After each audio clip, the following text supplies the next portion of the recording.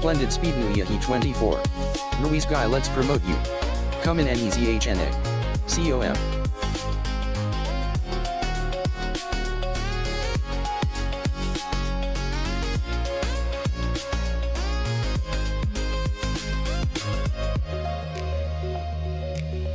Don't do it, chat.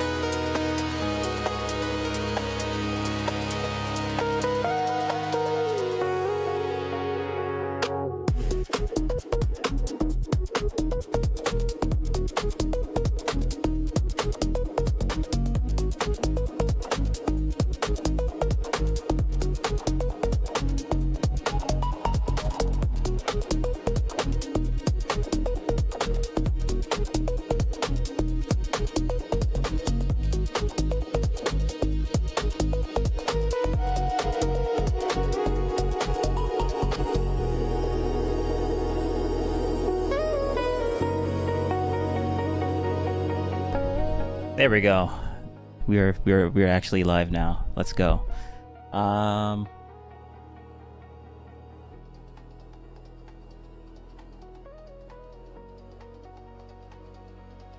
Guess I'll just keep it on that one. Anyways, yeah, we're gonna do some Piers Morgan stuff. And surprise, I'm actually live twice a month now. Let's go. Oh man.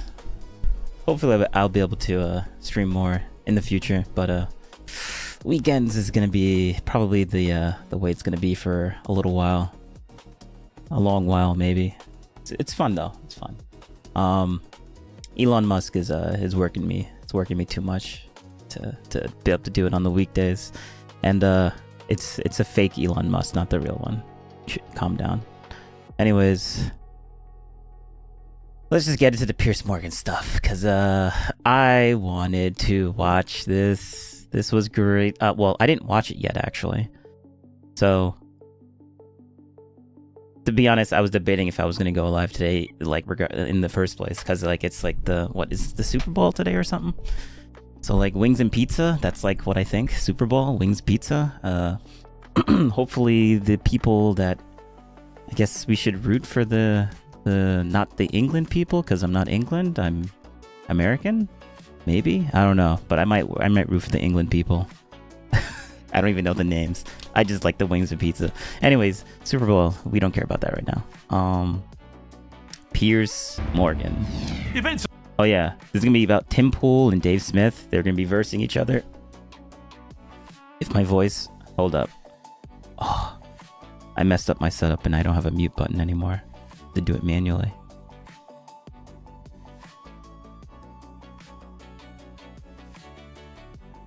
Yeah, I think that's better. There we go. So the past few weeks have been emotive and divisive on many levels, including among those who've... But I guess bias check. I am a Tim Pool fan. Well, fan-ish. Like, he gets things wrong, but compared to Destiny, I'm much more lenient to Tim's views, or receptive to Tim's views than Destiny's views. I think Tim is way less biased than Destiny is, or way less of a political hack than Destiny is right now. Obviously, Destiny would argue the opposite and then take a bunch of clips out of context without actually... From Tim, he would cut Tim out of context and say, oh, look, see, he said this here and here. And then, but if you watch Tim all the time, you'll notice that he's consistent with every other thing, every other time when he says that same thing. But who cares about context? vociferously backed Donald Trump to be president. The attempts to justify Alex Pretty's death, for example, sparked debate about the scale and effectiveness of the ICE crackdown, as well as claims of hypocrisy about the right to protest and to carry guns. And Marjorie Taylor Greene summed up the broader MAGA divide in her recent appearance on Bill Maher. MAGA to me meant secure the border, no more foreign wars, no more regime change. We should care about grocery prices. We should care about housing prices. We should care about the next generation. We should care about the national debt, which I think you totally agree on. And we should release the Epstein files. We should have government transparency. That's what we can. Well, release the Epstein files, huh? Yeah, they've been released, and it made a lot of people look really bad. Oh my God, the Epstein files. Holy crap. That is a world of it's like the Epstein's files is like, it's cancer to like so many people. It sucks for a lot of people in the top 1%. Let's just say that. Trump was mentioned so many times, but then it's so interesting. It's I don't even know the word to put to it, but like, there's so much there that any side can use it against the other side. Like, everyone that hates Trump is going to use all the negative, the stuff about Trump. Everyone that hates people on the Democrats are going to use all the other Democrats that are also implemented in the same thing and having around these like conspiracy theories and stuff like that as well. And it's just so... It's like a whole bag of Alex Jones was right. It's insane. But yeah, let's just keep going. Campaigned on. We're not talking about that right now. And I don't know how in 1 year's time, MAGA all of a sudden becomes okay with bombing foreign countries, okay with regime change, against releasing the Epstein files. That's the split. I mean, it's been released already, but this is January 30th. Wait, but the files I guess they came out in February. There's a lot of people that voted for... Also, this is on Bill Maher, so Bill Maher probably recorded this a long time, maybe a couple days before uploading it, so there's also a delay there as well. What we thought MAGA was, and then it evolved into something else. Well, those who've remained in the president's camp have been accused, among other things, of bootlicking. As you've probably seen by now, Tim Pool gave an eye-catching response to this particular claim, and Dave Smith gave an equally eye-catching response to him. Both clips are... Wait, give me 2 seconds. I need to check something.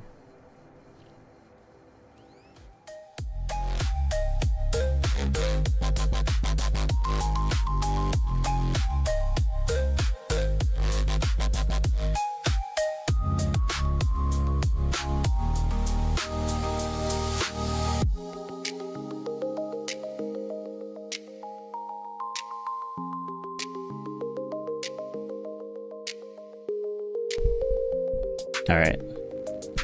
Should be back. Out of context snippets of much broader arguments, but we make no apologies for showing them both again.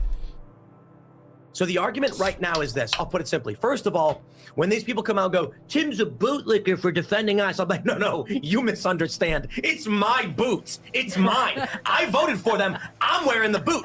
I'm stomping on the ground. I ain't licking anybody. I'm clapping for these people that I said, please go out and enforce the law. And anybody else who's cheering for it, who voted for it too, we're all wearing the boots. You're the one crying. You're the one saying, okay, you're all right, coming let's in. Just pause it here. True. Actually true. We voted for this. Trump said this is what was going to happen. Literally in the primaries. And now all these people that are like anti-bootlicking or whatever, or anti-stomping of the boot or anti-authority, these libertarians, they're like surprised that this is like, oh, they changed. What do you mean they changed? This is what he said. It literally when he was debating, when Trump was debating, Joe Biden. Like, that is literally what he said was going to happen. He said it during that debate. I have to, like, rewatch it and show, like, what was said. And now people are so surprised that this is happening now. It's so wild. Enforcing laws we... Tim, brother, this is the cringiest shit I've ever seen in my life. Yeah, you're crying. You're crying. Tim was right. You're crying. You're crying, Dave. You're crying. Oh, it's cringy. That's not an argument. This is the gayest, cringiest shit I've ever seen. You are an 8-year-old boy playing with action figures right now. Ad hominem, ad hominem, ad hominem. You're literally crying right now. Because you know he's right. You know Tim's right. But you're an adult broadcasting this to hundreds of thousands of people. Like, this is just so goddamn... I mean, I don't know. Like, dude, this has crossed the line of, like, it's not even in political commentary anymore. You're, like, in some type of fetish right now. You're wearing... Cry more, Dave Smith. The boot. I'm wearing the boot, and I'm crushing everybody. I crushed you, and I crushed you. Like, Tim, what the fuck are you doing right now, bro? Bro, no, the libertarians are the ones that are saying that the libertarians said that Tim was freaking... like licking the boot, and now you're upset that he's throwing that analogy right back at your face with a different framing. Come on now, man. And then you're the one that's projecting and saying that he's the 8-year-old boy or the 8, like, bro, what are you saying? Okay, good one, libertarians. Well, we thought it only fair and reasonable to bring the two protagonists together to discuss Bootgate. So welcome to Tim Pool and Dave Smith. Bootgate. What's up, Piers? What's up, Tim? Tim, are you still proudly acclaiming yourself to be the boot? Or have you had time to reflect? No, I think the point of that comment was I had made a post on X where I said something to the effect of Freddie was conspiring with a group to obstruct federal law enforcement, did not show up to a protest. He showed up to an operation to obstruct federal law enforcement, resisted arrest. It was an unfortunate circumstance where, you know, the agents yell gun, gun, gun. One guy sees Freddie holding a phone in his hand. A gunshot goes off. I don't think anybody was going to that day. This is the gist of the argument. I don't think the agents were trying to murder someone that day. I don't think Freddie went there with the intention of murdering everybody. And by saying that, I have these people tweeting that I'm a bootlicker because I'm defending ICE because they went out and, you know, and you've got a spattering of some libertarians that are arguing this is a peaceful protest or just filming, and many liberals making the same claim. And so my response is... Yeah, the peaceful protest, yeah. But that guy has a history, the Alex Preddy guy has a history of actually being antagonistic and damaging property, like governmental property. Like literally, there's a video of him kicking out a taillight like 11 days before this. He ended up getting shot. And he ends up getting tackled on the ground in that video as well, but didn't get shot and deleted that time. Because he decided, like, this is, which means it's a pattern of practice. The Alex Preddy guy, like, I used to feel, I used to be a bit more critical, but now after seeing that other video of him showing a pattern of practice of doing the exact same thing, but this time he ended up getting deleted because of the accidental discharge of someone's weapon, and. Yeah, and humans being human, and reaction time being a thing, but people don't care about reaction time because people are supposed to be robots. When something happens, everyone is supposed to instantly know in that moment that something, that's exactly what happened. Like, reality is a very fickle thing, and there's actually a lot of truth to people saying my truth, even though it's kind of cringe. It is kind of true. You're having different, I guess, realities is kind of a thing. That's why people can watch one thing and get two different stories from it. But yeah, I digress. I voted for ICE to go out and do this. I was promised in 2024 that Donald Trump was going to employ ICE, CBP. They were going to make these arrests. So It's not that I'm defending and licking their boot as they go out and do this. It's literally... It's me saying, gentlemen, please, would you go out and engage in these operations? Now, I'm not happy that Freddie died or these conflicts are happening, but these are agents enacting the political will of me and many others who voted for it. Dave Smith, your response. Well, I would just first off say that Tim knows Martin that I love Ruiz him, 34. and we did. I make noticed up your channel on has strong Twitter there. potential, but Can we not start with a mollifying the channel has strong potential but needs a bigger audience to level up. With the right growth strategy, you can earn up to $50/hour on Kick.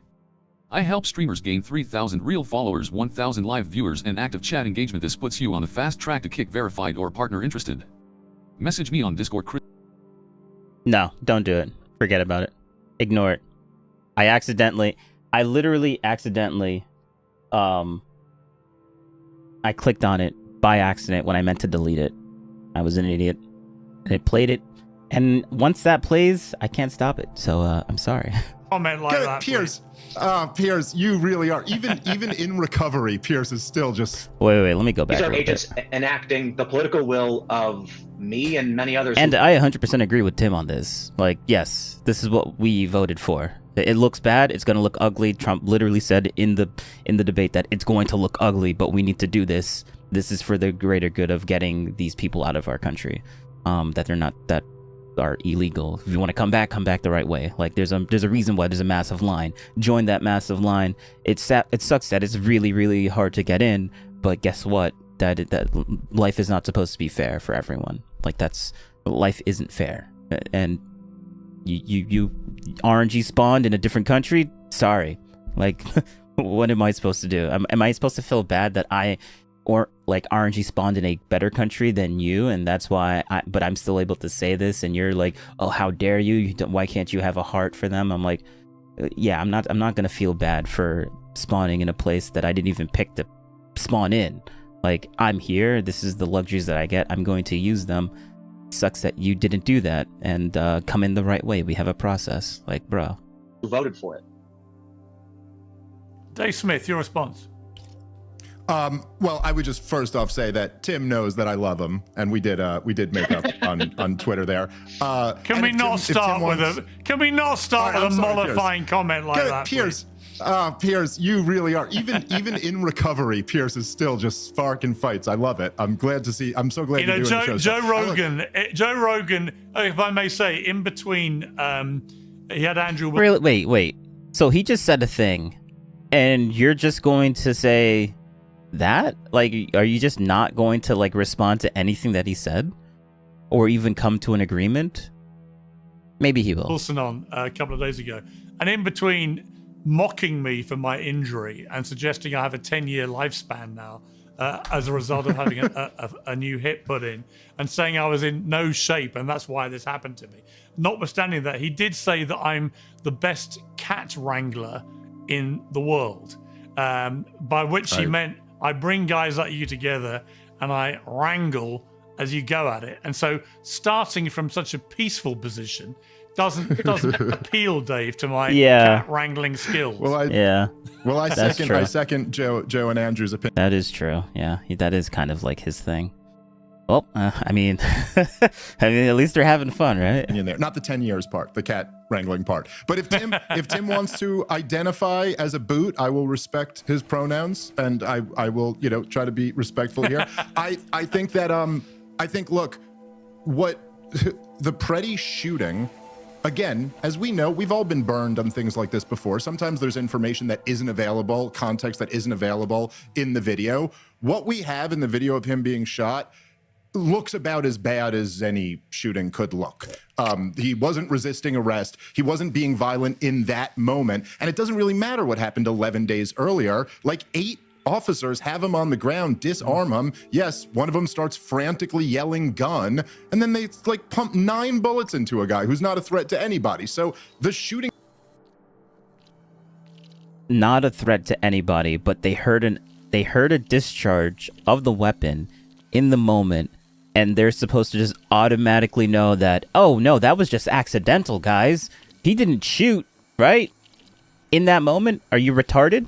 Like, what do you... shooting itself looks very bad. If you want to get into the details of that, the real question, which no one seems to be addressing, is what happened right before that warranted shoving a woman in that manner. If for any man to ever put his hands on a woman in that manner, you better have a damn good reason for doing it. And no one's offered one, but what the administration has done is had all of its top spokespeople appeal to emotion. Oh, there's no reason to ever push a woman. Oh, there's no reason ever. There's zero context. That could never happen. Okay, so what if the woman cut up your son? All right, like she was running towards your son with a knife. Oh, there's no ever a reason to push a woman like that. Okay, my goodness. And he's calling Tim the child here. Like, bro, like, there's maybe he's just exaggerating. I'm being a bit too harsh on him, I think, maybe. People lie through their teeth, including the head of the FBI claiming that it's illegal to bring a gun to a protest, and the head of... We're talking about the Alex Preddy guy, the dude that got deleted, that hold up, maybe we can find it. We're talking about, I think it was this dude, right? Yeah, we're talking about, no, well, come on, give me the full, why are we only getting the last 10 seconds? Okay, yeah, of course we're getting the last 10 seconds of what happened. We don't care what happened before then, because context does not matter. The aftermath matters only. True.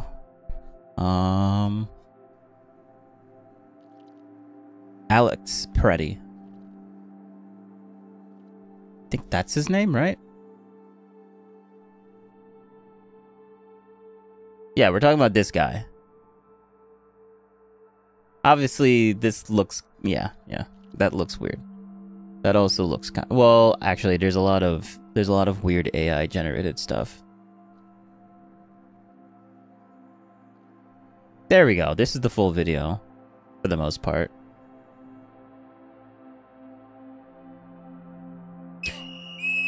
Oh, wow. Oh, so the lady that got pushed was in their faces screaming a whistle right in their faces. Oh, okay. Yeah, there's zero reason for why the lady got pushed onto the ground like that. Yeah, there's no ever a reason to... What did you say again, Dave Smith? What was that bullshit? You better have a... what happened right before that that warranted shoving a woman in that manner? If for any man to ever put his hands on a woman in You don't even know. Dave doesn't even know. He's just saying, what would have happened for that? Open-end question. And then just continues rambling on. Okay, good one. that manner, you better have a damn good reason for doing it. And no one's offered one, but what the administration has done is had all of its top spokespeople lie through their teeth, including the head of the FBI claiming that it's illegal to bring a gun to a protest, and the head of the Department of Homeland Security claiming that he was there to assassinate a bunch of officers and do as much damage as possible. I think it was Stephen Miller who called him a domestic terrorist.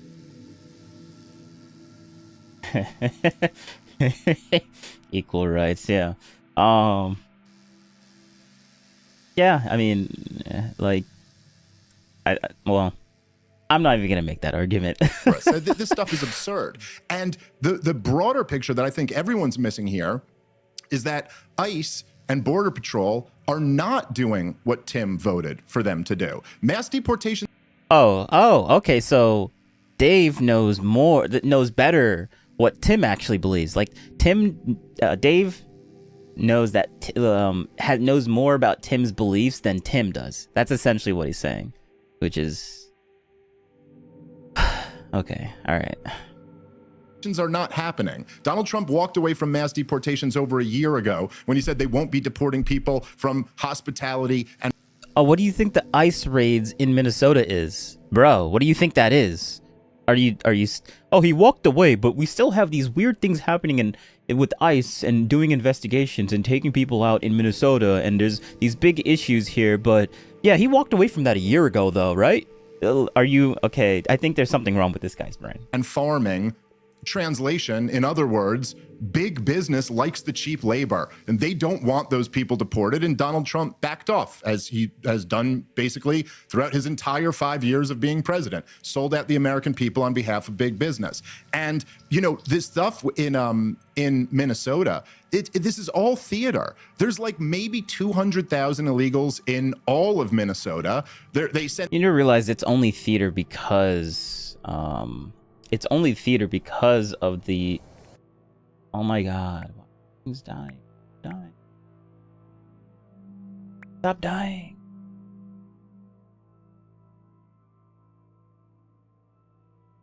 It's only theater because of the spectacle of the Renee Good person. If the Renee Good if that lady didn't die the first time, no, there would not be a lot of people still doing, like, ICE was there before Renee Good got deleted, right? So saying that this is theater and it's only theater is kind of disingenuous, because obviously you wouldn't have said that before the Renee Good death. So sent 3,000 agents into Minneapolis. We're not getting huge numbers.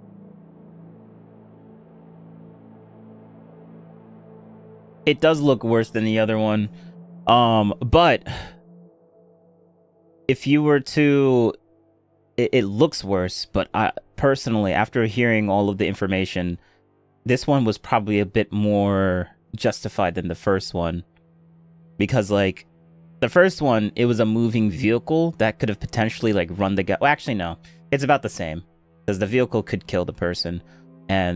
But hearing the gun and not knowing who shot the gun, that is also a life or death situation. Once you hear that weapon discharge and you know that, and another person right next to you said that this guy has a weapon, like no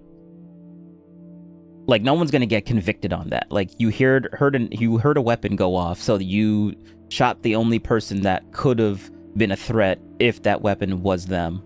Like, they don't need to identify 100% that was where the weapon was discharged. They're in a scuffle, and the guy is actively resisting arrest, and then they hear a weapon discharge. That's all. You don't need to know 100% in the moment to know when that. It would be safe to assume that the guy that's resisting arrest probably tried to shoot. And that is what they're going to argue in court, and they're going to win in court, because this all happened within like 5 seconds, and no one's no one's brain could process all that information and get to the correct conclusion within 5 seconds, as new information is coming through within those 5 seconds. Like, it looks really bad without any context, but once you add the context, it's kind of on par with the Renee Good thing. Numbers of people here, and instead, in my opinion, you're getting left-wing activists who are looking for a fight, and then Pierce, as I'm sure you've seen,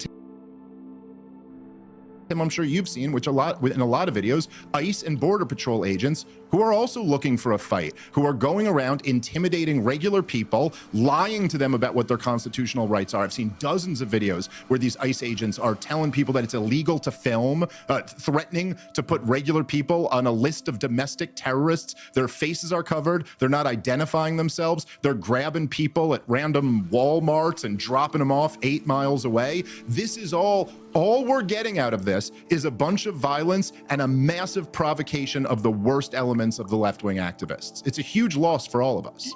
Yeah.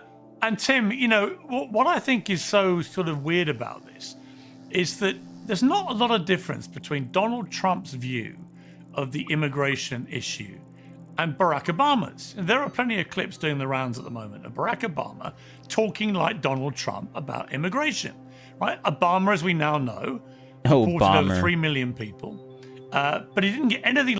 Well, to be fair, Trump didn't randomly. Well, Obama didn't randomly do it either.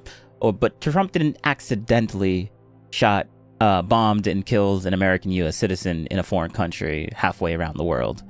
Well, we can erase the foreign country part.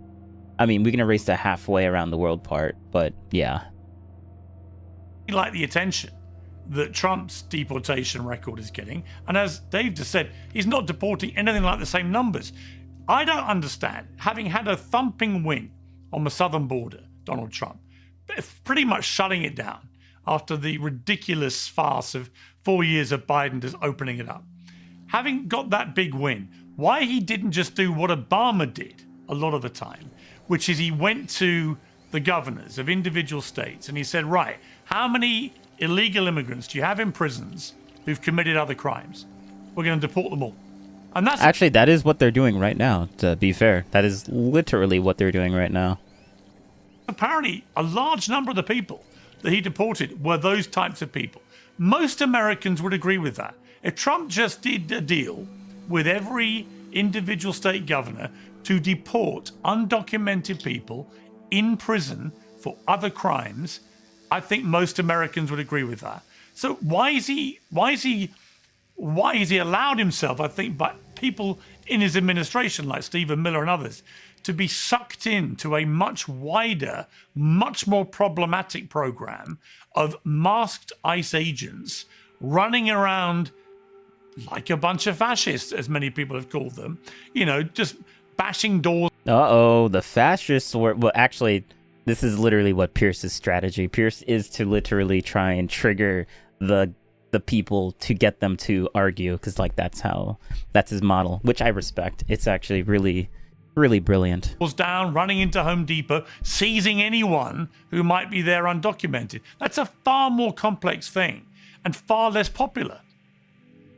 There's a lot to break down just with what Dave had said and now what you have said. And I'll start here with you mentioning the masks. I had heavily criticized the DHS and the Trump administration going back to the election, saying that we should not live in a country where our law enforcement are masking up and we can't see their faces. We don't want to live in a country like that.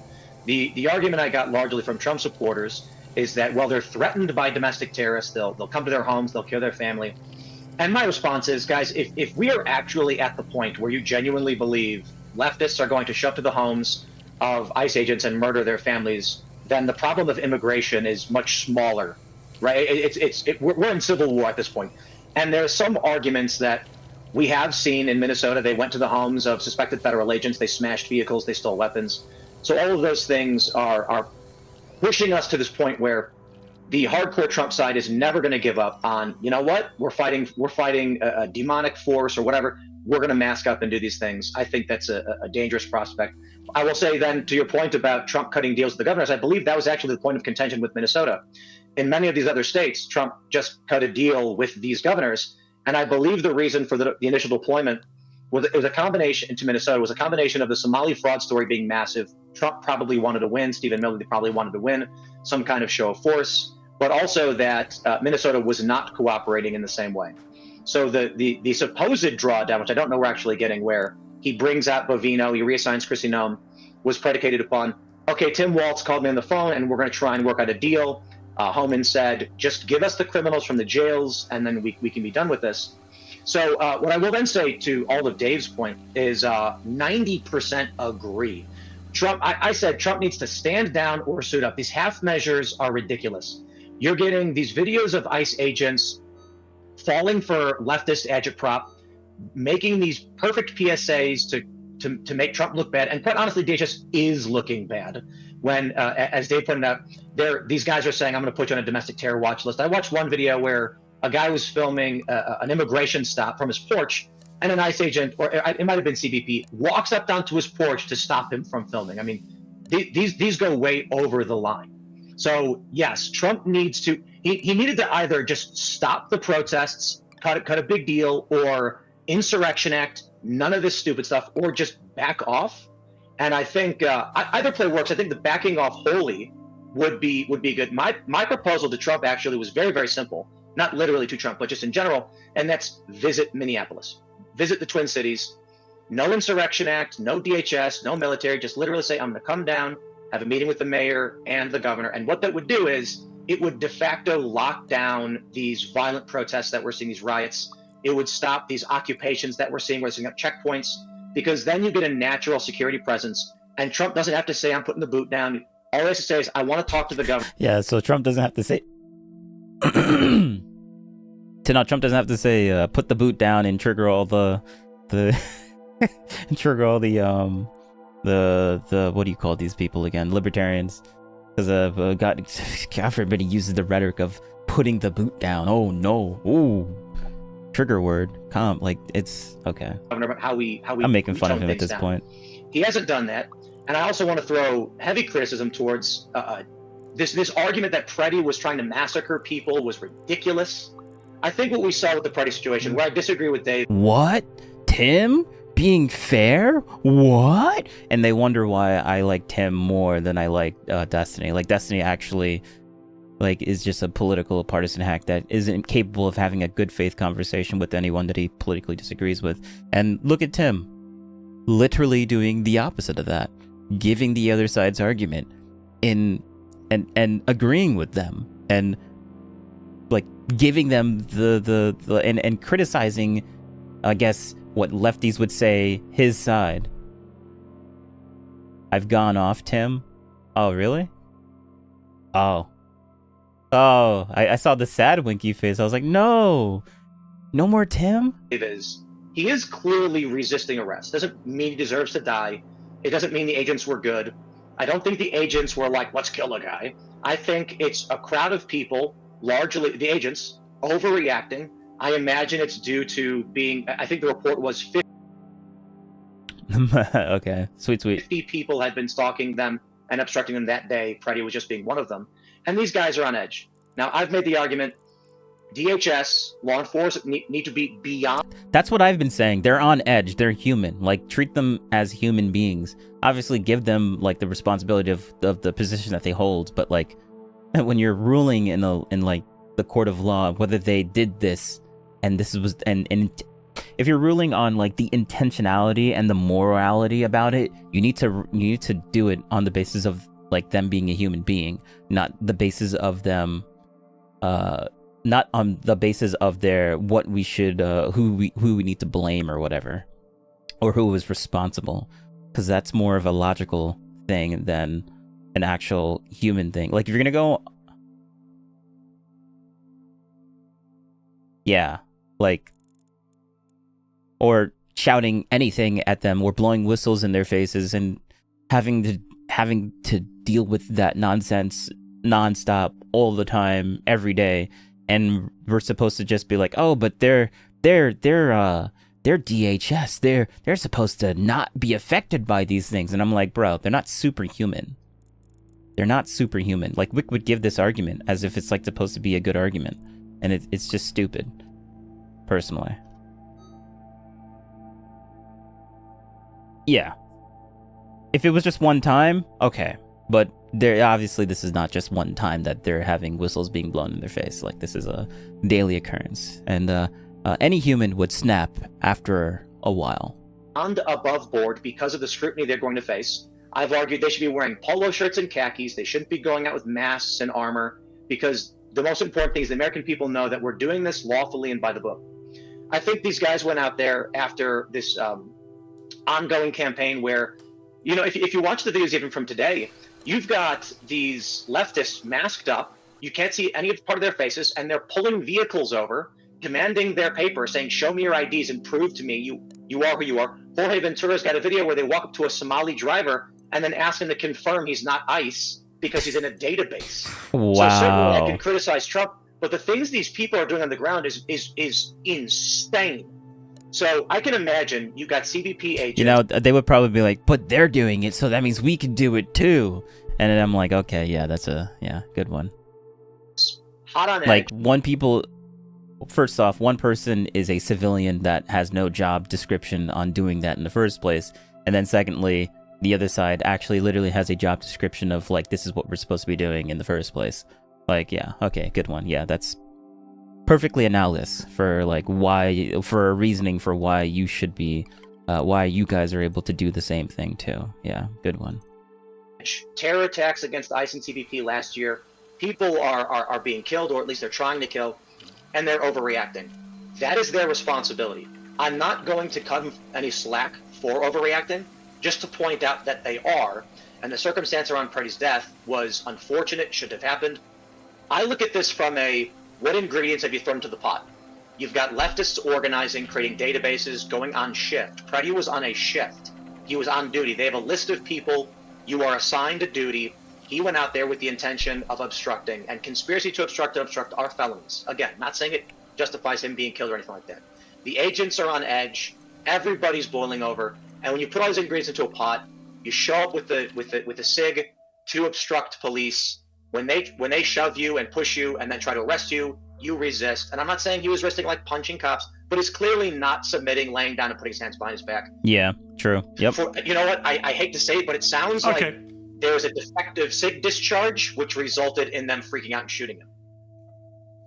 Well, we don't know that yet. And what we do know is that one of the agents took away. One of the agents. Yeah, a shot was fired, and then that's when they all decided to go and blast him. It doesn't matter. It doesn't matter if actually no, it would matter if someone did it intentionally to hope that this would be the outcome. That would matter, but they would have to prove that. And how are you supposed to prove that from a guy that's literally running away, and then you hear a shot? We don't even know if it came from that weapon. It looks like it did, but like it's grainy, so like that could have been something else. Obviously there was a weapon that was shot from somewhere in that vicinity, and everyone heard it, and they made the conclusion. Most of them made the conclusion that it probably was Pretty that ended up shooting. So like, yeah. Just took away the guy's gun. You can see that before they start shooting. So the whole thing was a complete fiasco. Yeah, it doesn't matter if Pretty shot it or not. It doesn't matter if he shot it or not. They perceived a threat and they assumed it was him. It doesn't matter if it happened in reality or not, or in hindsight. Like, everyone keeps using this hindsight as if it's supposed to mean anything. Like, yeah, it means anything to the point to where, yeah, this was a bad situation and it got messy really quickly, and it sucks that he had to die because he didn't have to. Yeah, that's the only thing hindsight says. Hindsight doesn't explain them intentionally going out and deleting him, and that's what happened. Exactly. He should have complied. They heard a weapon. The guy was not complying. What were they supposed to assume in that moment? Like, yeah. Like, this is, to me, it's clear cut, but, people are they're like, their brains are like twisted into a knot in emotion for this, because I don't think they're rationally thinking about this. They're emotionally thinking about this, and I'm like, okay, whatever. I guess you can have your opinion or whatever. go. And he's The rhetorical them, not you, word scenario. Had the holding a benefit black of watching it, obviously. Exactly. So a shot is fired. The Prey's got a black object in his hand, and the other agents, after the shooting, yell, "Where's the gun? Where's the gun?" They just don't know. No, it may be. shouldn't Look, have I happened. think we have to wait for that because apparently this particular type of gun has got a track record of sometimes doing that. Let's wait and see. Others say there's been no suggestion it fired at all, but we'll see. I broadly agree with a lot of what you just said, Dave. One of the problems with this is because of these two back-to-back incidents involving ice. A lot of ice hatred is built up now, fermented as very predictably by the celebrity world, by Hollywood. We saw the Grammy Awards, everybody queuing up to pound ice. But you also see people like Billie Eilish, who's a fantastic talent. I absolutely love her as a performer. But she said, no, the problem with that is obviously she's got a lovely Wait, what? Hold up. That was a cut. Also see people like Billie Eilish, who's a fantastic talent. I absolutely love her as a performer. But she said, no, But she said, and then what? That was a cut. That was an actual legit cut. Holy. Oh. Okay. problem with that is obviously she's got a lovely home in California. So he probably cut out that. Okay. All right. Fine. But like, I guess we all know what she said. We all know that Billie, she okay, what did Billie Eilish? Billie Eilish. Is that her name? Billie Eilish. Billie Eilish.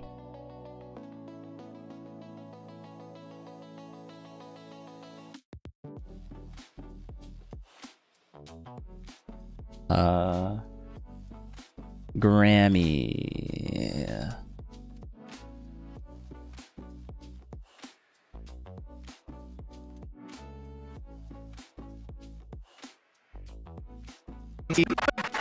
No, that's not it. Okay, so yeah, this is what she said. No one is illegal on stolen land.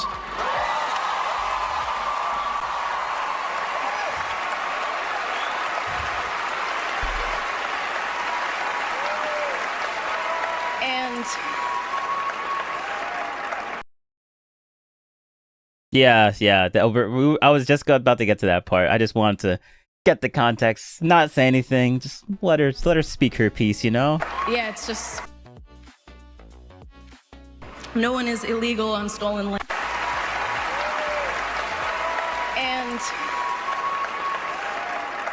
yeah, it's just really hard to know what to say and what to do right now. And I feel really hopeful in this room, and I feel like we just need to keep fighting and speaking up and protesting, and our voices really do matter, and the people matter. And I say sorry.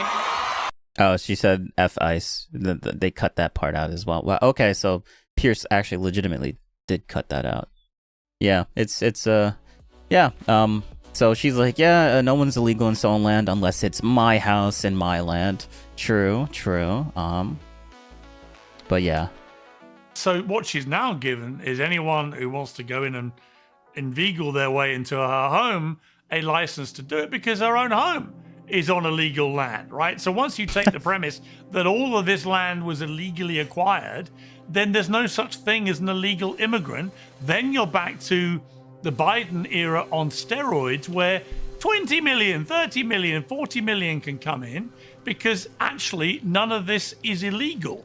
And when you've got a major pop star saying that, to me, that's really problematic. That will fly around TikTok.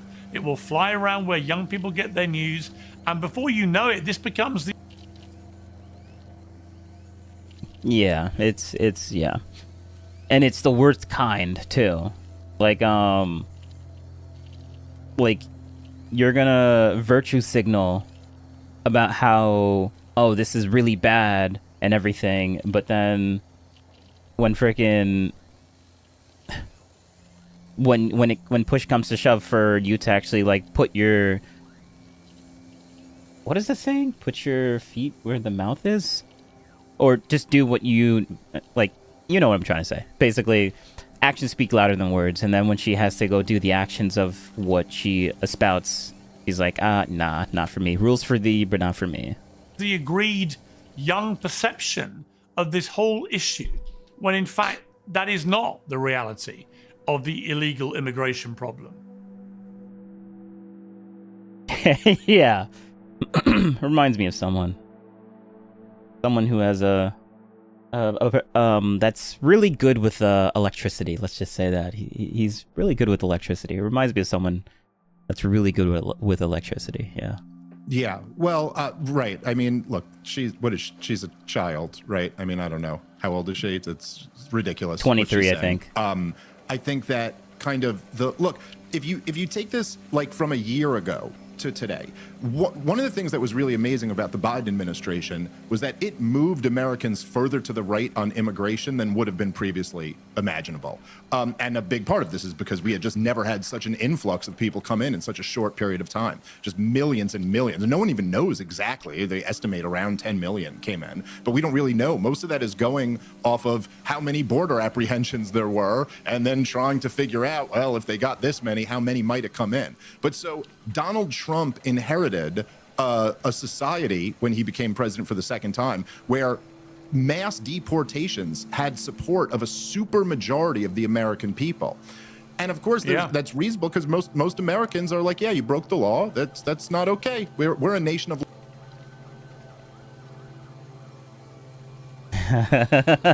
yeah, true. laws. The thing is that we also still have the United States Constitution as the supreme law of the land. So Donald Trump was always in a tricky spot here of how do you the estimates of total illegal immigration is like between 30 and 50 million. Well, how do you remove 30 to 50 million people? We only have like 20,000 Border Patrol agents in total. So, okay, how do you go about doing that? And it was always, I was talking about this on my show last year. It was always a big question of like, okay, the American people support mass deportations in the abstract, but what will they really support in order to achieve that goal? What level of violence are you going to need? And so the last thing in the world you want, if you're on the side of being an immigration restrictionist, is a huge show of violence that's going to turn a lot of people off that doesn't even result in a large number of illegals being deported. So like, I think on any level, there's like no debate here. What are we talking about? If we, just to be clear, if we got every single illegal alien out of Minnesota, you wouldn't even make a dent in 1 year of Joe Biden's open border. So there's just, the juice isn't worth the squeeze here. And what you're doing essentially is yeah, but you forget, this is not just happening in Minnesota. It's happening all over the United States. So, like, yes, you're getting a lot of coverage in Minnesota right now because of the controversy within Minnesota, but that doesn't mean it's not happening anywhere else. Just because you don't have videos and there's no controversy in other states doesn't mean that the states are not. I'm just gonna say the same thing twice. handing a giant talking point to all those people in that ridiculous event last night to sit around where they're all worth $50 million and they're in $50,000 dress and $10,000 shoes, but they talk about the struggles of, this is their own weird psychological projection of not being able to deal with the fact that they're very, very privileged. But again, you're just handing them a talking point. What about that? What's in it for us? Well, we also nothing. Right, and we also saw, Tim Pool, the lionization over the weekend at the Grammys and the parties around the Grammys of Don Lemon, the Martin Luther King now of the modern era. What do you make of the Don Lemon saga? Oh yeah, Don Lemon getting arrested he was going to get arrested underneath the KKK Act. It was speculated that he could have gotten arrested because of the KKK Act, which would have been so sentimental. Literally on Martin Luther King Day. Oh my God. that was something. That was something. That could have been something actually. But that's crazy. That's crazy.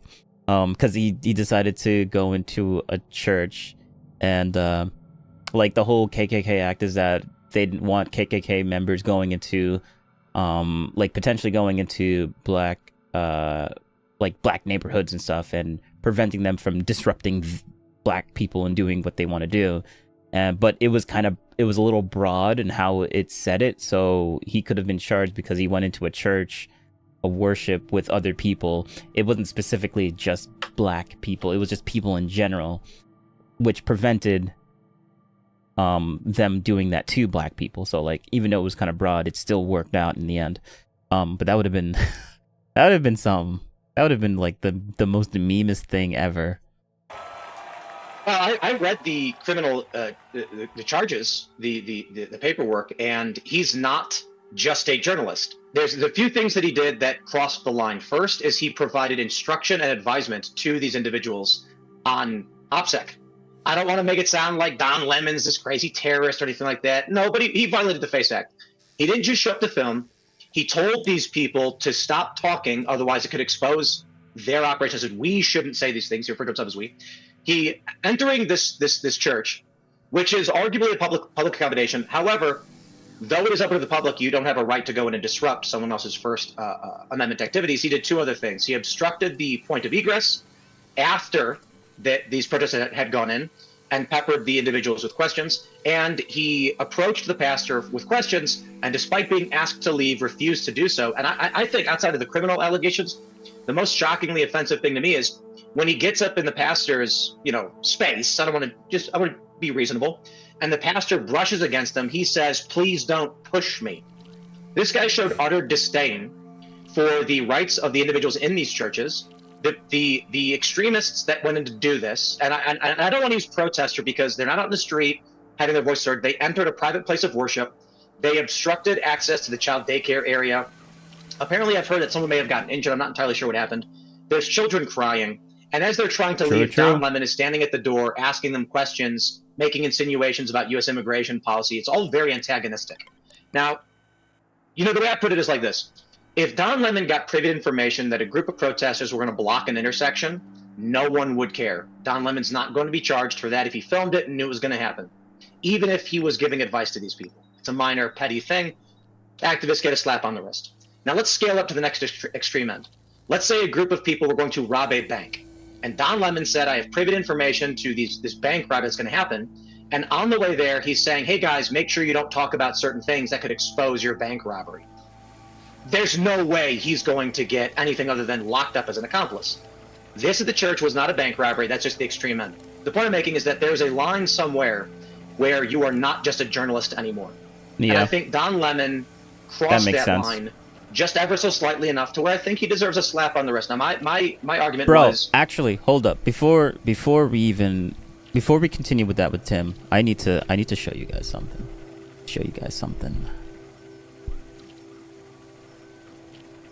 Why does it take so long to switch over? That is so weird.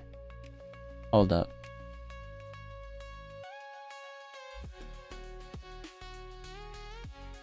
Wartsoner, what do you think of the new music that I have, the new background music?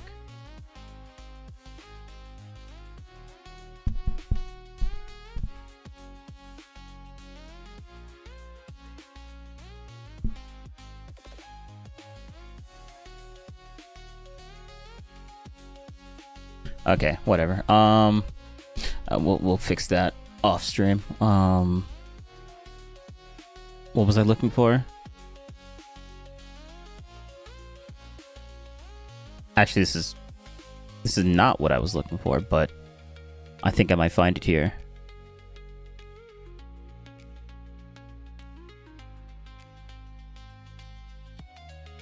All right. Destiny.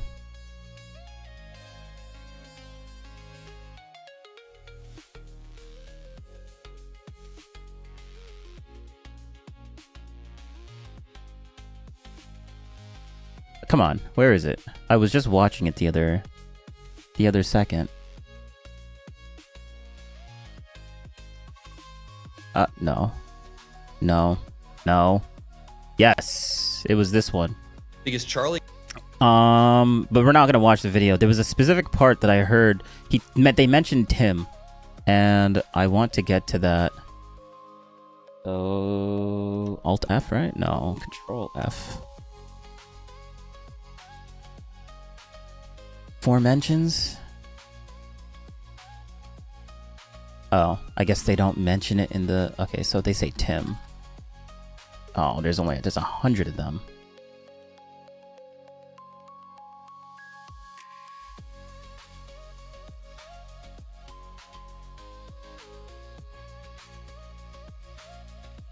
All right, let me just spam click through all these.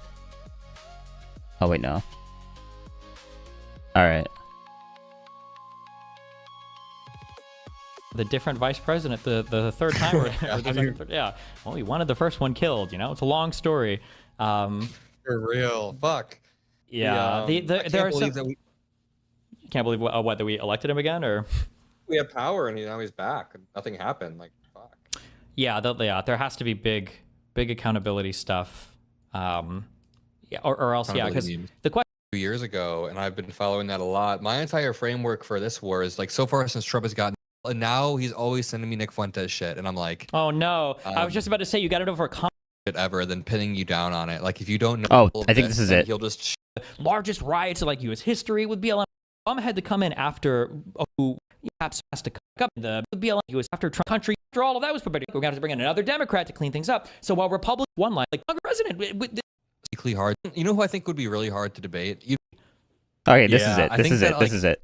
Found it. You know who I think would be really hard to debate? You've done a really good job debating him, but I feel like Tim Pool is uniquely hard to debate, not because he's a clever or good or smart debater, but because he just copium, yeah, true. He's not. It's not because he's actually good at debating, but it's because he's good at debating. That's essentially what's going to end up happening here. But sorry to bear the lead, but yeah, really shameless. Probably one of the most shameless debaters I've seen out there. Yeah, and he really pisses me off. Like how you feel about Jack Posobiec, I feel about Tim Pool. When I watch him and the way he plays defense and will, like he did this debate with Pisco where he switched his view legitimately within 60 seconds of saying one thing, he said something else.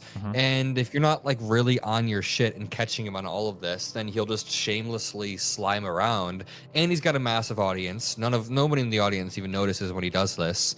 Yeah, I do know when Tim slimes around, and I do call it out. So lies.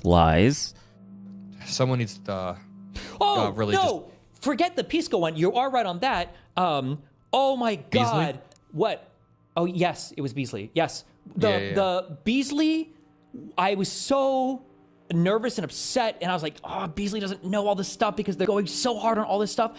And it was so funny that after both of them, Tim was like red in the face. He was like, you don't even know anything about your diamonds, you don't know anything, blah, blah. And then Beasley just like very calmly, like in like 2 minutes, lays out all these facts. And then he's like, wait, before we move on, you guys admit that you didn't know anything about any of this because then Tim has to start Googling, like, how do I find out what the charges? Like, this guy's never read an indictment before? Oh my God. Beasley just completely, and it was like 12 different people. Like, every time the camera switched, there was like a new fucking conservative night terror. All right, yeah, that's basically it. Yeah, they're just going to keep crashing out on Tim. But yeah. Similar to Bill Maher's, they should be charged with not cool, bro. I would be a little more specific and say he should go to court, he should be found guilty, and the penalty should be court supervision. It should be 6 months of court supervision. It basically means nothing, but just don't do it again. Right? For the people who actually went in and disrupted this, that violated the FACE Act, I think they should get some penalties. But I think the FACE Act itself is ridiculous, and was ridiculous when it was made in '94. It's ridiculous today. Okay. Dave, I mean, my view is I've got no great truck for Don Lemon. He came on my show recently. He was a monumental dick, as I told him to his face. However, he's allowed to be, right? In a democratic society, protected by the First Amendment, he can be as big a dick as he wants.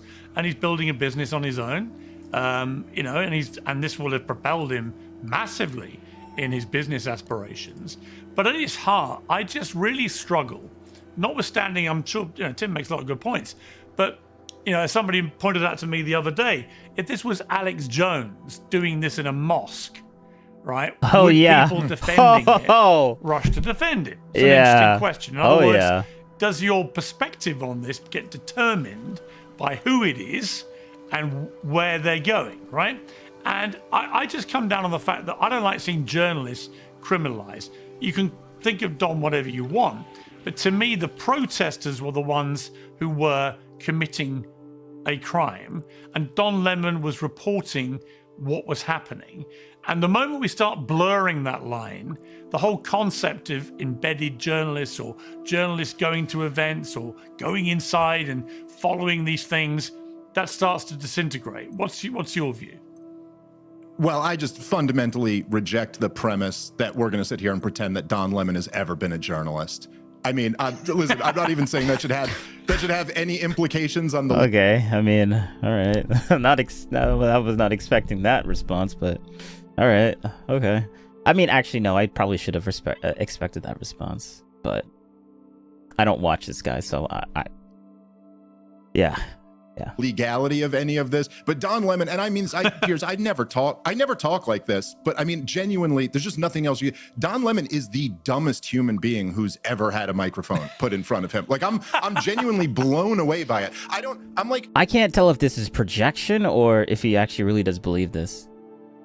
I mean, that would be. Those aren't mutually exclusive, but you know what I'm trying to say. Like, Don Lemon is like on the level where, like, if he just recites a talking point, I feel like the way I do when my 4-year-old has like a long, complex sentence, and you're like, very good, Don Lemon. Like, those were the words that you were supposed. But look, in this instance, he's not really doing journalism. He's doing activism. Like, it's not as if he was interviewing the pastor and then also going up and interviewing the protesters and asking them tough questions. He was like a part of this protest. And I agree with a lot of what Tim said. I would just add in there, I think the point you made again, which I saw Tim nodding at too, is really almost the most important point here. And this is why it's like, strategically speaking, this is really stupid for the Trump administration to go after Don Lemon like this, because Don Lemon was an idiot at CNN, and now on the internet, he looks like an idiot who doesn't have his writers anymore. He's just out there just humiliating himself. Every appearance that you see from Don Lemon, it just goes viral because everyone's laughing at him, like his interview with Elon Musk or his interview with you or whatever, where he just embarrasses himself. And he has no audience. It's not like he's a guy like Tucker Carlson who left cable news and kept a huge audience with him. He's got and did not become a laughing stock. Like, you barely really know Tucker. Like, you barely hear anything about Tucker, but when you do, it's not even that bad. Like, it's like maybe he's doing some sort of weird conspiracy thing, but like, people aren't laughing at him. Like, Don Lemon is kind of Don Lemon is like a lol cow, which is basically it means that he says things just or he acts as a lol cow. I think he actually believes what he's saying. Because, like, a lol cow technically means that they don't really believe what they're saying, but they're only saying it to make people feel, to pretend that they're stupid or whatever, or to get outrage or rage baiting, essentially. Like, purposely rage baiting and saying crazy things. I think that's what that literally means. Just because they're always the butt of a joke, and they purposely put themselves in a situation where they're always the butt of the joke. Yeah. Nobody. So it's the Jimmy Kimmel situation. Which isn't what Lemon is doing purposely. He's kind of doing it accidentally, in my opinion. All over again. The guy is dying. He's becoming irrelevant. He's just humiliating himself in front of his tiny audience. But then the FCC chairman comes in and kind of threatens him. And now you kind of make him this free speech martyr. Now you give him giant ratings. Now you give him something to be applauded. So I just wish the right wing in America would, for once ever, get smart about these fights. Like, this is not like art of war stuff. This is like the opposite. You're just giving your opponents wins for no reason. I know it's not 5D chess, but let's just entertain this, because I agree with you, Dave. Now imagine Trump knows Don Lemon is dumb as a box of rocks, and I feel bad saying that because it insults rocks. And he's thinking, let's make this guy the biggest personality on the left, and they'll prop him up. It's almost an accidental sabotage of the left. Right, you know what? I didn't think of that one. That could be the thinking. I want to end, Dave, just by asking you about something you and I've interacted with on X about. This astonishing revelation that the IDF is now accepting the Hamas-run Gaza. The ID, bro. Once we do this is a big trigger point for freaking for Dave. Oh man, there's barely anything. Oh, so they do talk about that here. Okay. The health ministry's numbers on casualties in the war.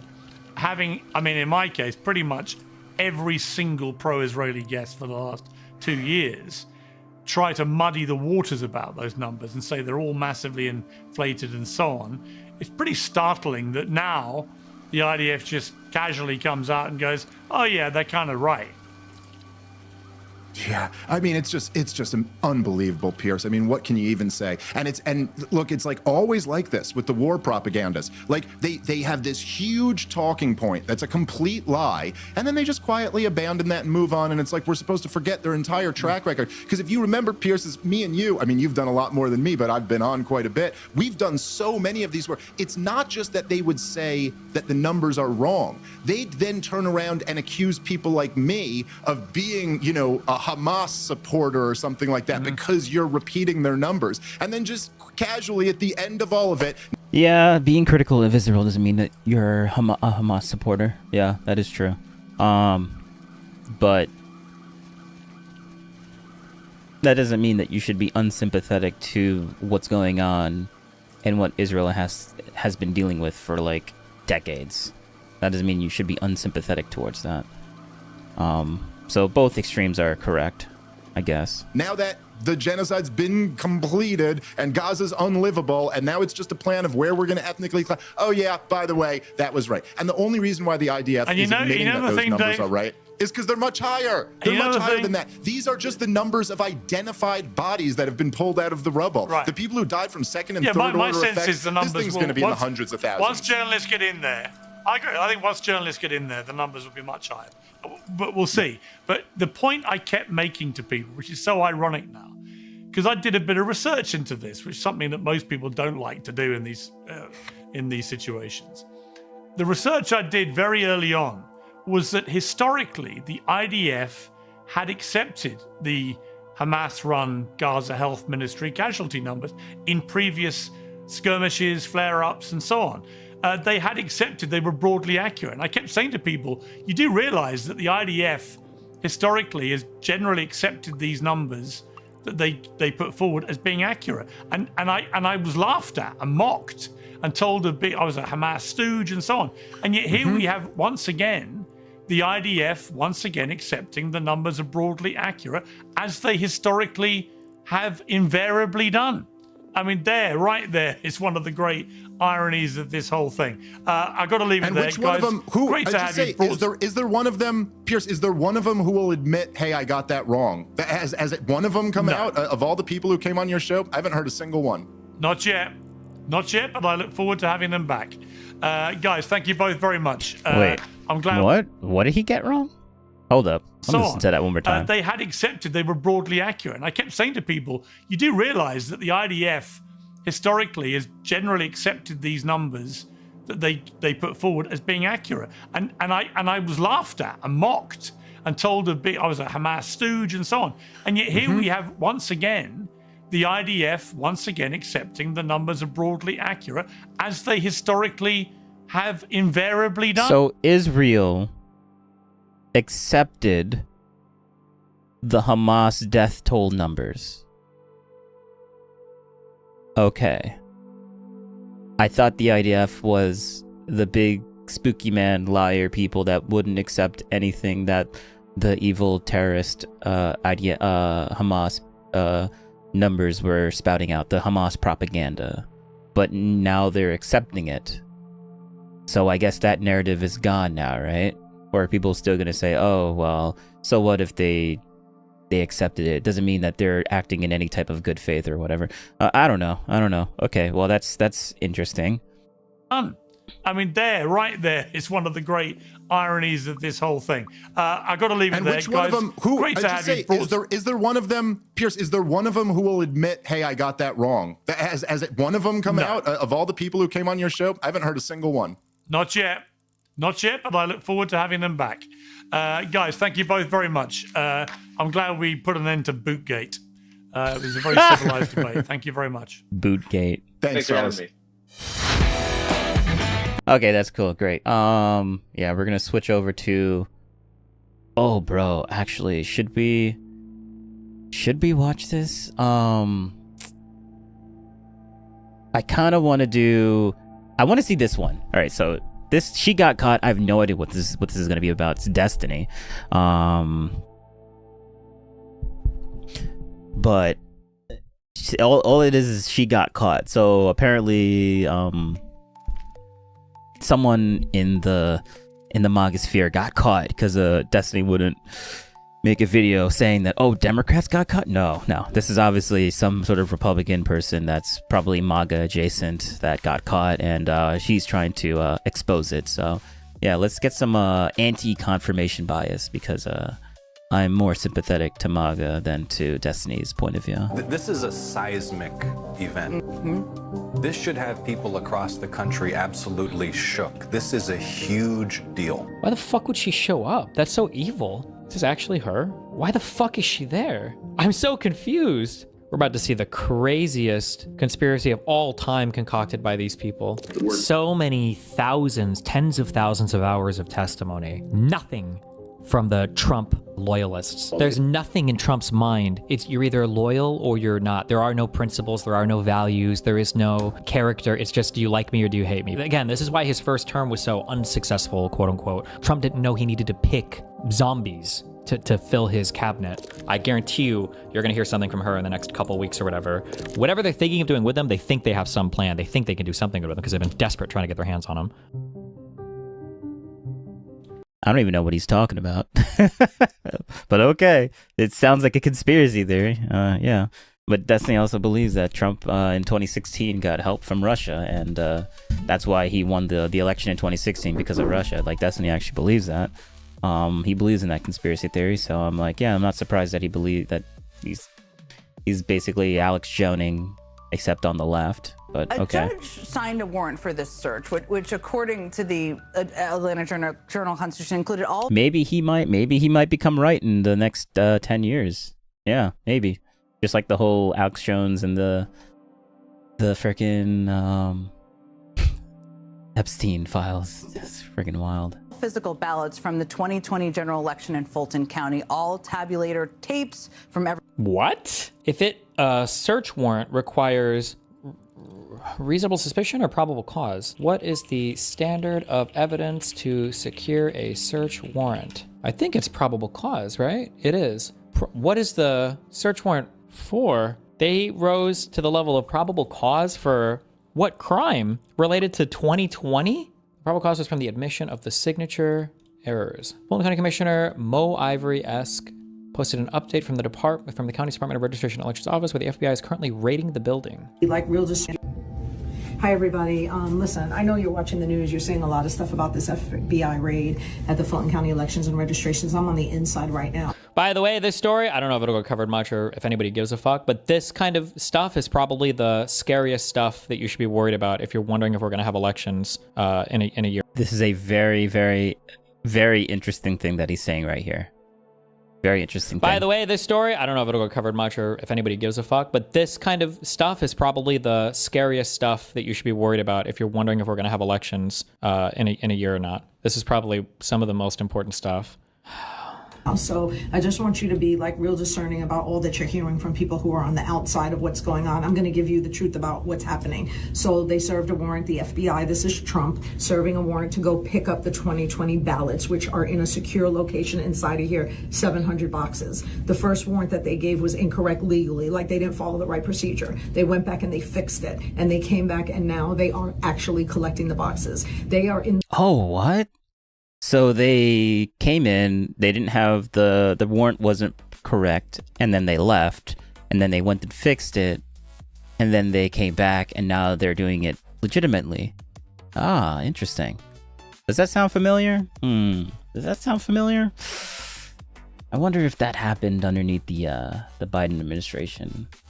Something to do with we're gonna lay off, or we're gonna do something that's unconstitutional for the what was it? The forgiveness for the loans, the student loan forgiveness thing, and how the Supreme Court said, nah, you can't do it this way. This is not the way to do it.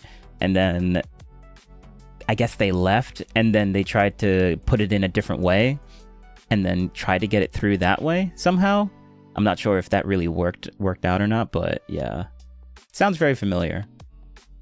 The command, the chain of command in Fulton County is that once they are archived, they become the possession of the clerk of Superior So Court. basically, my whole point is that this is not a big deal because they did it. Yeah, well, unironically, the Biden administration, like, this is just standard. This is just standard. Which is Shay Alexander. She is here and she is with them inventorying everything that they're taking. We, the commissioners, the chairman, the county attorney, are trying to figure out a legal plan as to maybe an injunction, a motion to quash. We don't know yet. We're trying to figure it out. We're getting all kinds of legal advice to stop this, because once they have the ballots, how do we then turn around and do something different when they've already got their hands on it? So this is an attempt to take your vote away. This is all about November 20. True. Yeah, getting information. Well, actually, no. I watched like maybe the first 5 minutes of this hour thing, and a commenter literally says, "Wait, what if what is so bad about them getting information about voter information of the 2020 election? How does that have to do with anything that's gonna happen in the future?" Like, bro, what?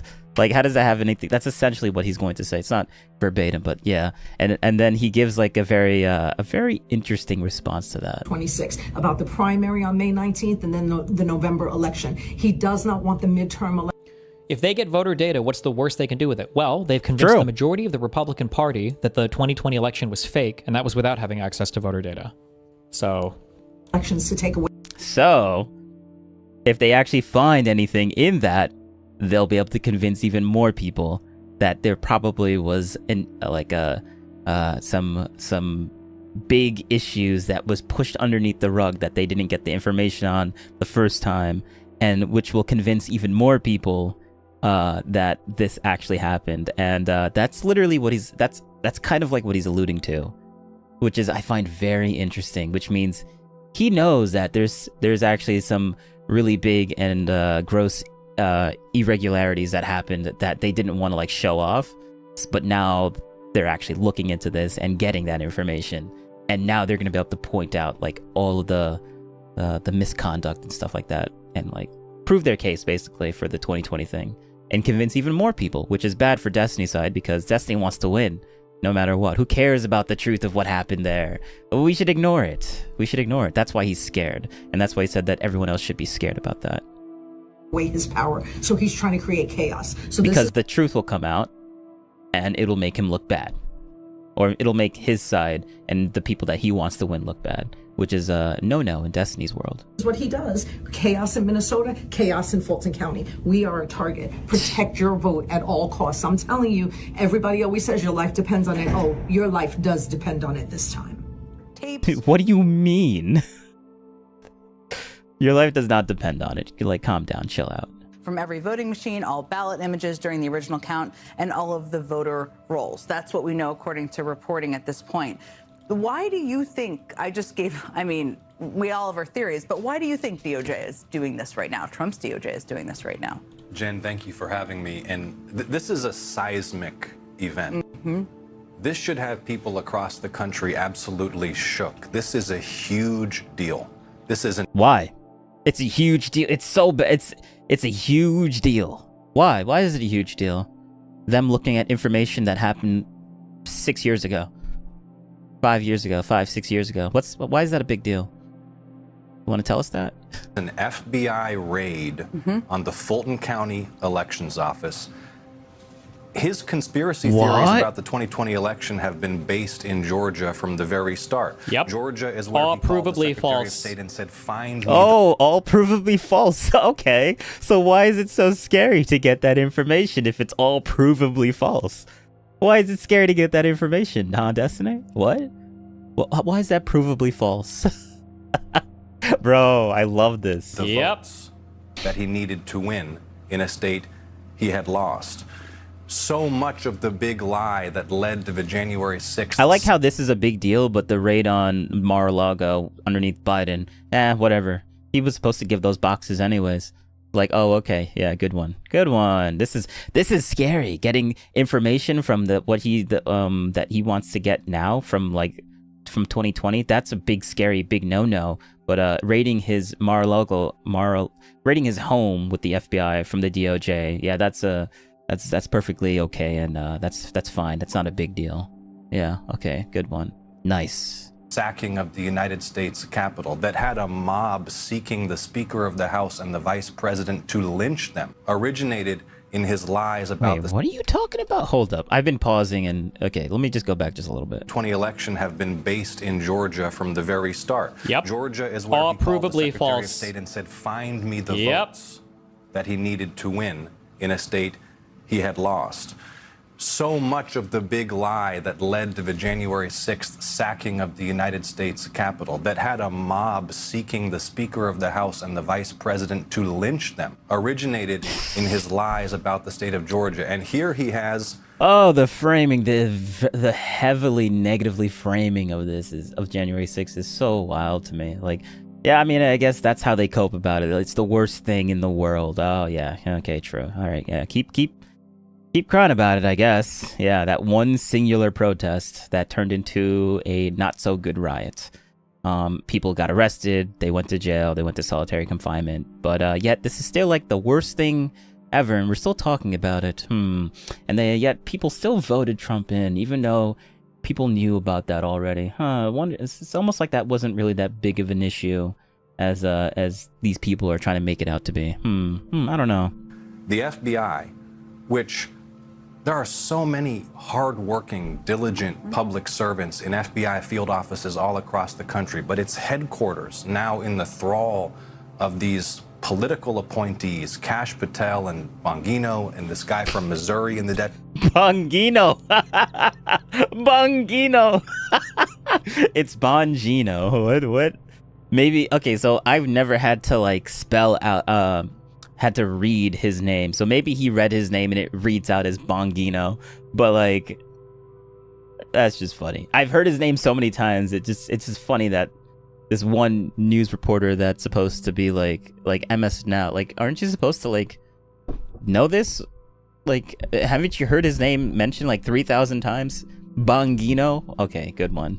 Deputy role, who are partisan political actors, raiding this election office in Georgia, seizing all of this information. Actually, no, we should hold him to a higher standard, just like how they hold ICE agents to a higher standard. He should know this. He's literally in news. This is his job.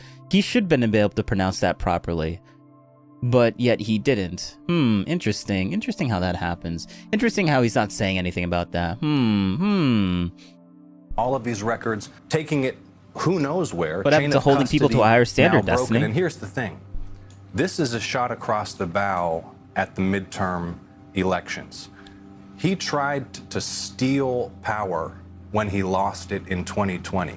We have to be prepared for all kinds of schemes and shenanigans. We have to be prepared for him to try to deprive people of their voting rights. In Georgia, where we have the most competitive United States Senate race in the country. And I'm asking people... We are so privileged that the worst thing that we could possibly imagine right now is whether you're going to be able to vote on the presidential election or not. Like, that's... like... being able to vote. Not whether you're going to get food to go eat and and have dinner. No, we already have that. We're not complaining about that. We're actually complaining about obesity, which is also like we have an overabundance of food. So like we have an issue with obesity, which is a very privileged thing, a privileged problem to have. Let's just say that. It was kind of a point that I was going to, but it's going to make a lot of people mad at me, so I'm going to stop right there. People to help me defend this election and voting rights in Georgia, to log on to electjon.com, electjon.com, and contribute to help us fight the good fight and make sure that the people can speak. Not good. U.S. Director of National Intelligence Tulsi Gabbard speaks on the phone while standing inside a vehicle loaded with boxes outside the Fulton County Election Hub and Operations Center after the FBI executed a search warrant there. Why? FBI sits under... Oh, so this is Tulsi Gabbard? Oh, so this is... Oh. So she's on the phone, and Tulsi Gabbard, the person that literally is in charge of this investigation, is on the ground. But that's a bad thing? What? It's a bad thing? What? Are we about to read a bunch of stuff and then allude to something that's actually really like nefarious and evil? What? Okay, let's go. Let's listen to the propaganda. Underneath the DOJ, does the FBI report up ever through to the Director of National Intelligence? Other federal agencies with intelligence capabilities also report to the DNI, including the FBI, but that's for intelligence. That wouldn't be like for like domestic policing, right? The FBI. That's intelligence. It's not for domestic policing. What is the substantive difference between those two things?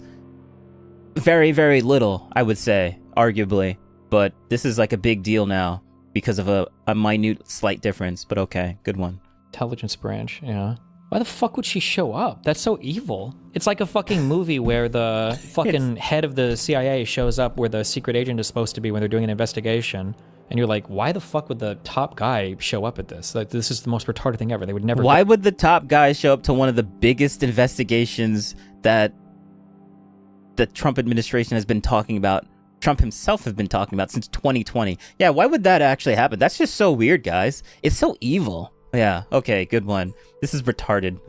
Go. You would just send your detectives or your agents or maybe some middle guy. Is this actually her? How confirmed is this? That's a Reuters journalist. That is? Or you mean this person is?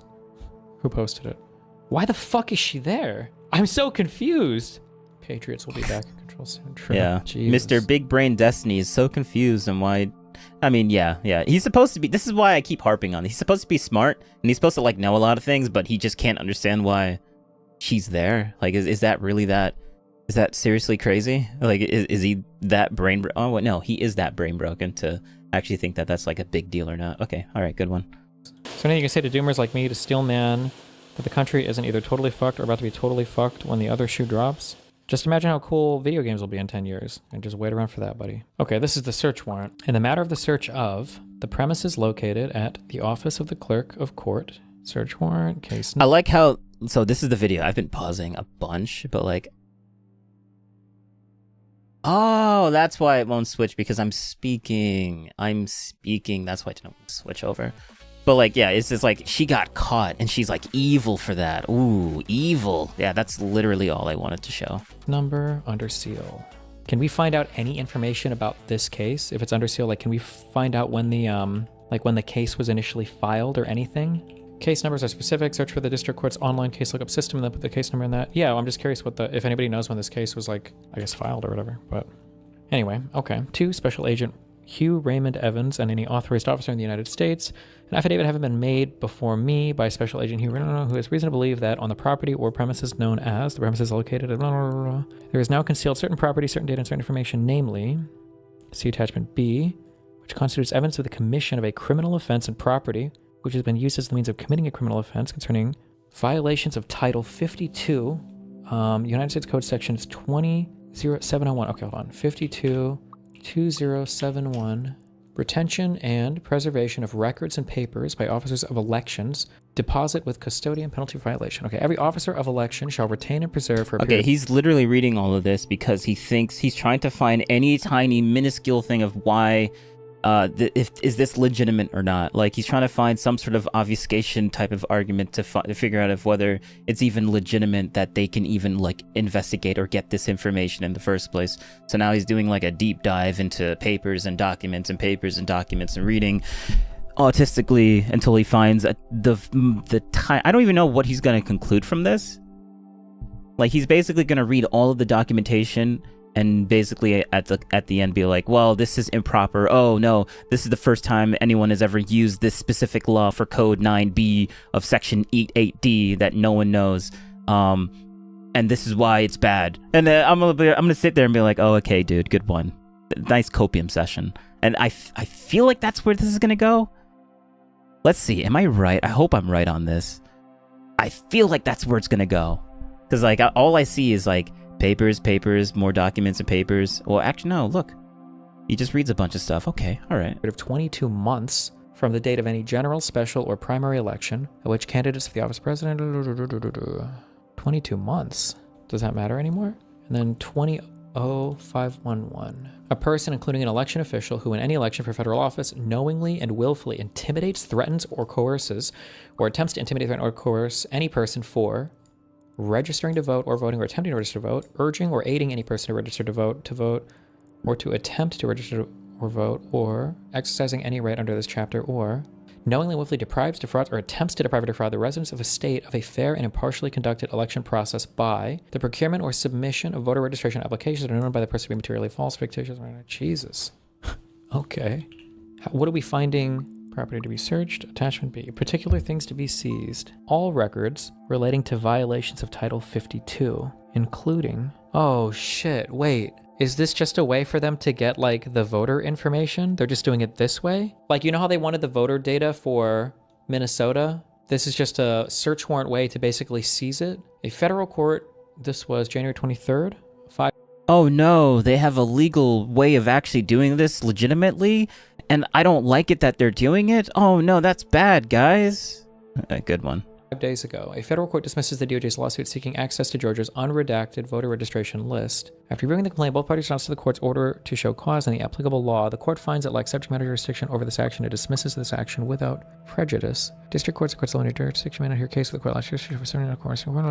That was dismissed a few days ago, and so they're just... So they want all physical ballots from the 2020 general election in Fulton County. Do they really even have to keep them still? It looked like, for the way that the Title 52, the USC 20701, it looks like they only had to keep it for 22 months. Do they still need to have all of them? Including but not limited to absentee ballots to include envelopes, advanced voting ballots, provisional ballots, in-person election day ballots, emergency ballots, damaged or destroyed ballots, duplicated ballots, or any other ballot that was used to cast a vote. Why the fuck? What do they get from, why do they get this? Wait, what the fuck? All tabulator tapes for every voting machine used in Fulton County, including but not limited to, 0 tapes, opening tapes, closing tapes, and any other tabulator tape printed from a voting machine utilized during the 2020 general election in Fulton County. All ballot images produced during the original ballot count, beginning on November 3rd, 2020, the recount, and any other ballot images that were created from ballot scanning from the 2020 general election in Fulton County, and all voter rolls from the 2020 general election in Fulton County from absentee, early voting, in person, and any other voter roll that indicates voters. I'm probably the only person in the world that can listen to Destiny at 1.25 speed. Because he already talks fast. He already talks normally at like 1.5. And I'm just adding an extra 25% on top of that. Okay. To whom an absentee ballot was issued, from whom an absentee ballot was received, or who participated in advance voting or election day voting. That's just everybody who voted, right? In person. Yeah, that's everybody who voted. Unbelievable. This one authorizes a review of electronic storage media and electronically stored information seized or copied pursuant to this warrant in order to locate evidence, fruits, and instrumentalities described in the warrant. The review of this electronic data may be conducted by any government personnel assisting in the investigation. What? Is that normal? I don't know what a search warrant ordinarily looks like. Who may include, in addition to law enforcement officers and agents, attorneys for the government, attorney support staff, and technical experts. Pursuant to this warrant, the FBI may deliver a complete copy of the seized or copied electronic data to the custody and control of attorneys for the government and their support staff for their independent review. Why? For what? What? Is that normal? Where are my lawyers at? Could a police department execute a search warrant on my... now we care about lawyers? I thought Pisco was someone you don't really like listening to or getting any lawyer information from. Like, oh wait, no, but he picks and chooses which types of lawyers he actually likes to listen to. All right, good one. My apartment, and as part of the search warrant, they're allowed to just hand off whatever the fuck they find to anybody they fucking want. Wouldn't that have to? I would imagine that would have to stay in her department. That would be my guess. If just vibing it out. What about when they have to hire an expert to testify? They have to see the stuff. Well, I imagine the FBI. Do you think they in-house a lot of this, or do they actually just hire external experts? It can't be this broad, no? I guess the issue is, I'm thinking from the perspective of the Trump admin. If this was like a normally functioning FBI, then I guess you do need to hire experts. I don't know what... Oh wow. Okay, so yeah, that's where the okay, so basically what he just said is that, well, yeah, I mean, this is normal, and you would get experts if this was like a normal functioning FBI, but the FBI right now is not functioning the way that he likes it. So like that therefore this is just weird. Yeah, it's so blatant. I love it. It's just cope. It's just pure copium. It's music to my ears. I love it. Attorneys for the government means, like, this is normal, but it would only be normal, and I would only write it off as like, yeah, this is something they should be doing if Biden was in office. Space, Destiny. Does that just mean people working in the DOJ, or Does that mean like White House attorney? I don't know. Ugh. I don't know why this cunt was there. Why the fuck is she here? I'm so confused. I already explained why, and I'm just gonna keep going. The FBI agents brought giant saws to a... Yeah, it's so weird that the person that's the top of the FBI is at base and at the location of the biggest investigation that she's doing right now. Yeah, true. That's so weird and evil. True, based. Like, this is just retarded. Like, that thought process. Building where records are stored according to a video taken by witness. Bro, we're about to see a legendary conspiracy concocted. We're about to see the craziest conspiracy of all time concocted by these people. Yeah. Jesus Christ. Someone walking in and getting information about voter history in 2020. Yeah, that's crazy, guys. That's insane, guys. Oh, man. Wow, God forbid. God forbid they get the information. Like, from 4 years ago. Wow, okay, yeah. Good one. The FBI seeking to seize numerous records from the 2020 election. It cites stiff criminal penalties related to the procurement, casting, or tabulation of ballots. This is already a conspiracy. It's just a real conspiracy, not just their... No. We're going to see, like, them, like, it's going to come out where they're going to be like, we just went through all of the voter things in Fulton County, and we cross-referenced it with the list that we seized from Maduro's office when we kidnapped him or whatever, arrested him. And oh, there we go. Now he's gonna make a discanal. Like, he's gonna pretend that, oh, well, yeah, some random guy that we got from the office of a completely foreign country, and then we're gonna say it's bad because we believe the guy in the foreign country. Or like, what? Yeah, which world is that gonna happen? Like, this fictional thing that he's making up right now to justify his crazy conspiracy theory, like, mind being like, oh, look, they're going to justify it, but they're going to justify it in, like, a bad way, in a stupid way. That's essentially his point, but, like, that's not what's going to end up happening. And according to what we found, like, 27,000 different voters came right from Maduro's fake voter rolls, like he said the whole time, from the Dominion Venezuelan voting machines or whatever. Are you asking what these are? We're senators who represent Fulton County. I'm just curious. Do you know what evidence you're collecting? Do you guys mind me asking what these are? We're senators who represent Fulton County. I'm just curious. Do you know what evidence you're collecting? I don't. I haven't read anything yet. Okay. Do you know, what's the point of the search? Do you know? Can you tell us what types of... To get information? The point of the search is to get information? Like, yes? Yeah, that's the point of the search. Why is that such a controversial thing? Why is transparency such a controversial thing?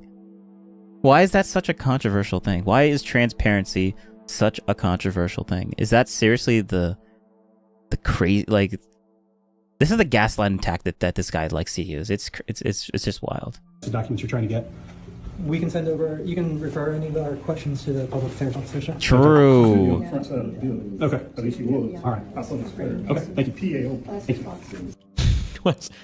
What's the wording on the the 22nd Amendment? Which one is it? Like, it must say you can only run for 2 terms, right? It wouldn't be like you can't run for a 3rd or something, right? What if he's like, well, since I already won 3 and nobody challenged me on it, then I should be able to run for a 4th.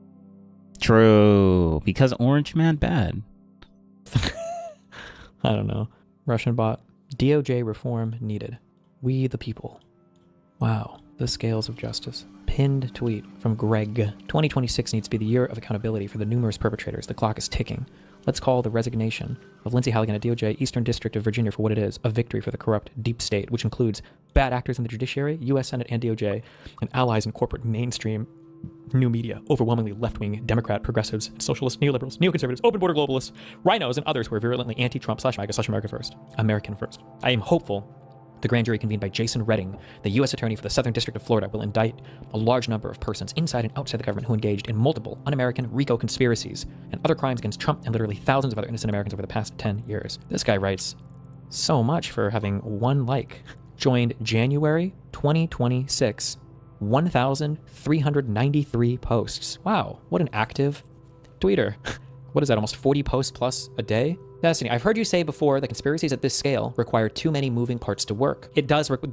Yes, and that's true. In order for all of this type of stuff to work, we're imagining that an order goes from the President of the United States to get stuff seized from Fulton County. So what would that require? Well, we would have to imagine that the president, that him doing that would be signed off by people in his immediate vicinity. So people like J.D. Vance, who's on record saying he would have helped Trump overturn the election, and people like Stephen Miller, who say that Trump won the election in 2020, and perhaps a cabinet where I don't think a single person admitted that Trump actually lost the 2020 election. It would require people like Tulsi Gabbard, who was complicit in essentially fabricating the conclusion of a report about Obama faking evidence of some Russia collusion thing to hurt Trump, despite the fact that none of that came out until after Trump was elected. It would require more directly a corrupt attorney general who's willing to take orders from Trump directly, like Pam Bondi, who we've seen Trump give explicit orders to insofar as who to indict and who to use to indict them, and for what charges they should be indicted for on Truth Social. Then it would take a corrupt FBI, somebody headed by a person like Kash Patel, who is on record mass-purged FBI investigators and detectives merely for being involved with investigations related to Trump in the past. So, to answer your question, yes, these types of things are just basically not possible because you would have to have so many levels of corruption. And not like you're guessing, but you'd have to be able to point to something. But in this administration, we have all of these different levels of corruption, in Destiny's opinion. True. Yeah, okay, good one. Why? Because I don't like the people he appointed. True. Specific examples of that corruption at every single level before you're even remotely close to saying something like this could happen. The problem is we've very easily cleared the hurdle on every single one of those stages at this point. The other two huge checks that would prevent something like this from happening would be a Congress. I mean, we didn't clearly do that, but I guess Destiny can believe that if he wants. That would act without fear and with accountability and would hold the president accountable. So we would look at the majority party in the House and we would look at Mike Johnson. Well, now we see he's basically abdicated his role and is willing to cover for the president, even going so far as to wait a month to sit a democratically elected Democratic representative to prevent a vote on those Epstein files. We would have to see some collaborative corrupt behavior between Republicans in Congress and the DOJ, maybe like Congress passing a law to release a whole bunch of Epstein files that the DOJ basically gives them the finger for and says no. We could look at the media and we could see if the media is capable of holding either of these parties accountable. But then we have a White House press room that's filled with a bunch of Trump dick suck sycophants where half the questions are just there to appease the king or Caroline Leavitt. True. The problem is that like we've gone like every single part. The problem is just like you couldn't have done this before and Trump won. Again, like I mean, you can see like they were just real people in the first Trump cabinet. These were real people. The department, in fact. Bill Barr is just, don't make no mistake. This guy is not like a fucking liberal or whatever. This guy is a massive fucking right-wing president power expander. The department, in fact, when we received specific and credible allegations of fraud, made an effort to look into these to satisfy ourselves. Keep in mind, I just can't even imagine. As much as Bill Barr might be imagine going from Bill Barr, William Barr, this career accomplished guy, to fucking Con Bandy. Unbelievable. Fucking, or Pam Bondi. What an unfathomable downgrade in attorney general firepower. Unbelievable. But when he's talking about the fraud they've gone through, keep in mind, he's talking about the fraud that somehow the FBI secured a search warrant for to go and look for again now, right? Are you saying that... All right, well... They couldn't have done this because of what Trump did in his first presidency? No, I'm saying that in his first presidency, Trump didn't know what the president could do. He didn't know anything about government. So he thought that if he just had like a bunch of people that were on his side, that he could do whatever he wants. But he can't. These guys have real jobs and real roles. Despite the dick sucks that I debate on the Nick Rekieta and all these other fake lawyer people that went to tier 5. Fake lawyers. I disagree with them. Therefore, they're fake. True. 500 law schools, I guess, and practice for 2 months in some shitty office before making a living on YouTube covering the Johnny Depp Amber Heard case. Like these guys were real people with integrity. There was a because the Johnny Depp and Amber Heard case that's boring. That's obviously something that we shouldn't care about. True. Separation between the president and the attorney general. You can't order your attorney general around. That's cock sleeve stuff. Bill Barr, again, for all his faults, is not here to take orders for the president. Like, who cares if literally someone lied about what happened and ruined this guy's life for the next 2 years and couldn't see his family or kids because he was lied about and. Yeah, who cares about that? Ruined a guy's life completely. Lost a bunch of deals that he could do, all from a disgusting lie. That actually she was the one that ended up like losing the kids afterwards when the information came out, which was disgusting. But I guess that's just a footnote. We don't care about that. The United States. It's an insanely improper thing to do. Always have a big separation there. There was an avalanche of all these allegations of fraud that built up over a number of days, and it was like playing whack-a-mole because something would come out one day and then the next day it would be another issue. Also, I was influenced by the fact that all the early claims that I understood were completely bogus and silly and usually based on complete misinformation. And so I didn't consider the quality of claims right out of the box to give me any feeling that there was really substance here. Keep in mind, and the Jason. Keep in mind, we're gonna go to AFK for a second. I need to do something. Be right back.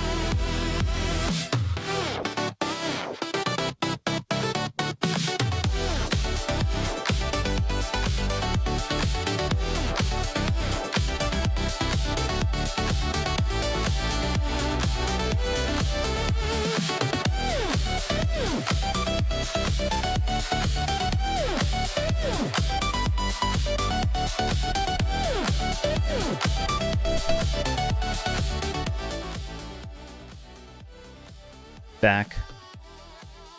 Let's continue with the they- copium. The copium. This is gonna be. Honestly, I'm enjoying this. I'm actually really enjoying this. Like, I could just point out all of the manipulation that he does with this. It's actually, yo, she got caught. She got caught, guys. Oh no, that's bad, guys. She got caught. Oh yeah, good propaganda. They mistakenly emphasize this over and over again, but it doesn't matter because they say, well, these are Republicans, and they're saying it. But in MAGA's mind, you're either a Hold Trump up, let me go back a little bit. were completely bogus and silly and usually based on complete misinformation.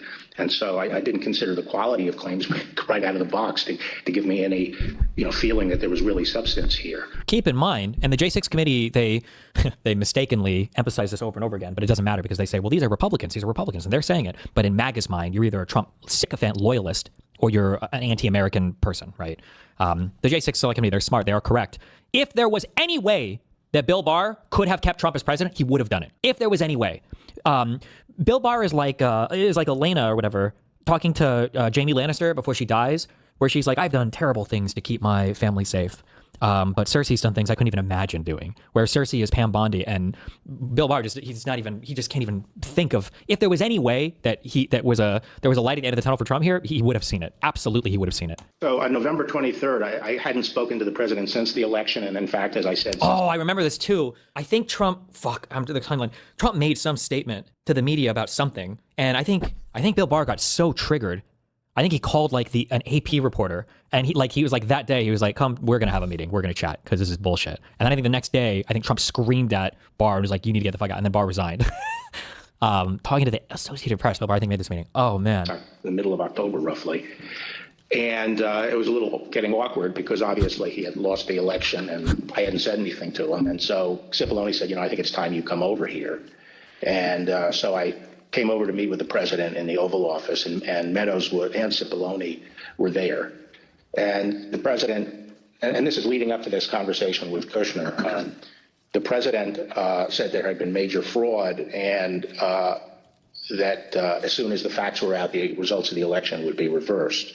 And he went on this for quite a while, as he's prone to do. And then he got to something that I was expecting, which is to say that apparently the Department of Justice doesn't think that it has a role of looking into these fraud claims. So I said, that has to be the campaign that raises that with the state. The department doesn't take sides in elections, and the department because Trump doesn't know what anybody does. In Trump's mind, the Department of Justice is here as my personal, legal team, but that's not what the DOJ is for. You retarded fuck. The Department of Justice is here to represent the United States of America in court cases. That's it. They're not here to take positions on elections. It's not your personal watchdog to go and do investigations for whatever the fuck. You as an individual, as a candidate in a campaign, might have standing to raise some issue with the state if you think something was done unfairly, but unless you're alleging a crime or have some evidence for a crime, it's not the Department of Justice that needs to take a position on this. But nobody in this country, especially Donald Trump, has any fucking idea how any part of the government functions. In his mind, True. Only Destiny knows. Only Destiny. Everyone else doesn't know, but Destiny does know. And he's so mad that everyone else doesn't do what Destiny wants him to do. Wow, interesting. Not self-centered at all. Good one. His personal attorneys, Giuliani and Eastman and Sidney Powell, all were operating in the same capacity as the fucking Attorney General. It's not an extension of your legal team, and our role is to investigate fraud, and we'll look at something if it's specific, credible, and could have affected the outcome of the election, and we're doing that, and it's just not. They're just not meritorious. They're not panning out. And as I walked out of the Oval Office, Jared was there with Dan Scavino, who ran the president's social media, and who I thought was a reasonable guy and believe is a reasonable guy. And I said, how long is he going to carry on with this stolen election stuff? Where's this? Well, apparently 6 years. Go. And by that time, Meadows had caught up with me. And leaving the office and caught up with me and said, he said, look, I think that he's becoming more realistic and knows that there's a limit to how far he can take this. And then Jared said, yeah, we're working on this. We're working on it. And then on November 29th, he appeared on Maria Bartiromo's show, Sunday Futures, I believe it was. And he said that the department was missing in action. Well, no, we had glitches where they moved thousands of votes from my account to Biden's account. And these are glitches. So they're not glitches, they're theft. They're fraud, absolute fraud. This election was over, and then they did dumps. They call them dumps, big, massive dumps. In Michigan, in Pennsylvania, and all over. How the FBI and Department of Justice, I don't know, maybe they're involved. Yeah, it's almost like Trump actually legitimately believed that he won the election at that moment when he was saying these things. It's almost like he thought that at that time and wasn't lying about it at all. Interesting. It's almost like Trump had a delusional belief that he won the 2020 election and wasn't just lying to win the election, because those are two different things. Yeah. But the reason I'm saying this is because, like, Destiny would argue, oh no, Trump knew that he lost, but he's just lying to maintain power. And I'm like, no, he literally deluded himself into believing that fake piece of information. Yes. I think Trump at the time, well, because hindsight is 2020. Obviously, he doesn't believe it now. If Trump says that he believes that now, I would say that he's lying now. But at the time, I don't think he's lying then. He's probably lying now, though. By what he saw, Barr told the Associated Press on December 1st that there was no evidence of election fraud. That was the meeting that Barr saw. Yeah. Immediately after Attorney General Barr's statement went public, Mr. Trump berated and nearly fired Barr. And then Barr persisted in telling the president that there was no evidence to support the fraud claims. This got under my skin, but I also felt it was time for me to say something. So I set up a lunch with the AP reporter, Mike Balsamo, and I told him at lunch, I made this statement that... Fuck me, how... Well, I guess no one gives a fuck about reporting in this country, but if you were a media guy and you get a call from Bill Barr saying, I want to sit and have an interview, this shit is fucked. What an amazing interview to get. But not that any of it matters, I guess. Today, we have not seen fraud on a scale that could have affected a different outcome in the election. I had a later meeting scheduled at the White House at 3 o'clock with Meadows. This was previously scheduled, so I knew this was going to come up, and I went over there and I told my secretary that I thought I would probably be fired and told not to go home. I mean, not to go back to my office, so I said, you might have to pack up for me. And so when I got over there, I met with the chief of staff. He said the president was angry. He didn't really get into the issue of the fraud. And then I went up to Pat Cipollone's office and we were talking with each other. And so many thousands, tens of thousands of hours of testimony for this committee. Nothing from the Trump loyalists. All of them plead the fifth. Go look at Charlie Kirk or I think Fuentes. January 6th, Select Committee, Charlie Kirk deposition. Did he do a deposition for this? Or was it just, it was. He did. Fifth Amendment, 73 times. Fifth, fucking cowards. All of the Trump loyalists, fucking cowards. Not a single fucking question did any of these fucking losers answer. Yeah. I mean, I guess I understand why he's mad at that. He's like, oh my god, we're gonna do it, but you're not gonna do it? Alright, kick rocks, I guess. Like, that's what they're allowed to plead the fifth. You can get mad for them pleading the fifth and call them cowards, but that's not an argument. I guess go dig a hole somewhere. Trump's in office now. Cry more. Cry more, honestly. Came down, they wanted us both to go to the Oval, and the president was as mad as I've ever seen him, and he was trying to control himself. The president said, well, this is killing me. You didn't have to say this. You must have said this because you hate Trump. You hate Trump. And then he raised the big vote dump, as he called it. There's nothing in Trump's mind. You're either loyal or you're not. There are no principles. There are no values. There is no character. It's just, do you like me or do you hate me? If you like me, you should do anything possible for me, right? Yes, loyalty is a big characteristic in the MAGA mindset.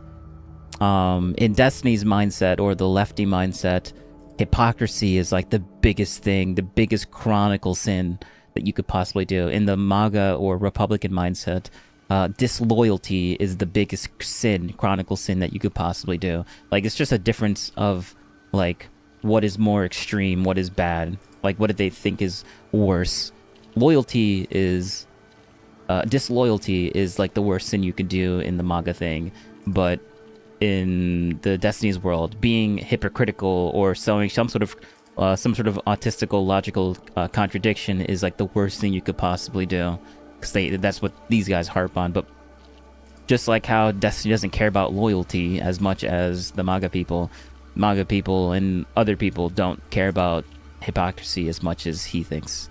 Like, how could people still talk to people and believe what they say if they're, like, hypocritical on, like, this one minute thing in a completely different situation? How could you still trust them about anything? Like, that's literally the thought process, or what he would say, and people like him would say, which is, I find it interesting. I'm like, yeah, I don't really care. Again, this is why his first term was so unsuccessful, quote unquote, why it wasn't as catastrophic as people thought it would be. Well, even in a lot of ways, it was worse than people could have ever thought it could have been. But it was because Trump didn't know he needed to pick zombies to fill his cabinet. And that, he said people saw boxes coming into the counting station at all hours of the morning and so forth. And I explained to him that at that point I knew the exact number of precincts in Detroit. It was 630 something. I said every single one of these claims was investigated and debunked. Some of them within hours. All the Georgia stuff. Oh, if it's all debunked, then why is it such a bad idea? Why is it such a bad issue for them to get information of the voter information. If it was all debunked and all the evidence was out there, well, first off, why are they trying to get that information now if apparently everyone had that information? If that all the Fulton County stuff within that's hours. the case. Giuliani, who was in charge of making two of the biggest claims against Shay Moss and Ruby Freeman, lost whatever. a $136 million defamation case against both of them, and his defense in that was that it was my First Amendment right to lie. I don't have to tell the truth here. It doesn't matter. $148 million judgment with Shay Moss and Ruby Freeman. What does this mean? Oh, he reached a settlement agreement with both of them.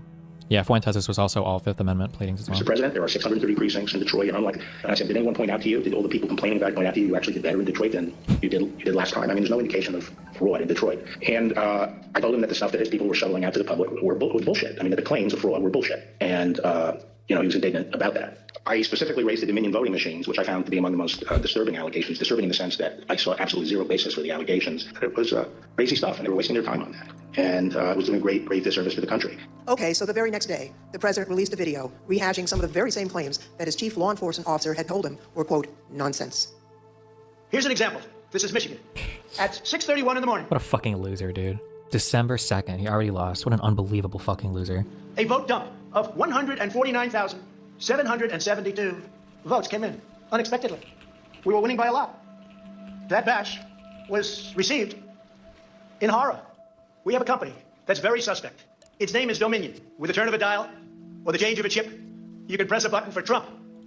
These same bullshit fucking claims, the same claims were made on the January 6th. Tens of thousands of votes. This act coincided with a mysterious vote dump of up to 100,000 votes for Joe Biden. Almost none for Trump. Michigan suddenly reported 147,000 votes. Such gigantic and one-sided vote dumps were only observed in a few swing states. And the vote goes to Biden. What kind of a system is this? Barr again told the president that there was nothing to these claims on December 14th. When I walked in, sat down, he went off on a monologue saying that there was now definitive evidence involving fraud. Imagine telling your attorney general, this is like me going to the doctor and telling the doctor like what my diagnosis is. Like, hey, so I know you ran those MRIs and everything, but like I just want to tell you, I know exactly what's going on, okay? Whatever your machine said is bullshit. Imagine going to your attorney general, the Department of Justice is what sits on top of like the FBI and everything else, right? Imagine going to Wait, what are you spurging about? Loser, dude. What are you spurging December about? 2nd, he already lost. What an unbelievable fucking loser. A vote dump of 149,772 votes came in unexpectedly. We were winning by a lot. That batch was received in horror. We have a company that's very suspect. Its name is Dominion. With the turn of a dial. Very suspect.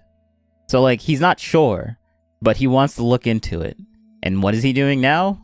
Trump has got his FBI looking into it.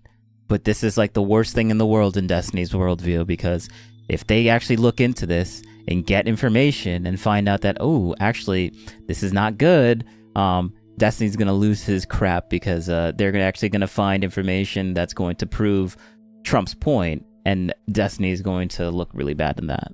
Or the change of a chip, you can press. Because Destiny just keeps saying, oh no, it's all been debunked, nothing to see here. And then they actually look into it, and actually it wasn't debunked. Actually, there was some validity to this, and he's just hoping that doesn't happen. But he feels like that's possible now, which I thought you wanted the truth to come out, like, right, Destiny? Press a button for Trump. These same bullshit fucking claims, the same claims were made on the January 6th. Tens of thousands of votes. This act coincided with a mysterious vote dump of up to 100,000 votes for Joe Biden. Almost none for Trump. Michigan suddenly reported 147,000 votes. Such gigantic and one-sided vote dumps were only observed in a few swing states. And the vote goes to Biden. What kind of a system is this? Barr again told the president that there was nothing to these claims on December 14th. When I walked in, sat down, he went off on a monologue saying that there was now definitive evidence involving fraud. Imagine telling your attorney general, this is like me going to the doctor and telling the doctor like what my diagnosis is. Like, hey, so I know you ran those MRIs and everything, but like I just want to tell you, I know exactly what's going on, okay? Whatever your machine said is bullshit. Imagine going to your attorney general, the Department of Justice is what sits on top of like the FBI and everything else, right? Imagine going to that guy on top of all that, be like, hey, listen, we've proven this. It's like, excuse me, sir? Who? That's my job. What the fuck have you proven? Through the Dominion machines, and a report had been prepared by a very reputable cybersecurity firm, which he identified as Allied Security Operations Group, and he held up the report, and then he asked that a copy of it be made for me. And while a copy was being made, he said, this is absolute proof that the Dominion machines were rigged. The report means that I'm going to have a second term. And then he gave me a copy of the report, and as he talked more and more about it, I sat there flipping through the report and looking through it. And to be frank, it looked very amateurish to me. Didn't have the credentials of the people involved, but I didn't see any real qualifications. And the statements were made very conclusory, like, these machines were designed to engage in fraud or something to that effect, but I didn't see any supporting information for it. And I was somewhat demoralized because I thought, well, if he really believes this stuff, he has, lost contact with he's become detached from reality if he really believes this stuff. On the other hand, when I went into this and would, tell him how crazy some of these allegations were, there was never an indication of interest in what the actual facts were. My opinion then and my opinion now is that the election was not stolen by fraud.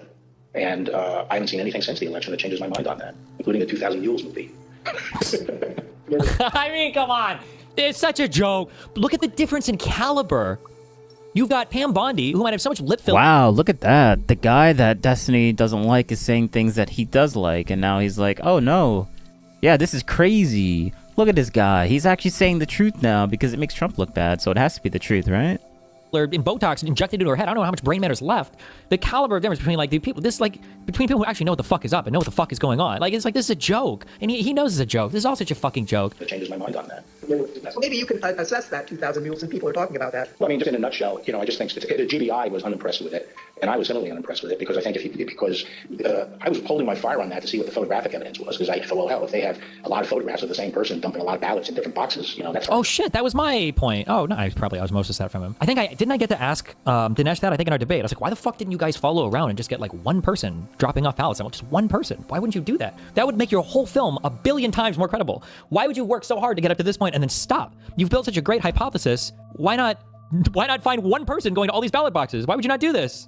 I think the photographic evidence in it was completely lacking. I mean, there was a little bit of this, but it was lacking. It didn't establish widespread. And the 2 people involved that were photographed were legitimate people dropping off legitimate ballots. I think both of whom sued Dinesh, and which is why that film is not in circulation anymore, because the production company, they took it down. So on December 14th. And then this is where, you see, I guess that one meeting on, what was it, January 3rd? Trump was trying to basically appoint some guy as the new acting attorney general to get him to do all of his stupid fucking retarded shit. That's when you had, everybody around Trump they were still real guys. These were real people. They were real people. So when this Jeffrey Clark guy... Real people means people that were doing what Destiny wants them to do. But when real people actually start doing things that Destiny doesn't want them to do, now they're not real no more. They're just hacks that are just going off of... whatever. Yeah, I mean, this is the cope session, so... Who was some fucking... associate attorney general, head of the environmental law division. I don't think this guy touched a criminal case in his life. When Trump was like, oh, I should make this guy the attorney general. Every other person in the room, roast the fuck out of this guy. Because, this is a fucking joke. This guy is, how the fuck, and now, but that guy is now everybody in the Department of Justice. But President Trump did find one candidate at justice who seemed willing to do anything to help him stay in power. I hate all President this. Trump's own lawyer, Eric Hirschman, had to say about Jeff Clark's plan to overturn the election. And when he finished... The January 6th White House meeting. Oh, okay, so this is the January 6th commission or whatever, the bias thing that basically their only goal there is to find all the negative things that Trump did. Okay, yeah, good one. That's 100% facts here because it basically it's confirmation bias for him, and that's why he thinks that it's just 100% true. Finished discussing what he planned on doing. I said, good. A-hole. Congratulations, you just submitted a first step, or actually take as Attorney General would be committing a felony and violating Rule 6C. You're clearly the right candidate for this job. So who's Jeff Clark? An environmental lawyer with no experience relevant to leading the entire Department of Justice. What was his only qualification? That he would do whatever the president wanted him to do, including overthrowing a free and a fair democratic election. Jeffrey Clark, X. I wonder what this guy's Twitter account looks like. Please watch the new documentary about my struggle fighting against the Democrats trying to destroy me, because I am a strong Trump supporter and thought Georgia investigating its election in 2020 at a deeper level was worth doing. Fearless at the point of attack. The Jeff Clark story. Jeff Clark is being attacked because he's so strong. Good. They are destroying and have destroyed the rule of law in America, and they were using our... All right, I think I'm burnt out with some Destiny cope.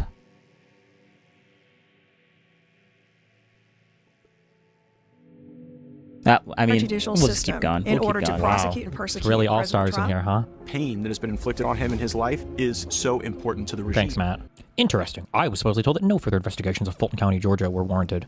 Just in, Vice President J.D. Vance compares the lust obsession with abortion to the child sacrifice of the Mayans. Says every child is wonderfully made by God. The fuck is this? Yuval Noah Harari, speaking at the World Economic Forum, just said that AI will soon take control of the Bible and and all the words written in it. The Bible absolutely accepts that challenge. Game on. Wait, what the fuck?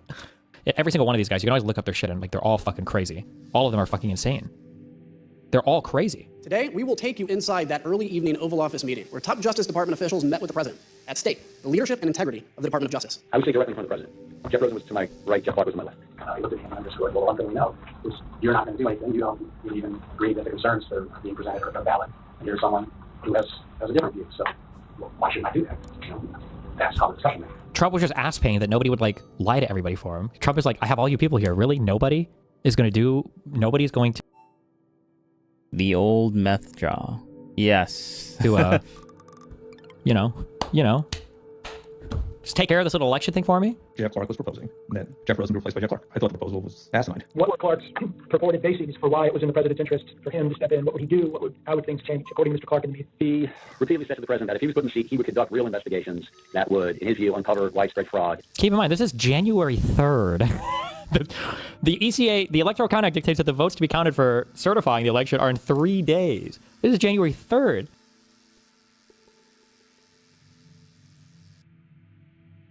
I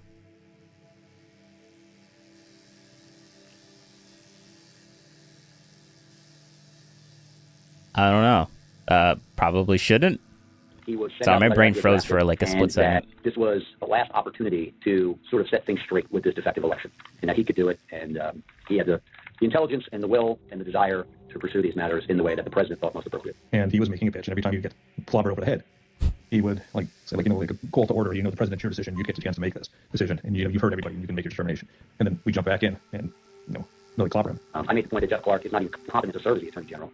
He's never been a criminal attorney. He's never conducted a criminal investigation in his life. He's never been in front of a grand jury, much less a trial jury. Right? He has no experience to do this, right? And what do we see now with the DOJ now? That are all Trump sycophants, right? They can't get indictments. They can't prosecute the ham sandwich guy. They couldn't get a conviction on the subway killer, the subway thrower. And he kind of retorted by saying, well, I've done a lot of very complicated appeals and civil litigation, environmental litigation, and things like that. And I said, that's right, you're an environmental lawyer. How about you go back to your office and we'll call you when there's an oil spill.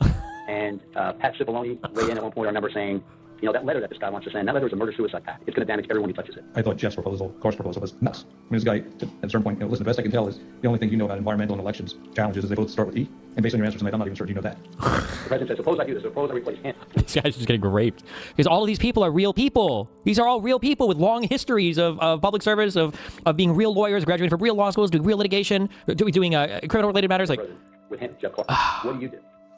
He's just fucking crazy, bro. I can't believe that they're going to Fulton County, I guess. Whatever. Hello, Destiny. I haven't heard you talk about this, but have you ever thought about why the Trump admin is destroying all their political capital and goodwill so fast? I think a part no one has talked about is that they fell for the same algorithms everyone else did. Trump, Vance Miller, and the rest are far more terminally online than any other politicians. It's safe to say the same algorithms designed to cook Boomer and Gen X brains also cook their brains. They probably genuinely believe they have a mandate from heaven and the country supports everything they do, when in reality they're just being fed Russian propaganda and only 30% support them. I genuinely believe Trump when he says his approval rating is 66% because all his algos show him is pro-Trump slop. The same goes for Vance and the others. It was always just stupid, getting insanely lucky. Oh, also, I'm gonna make a prediction, and it might happen before I come back because I'm traveling too. So the worst things are gonna happen, and I think I know what it might be. Life in the White House. It's a big deal, actually. Well, honestly, to be honest, I'm bored. I am bored. I'm bored of listening to this. I already got my 2 cents in with this guy, and what's been going on. I don't know what's gonna happen next. I don't feel like listening to the next 30 minutes. I was going to, but the more I listen to it, the more I'm like, I don't care. I don't care. What I do care... What is this? What is this video? Pizzagate. People actually believe a... No, we're not watching that right now. We're not doing that right now. Bro, the whole pizza thing, oh my god. No one... I can't even get wings and pizza anymore because... Anyone that knows the conspiracy theory, like, you can't... Like, wings and pizza? What is that code for? Like, it's so wild. Yeah, maybe I'll watch the rest of this on my off time, but I don't care about it anymore. We already saw this. This was fun. This wasn't as contentious as I thought it would have been, but it would have been great if it was. We're going to watch this. I want to watch this. The Culture War.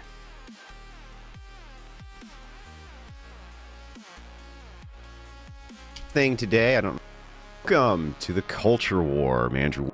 Okay, so I had an issue with the Andrew Wilson dude, but he actually was a really good moderator in this. So let's just watch it. Wilson, I'm here to host this thing today. I don't know where Tim Pool is, and I forgot my beanie. Here with a great... Tim is out on a honeymoon. No, not a honeymoon. His anniversary, I think. He's taking a vacation, I think. But not because he wanted to, but because the wife wanted to. I think that's probably what happened. They mentioned it in the show earlier. This is, what is this, like 1 day ago? This was streamed 1 day ago? Yeah, but like, they don't want to like say it. So, but I'm going to say it because no one really watches me. So, yeah. Panel, we're going to be discussing feminism. So the actual prompt here is feminism bringing in communism as a resurgence? And is it, what's the rest of the prompt? What is the rest of the prompt? Feminism is destroying America, reviving... That's too long. Yeah, is feminism destroying America? I do too, but his debate strategy is sometimes it hurts. It hurts. I feel like he's not going. He's actually really good as a moderator. I'm not gonna lie. He's really good as a moderator. But watching him debate other people, he goes and he's just very pedantic, and I wouldn't like arguing. Debating him is just there's no reason to debate this guy. I wouldn't debate this guy. I wouldn't, because I don't know. He was really good faith in this entire thing though. So my opinion changed on him. So, but he soured me. There was a debate that he did that I really did not like because he was being very uncharitable and unfair. But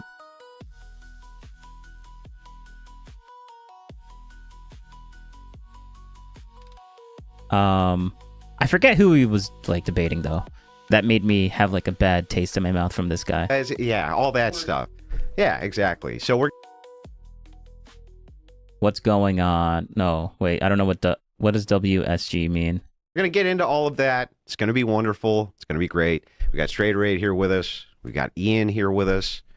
Oh God, Ian. If Ian argues with me even one time, we play Helldivers together, and I told him, like, there's going to be so many team kills. And then, of course, on this side of the table, we have Jennifer. So, with that, let's roll right into our first ad. It is bearskin. Oh, boy. My friends. Bearskin, guys. Wait, when am I don't know if there's, like, a legal thing of where I can't... Can I skip it? I don't think I could skip it. Oh, yeah, we're just going to listen to it at, like, what? 1.25 speed. Yeah. You've heard of bearskin hoodie because you watch the show, you know, and you need to get one now. Ooh. Smart people are grabbing theirs now because when it's already freezing, you want the gear that actually keeps you warm. Bearskin is running a 60% off deal right now, so you can finally upgrade the sad excuse for a winter hoodie you've been suffering in. You've been suffering, trust me. These hoodies are built for serious cold weather. It's got 340 GSM of bearskin fleece, 10 legit pockets, a muscular fit, and even zips into the heavy storm rain jacket to turn into full winter waterproof armor. Whether you're into hiking, hunting, traveling, or just hate being cold, it's the last hoodie you'll ever need. You'll get the free U.S. shipping, fast delivery, and you're finally kitted out properly for winter. So it's a win-win. Do yourself a favor. Text the word Tim to 36912 to lock in your 60% off. Again, text Tim to 36912. You'll get a link sent straight to your phone, so you can check it out later if you're busy right now. And when you shop with Bearskin, you're not just getting killer gear.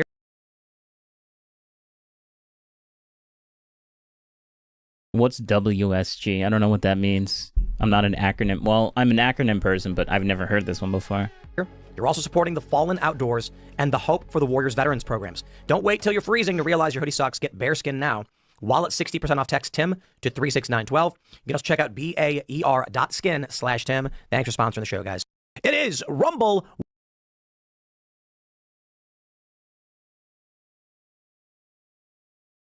Oh. Or what is good. Oh, okay. Nothing much. I mean, we just went through some Destiny copium. It was good. We did the Dave Smith stuff. They talked about the Tim Pool's controversial take and everything. No, get out of here. Go away. You're disgusting. You don't do it, chat. Don't do it, chat. Delete that. Get out of here with your bot nonsense. I don't need bots. I do this for fun. not for the views. Wallet on the App Store. My friends, you got to check it out. They can cancel your accounts, they can freeze your cards, decide what you're allowed to buy, say, or support. Big banks and financial institutions have total control, and they use it. That's why financial independence matters now more than ever. Go to wallet.rumble.com. It's non-custodial. Okay, let's break this down. What does it mean?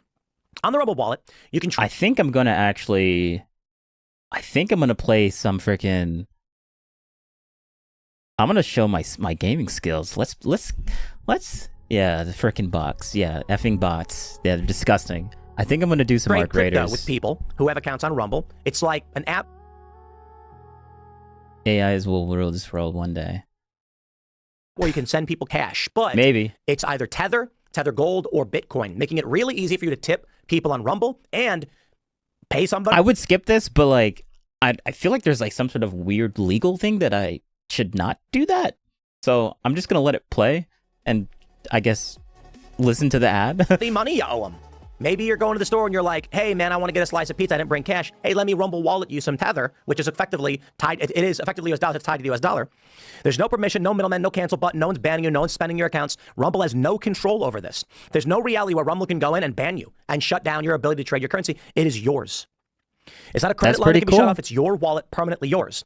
When the systems fail, institutions turn their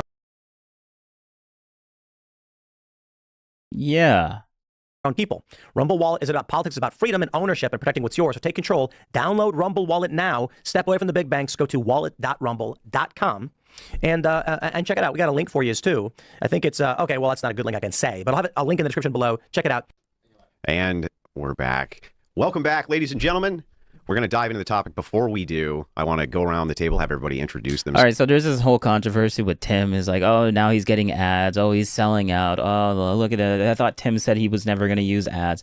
But they're using ads now. And he gave his reasoning for why. Like, he doesn't want to, but it's just how it is now. This is what you just got to do. Because, like, that's the way it's going to be. They need money. They're running a company and they need to pay his employees. So like principally Tim doesn't like the fact that he's out on ads, but what, is he gonna stay on principle and then sacrifice his coworkers? I mean, yeah, I'm not a crypto person. There's pros and cons to both.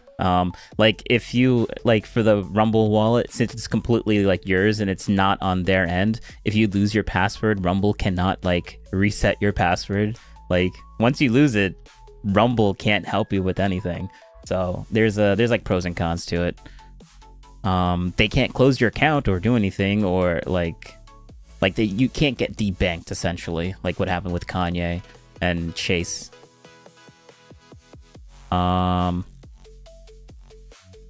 Like there was this issue with Kanye and how like he couldn't like take money out of his like his Chase account because Chase like locked his account. So like Rumble is like trying to be like, hey, we can't do anything. No one could force us to close anything, but everything's all on you.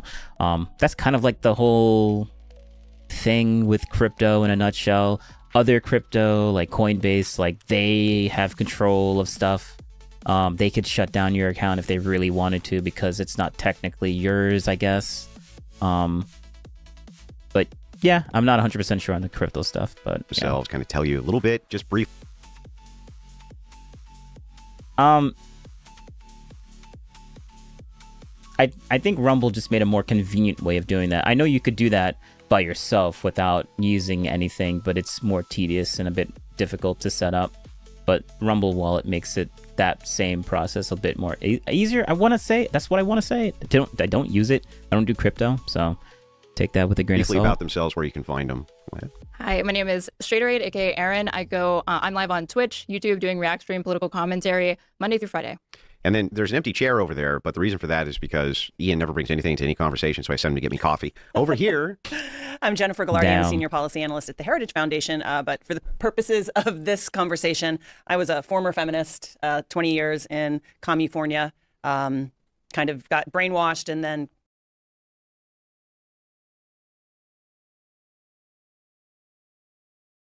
Yeah. Saw the light around COVID, started questioning things, and finally came back to being a normal woman, I'd like to say. It's super hot. Be careful. You might want to take the lid off and let it cool down for a Well, I minute. thank you, Sorry, Ian. Ian, do you want to give your introduction? Yeah, I started making YouTube videos in 2006 because I was like, what would Jesus do with this? I was having all these epiphanies about like saving the world, you know? Like communication. If we I love Ian. I love Ian. can communicate, we can overcome almost any issue. Almost like humanity's pretty good track record of overcoming most of our issues, even with global internet and stuff. So it's like the manifestation, but 20 years later, I'm glad we're doing something like this. This is great. Let's go. How's it working out, though? Is YouTube This saving is the world? A charmed life. I could never, I mean, it could be better. I could be a billionaire throwing money at this and that, but, and I didn't, AI is another issue, you know, in the mechanicization of the universe is, could be like the dehumanization and the roboticization could be a problem, but, you know, I don't know, I'm not a Luddite, but I think it's, How many drugs, Ian? it's the best time to ever live as a human. Is that even debatable? A lot of drugs? A little bit of drugs. Okay, a little bit. I'm wired on caffeine right now. So, Aaron, you're a communist. I am a communist, yeah. Okay, dive into that a little bit. All for the stateless, classless, moneyless society, promote social equality. But I do think that politics is more than just what we say we are. I feel that's like an ideological tenet of mine that's kind of in my brain. But as far as like the actual change that I effectuate in the world, it's pretty unexceptional and boring. I'm not out here organizing general strikes and trying to get like a tenants union or anything like that. For the most part, I advocate people engage in electoral politics, local politics at, the municipal, state, federal level. I generally align with Democrats on most things. On some, I'll be like an independent or whatever. But I realize I'm further left than the majority of Americans. But as far as like what I can achieve now or whatever, it's like, But you're I'm promoting, pushing for like a utopia here. you're promoting it as an ideology, though, you would say. Yeah. Okay. And you're pretty unabashed, unashamed about. Yes. Okay, gotcha. And I would say that a lot of people that identify themselves as socialists are communists, but because communism is like a dirty word in America due to the Red Scare, people generally in America not being so far left or whatever, they say socialist. But these are used largely like interchangeably. Well, how do we distinguish between what's a socialist and what's a communist? I think it really comes down, honestly, to self-identification. As far as most socialists are more But as far as interested ideology. in, as far as ideology, they're more interested in preserving, some state apparatuses have more, I think, priority over the sort of short term. But there's not really a major distinction between them. Okay, gotcha. Which is why if socialists call themselves communist and communists call themselves socialist, I don't really think that's.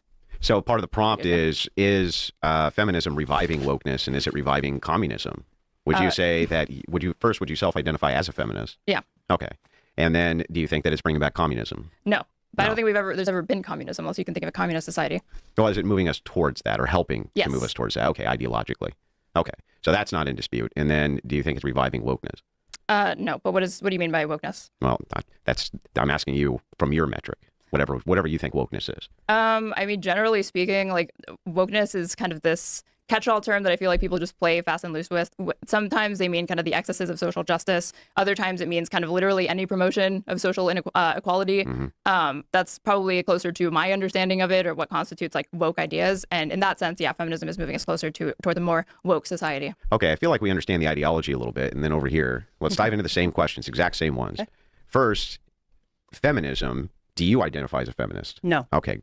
And then is feminism assisting with the revival of communism or moving us towards that ideologically? Yes, the communists use feminism as a tool to further communism. So the first International Day of Women was founded and formulated by communists. And then is it reviving wokeness? I didn't ever see wokeness really die. I saw maybe a kind of moving away from it in the past 3-4 years, but I don't think it's dead. I think it's alive and well. So since wokeness is such a nebulous term, and both of you have kind of agreed that that's a nebulous term, let's leave that off of the table for the purpose of the debate, and we'll focus on whether or not feminism is destroying America and whether or not it's moving us towards communism, and if that's a good thing, you think it is, you think it isn't. So with that, I'll open the floor here a little bit so we can get kind of back and forth into this debate. So it's the pro side for feminists. You can go ahead and open. Pro side, I see a lot more upsides and downsides to the promotion of the social equality, economic equality of women alongside men. I largely think that this promotes, better social attitudes and relationships between genders, the sexes, however you want to, whichever lines you want to divide it amongst. I see more participation in the economy as a net good, but overall, I also really care about, and I think most feminists care about personal liberty, personal freedom, and the primary thing I'm always concerned about is people just being able to have the ability to kind of make the choices in their life that they feel comfortable with. If that means embracing motherhood, the family, being a stay-at-home mom, that's great. If that means working and raising a family simultaneously, that's fine. If that means solely working and you're not interested in kids, I think all of these things are fine. It just, I just want people to, women specifically, to largely be able to be in charge of the decisions that dictate their life. I promise I'll let you get into it. Before you do, you might have a little opening that you want to give there too, kind of in response. Well, I think the opening is kind of pushing back on all those points, because feminism never was about, well, we're okay with you doing what you do and you do. It was very antagonistic towards women who wanted to stay in the home, especially if we want to call it second wave, sexual liberty, whatever it was. It was, you're a slave, it's enslavement, you know, the drudgery of motherhood. It was constantly framed as you are trapped by motherhood. Motherhood is a trap. So to say that feminism promotes, oh, it's just you do what you do, that's a good choice, that's a good choice, that's not. It did value women's independence over other choices. And it saw children as burdens, which then gave rise to more abortions. And it really wanted to, I think, make women a superior sex to men. It triumphed independence over everything else, over codependence, over roles. So I don't think that that's true, that feminism is all about just choice. And then I think you also have to define what freedom is. Well, the first thing we should do is make sure we get both of your definitions of feminism so that we're not speaking past each other, right? So starting with you, how would you kind of define it? Now, I understand you're not going to be able to give me an Oxford definition, and I'm not asking you to. Just even a proprietary one so we understand where you're coming from the worldview. I would say the promotion of social equality between men, women, sexes, genders on economic grounds as well, and prioritizing liberty, independence for women. Within that, obviously, I think it's not really, the characterization you just gave of what you understand to be feminism. I find a lot of people that push back against feminists or like feminist goals, feminist aims, kind of have this caricature of what they believe the goals of feminism are, which is supremacy to men, supremacy over men rather than equality. And I think to the extent that you can make that argument, the promotion of social equality between the sexes. But hang on. Let's just start with kind of a summarized definition that we can work from. But just generally, promotion of social inequality, Okay. But not supremacy over other genders or men. To me, I mean, that's fine. We can even look up. I mean, if we want to look up what the dictionary I'm fine says putting about up a dictionary it. definition. But, you don't have to use a proprietary one, but just. But it doesn't. The thing is it doesn't matter. It's how has it played out, right? The definitions at some point don't matter. The technical definitions with a movement, right? It is what people think it is, and it is what the consequences to society has been, and the consequences have been taking women out of the homes, trying to, it's weird because feminism says it's for women, but what it's resulted in is women becoming more like men, and almost regarding men as the superior sex. That's how it's played very out. Quickly, maybe we because men is the superior sex. I mean, so I was about to caveat it, but then I was like, wait a second. I mean, we kind of are, because women, the whole feminist movement is literally trying to become more like men. Like they want to be CEOs like men is. They want to be able to be listened to like men are listened to. Like every single thing they want, men already have. So like, yeah. We can summarize this. I don't want to say that we are, but they act as if we are. Easily then.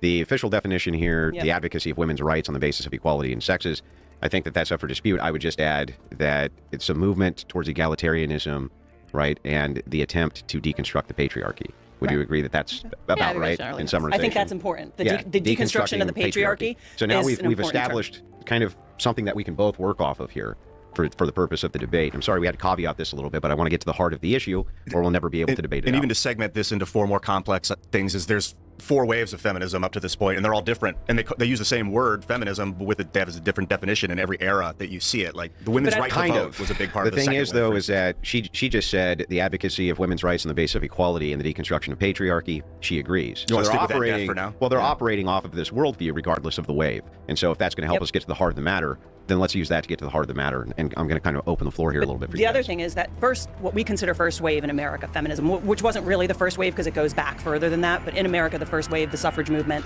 the right for women not to be defined as property, they didn't identify as feminists. They didn't call themselves feminists. Now, I can argue that I didn't even believe that their understanding of taking over the patriarchy was correct. However, that term came to them retroactively. So that's one thing.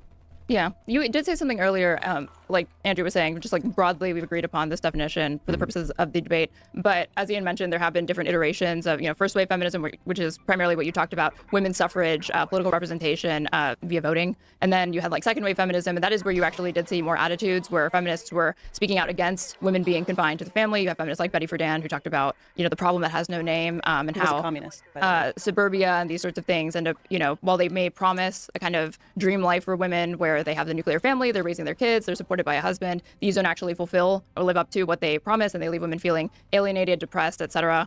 And then you have, third and fourth wave feminism that are more often than not coming in contradiction now with second wave feminism, as they're more interested in expanding equality for women beyond the basis of sex solely. You see But you the would inclusion agree of they're like all trans moving rights, towards the etc. same goal, But they're right? all broadly moving in the same goal. But there are a few times where you do see differences, like second wave feminists more likely to identify as like TERFs, the Andrew Dworkin and whatnot. Because they see how they protect women in a different way from their view. But they're still attempting to deconstruct the patriarchy on behalf of egalitarianism, right? Yeah, correct. You would agree that each wave has I will pause the game.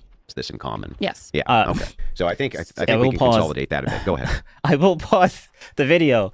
I get this. This game is intense. I don't know how Destiny plays this game and listens to something at the same time.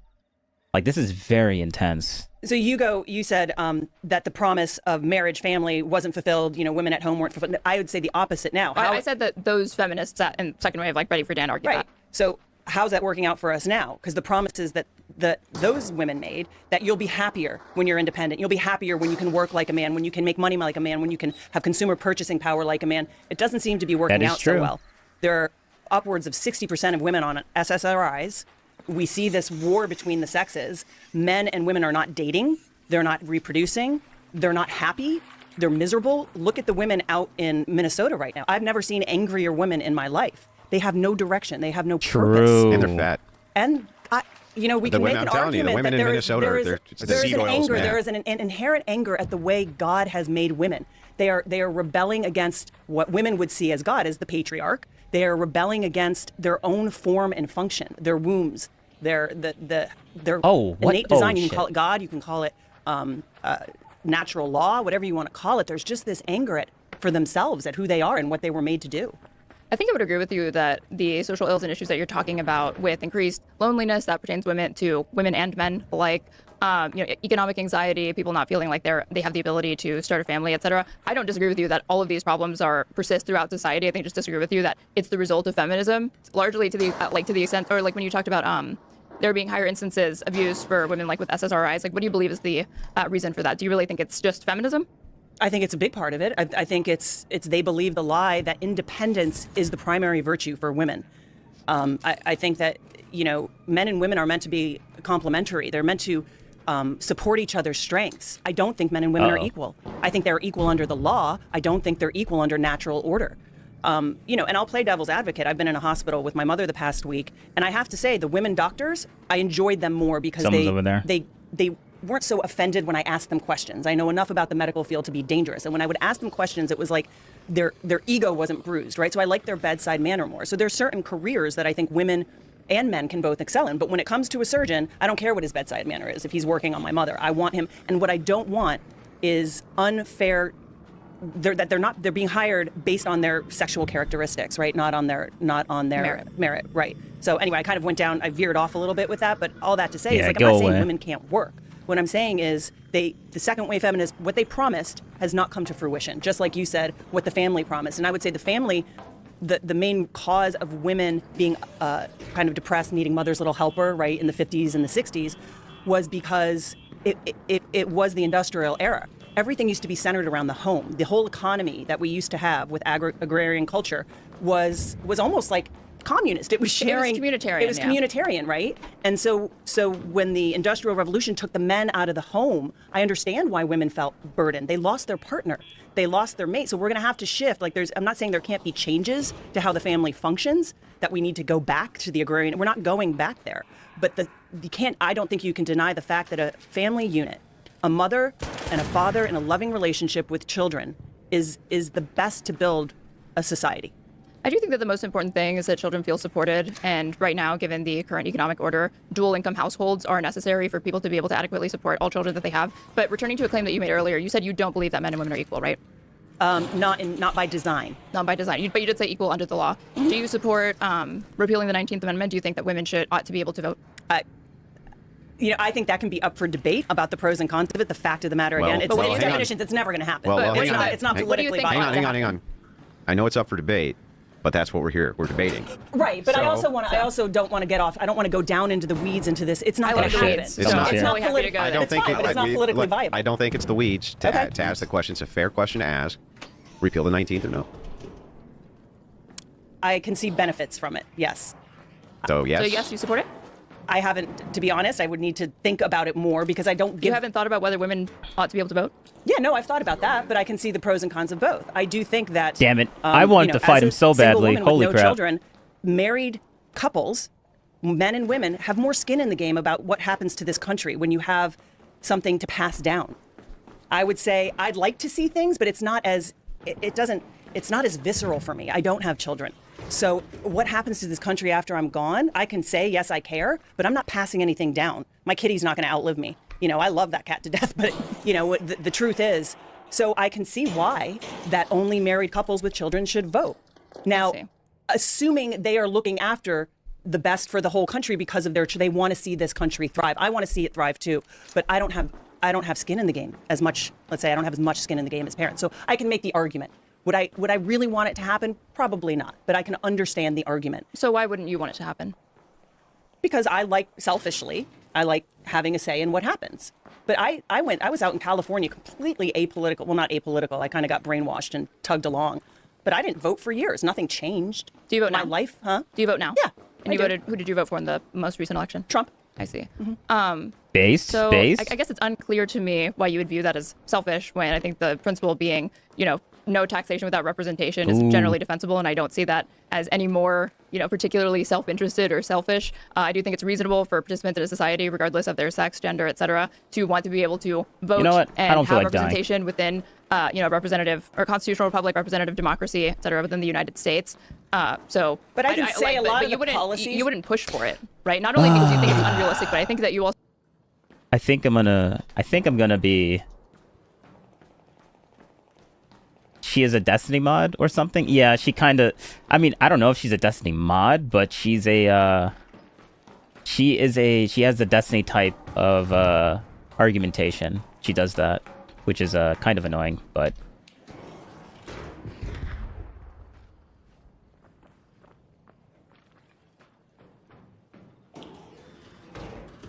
also seem to believe that it would be more unjust than just to push to repeal the 19th Amendment. I just don't see the policies that would come down from from institutions of which I voted for, and they actually don't change my life a lot. I mean, maybe taxes, but like, let's say for like medical care. I don't know. I've always kind of lived outside the system, so personally, I don't think it would really matter to me. But again, it wouldn't matter to you if you have the right to vote, or if the 19th Amendment were repealed. I don't think it would change how I live my life. We're gonna be a rat. I think it would change your life significantly, and what I mean by that it's important to be is able that to vote we're gonna because you wait for participated in someone our last to political extract, election. and then we're since gonna you steal don't his believe stuff. that, you know, if you believe that women's role should primarily be relegated to the home, what are your thoughts on the Trump administration having an unprecedented amount of women in power? I didn't Even say both the first and second term. Like the first term, he appointed Amy Coney Barrett to the Supreme Court. That nomination went through. So Trump's not a sexist? Misogynist? No, I didn't go that far. So But he's a he sexist is- misogynist who puts women in power? No, I don't think those are mutually exclusive. Do you? Yeah, well, I don't see a lot of misogynists who are sexist putting women in power. No, But do you- That so is you true. think Can you mutually name one? exclusive? Can you name for me the most sexist misogynist person you can think of who's like, I love having women in power? Can you tell me if you believe it's mutually exclusive Answer the question first? before you ask one. I asked the question first, and you No, never I answered asked mine. the I said, question do you first. believe that Hang on. it's mutually exclusive? I asked the question first, and the question was, do you see a lot of misogynist sexists putting women in power or not? And I asked my clarifying question first to get an understanding of where you're Well, coming from. hang on. I'm sorry. I'm so confused. Which part of this are you not understanding? Do you see a lot of misogynist sexists putting women in power or not? Anything in there you need to find. Hang on. Yes. Anything in there you need to find, I'll see that. define for you. I like to answer your question. Okay, Yes, I do where? See that. The Bush administration, his Secretary of State was Condoleezza Rice. I don't think that George Bush would identify himself neither as a feminist nor somebody who Did really George Bush put a particularly lot of women in power? Yeah, I believe so. I don't think that he had quite the amount of appointees, of female appointees, and women within his cabinet. So but we just I'm giving an generally, example. look around at like corporations that put women as boss CEOs and things like this and go, those fucking misogynists, or does that usually mean something different? Like, for instance, do you think that maybe that would mean, or give evidence towards they're not actually misogynistic, sexist? Wouldn't that be better evidence for that? No. I don't How? think so. I think because it would be very naive to think that just because you're appointing or elevating women to positions of status and authority, even ones as great as like political authority, secretaries, etc., that means you're like presupposing that those women in those positions are being appointed are fine with the social equality of damn, women, those are sexist feminists, misogynists always empowering women. Oh, so he's shooting that thing down. That's like a contradiction in terms. I don't think so. I think they're it's a contradiction empowering in terms. women that have very rigid ideas of what womanhood and what women ought to be doing with their lives. And in those Which ways, is what? Girl bossing and the administration? Oh my the God, most get powerful off. positions in the world? Those damn misogynists? Do you think that it's mutually exclusive that you could be sexist but also appoint a lot of women to positions of power? I think that Actually, it's hold up. logically possible. Oh, but shit. practically impossible. Gotcha, okay. Yeah, so do you agree with me that Superman's logically possible? Yes. But practically impossible? All right. What we're gonna do is switch over just to the game. we're only gaming right now, boys. We're only gaming. Oh man. Oh, he's out of ammo. Oh, he's out of ammo. Ooh, we might take his stuff. But I want that Rocketeer.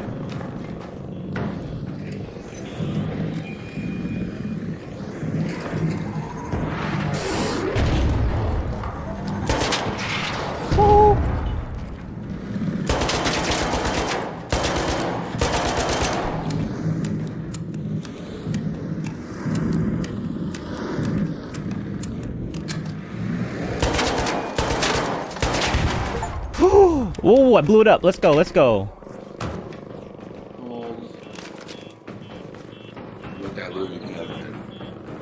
Yes, indeed. I need one more.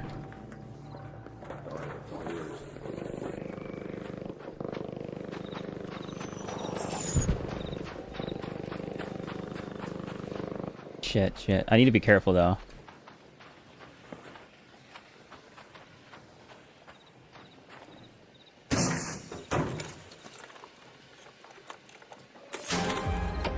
Alright, so this is definitely going in there.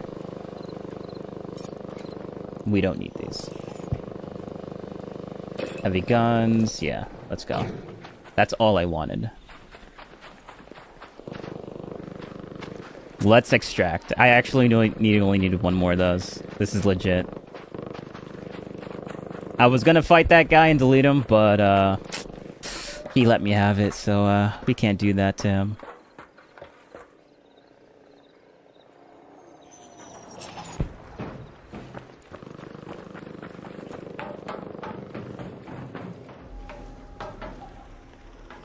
Oh, is she? I don't know if she's involved with the Pixie stuff. I think she's, she talks to, like, Pisco and has debates and stuff like that. Like, she's legitimately a communist.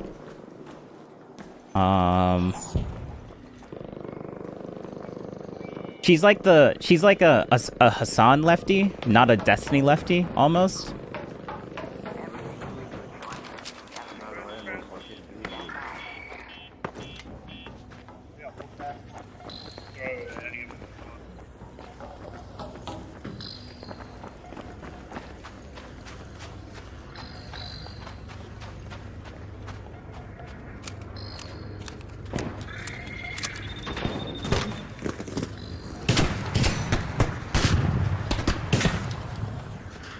Yeah, I've heard her name before.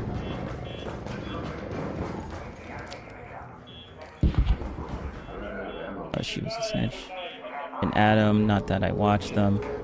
Okay. Alright, let's go. We're getting out of here. What's going on, guys? Let's go. We're chilling. We're out of here, boys.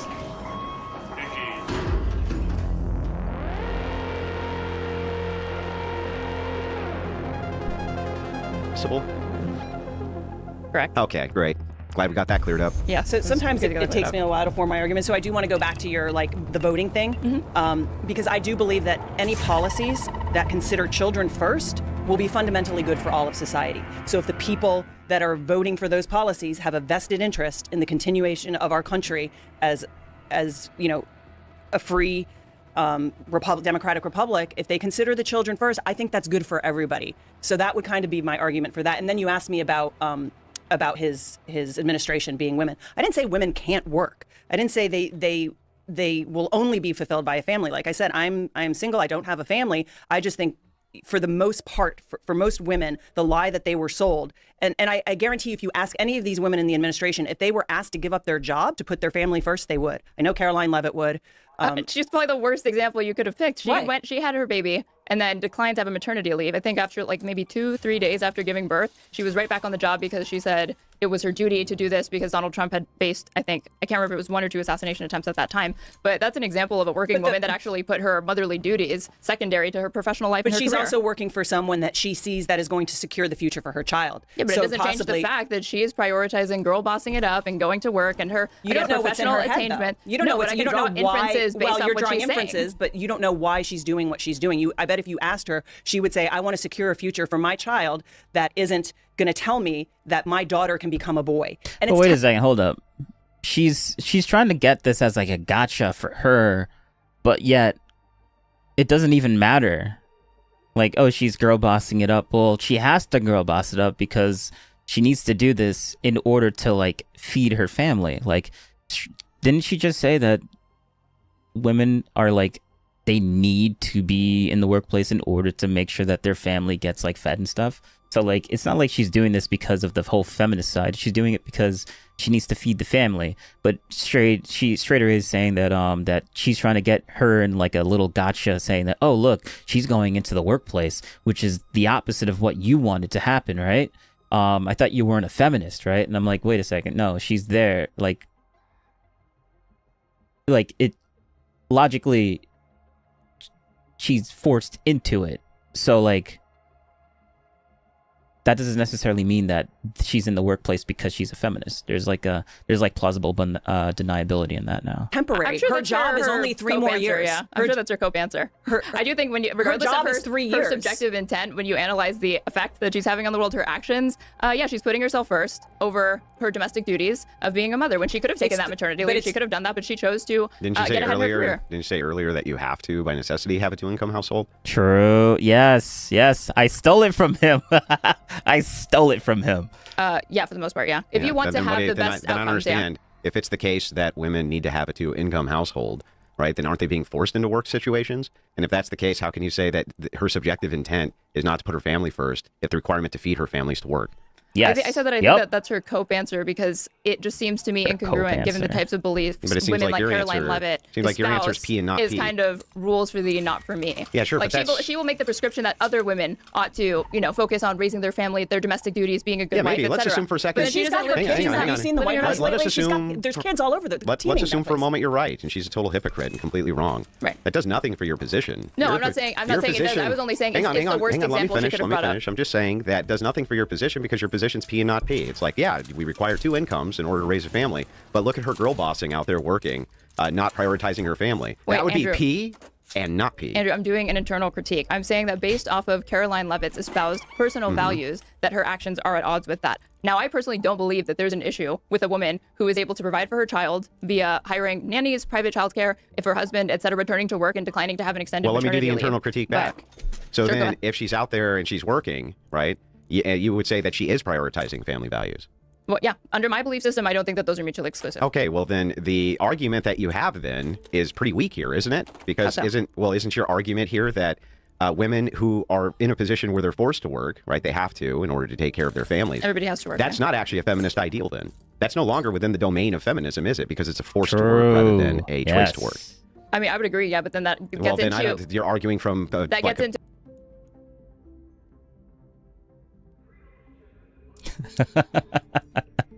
but that gets into criticisms of like our economic system and the fact that we don't Yeah, do more. maybe, but we're we talking don't about do more feminist to values support, right now, and you can't say that it's a feminist value now that women work because, by your own logic, they have to. It sort of, I think, supports the claim that feminism has or is destroying the United States. In that, in the 50s, they were like, "Hey, ladies, you should go get a job. Don't feel like you have to be stuck at home." They're like, "Okay, great." So they went and got jobs, and then there was 2 incomes for the family.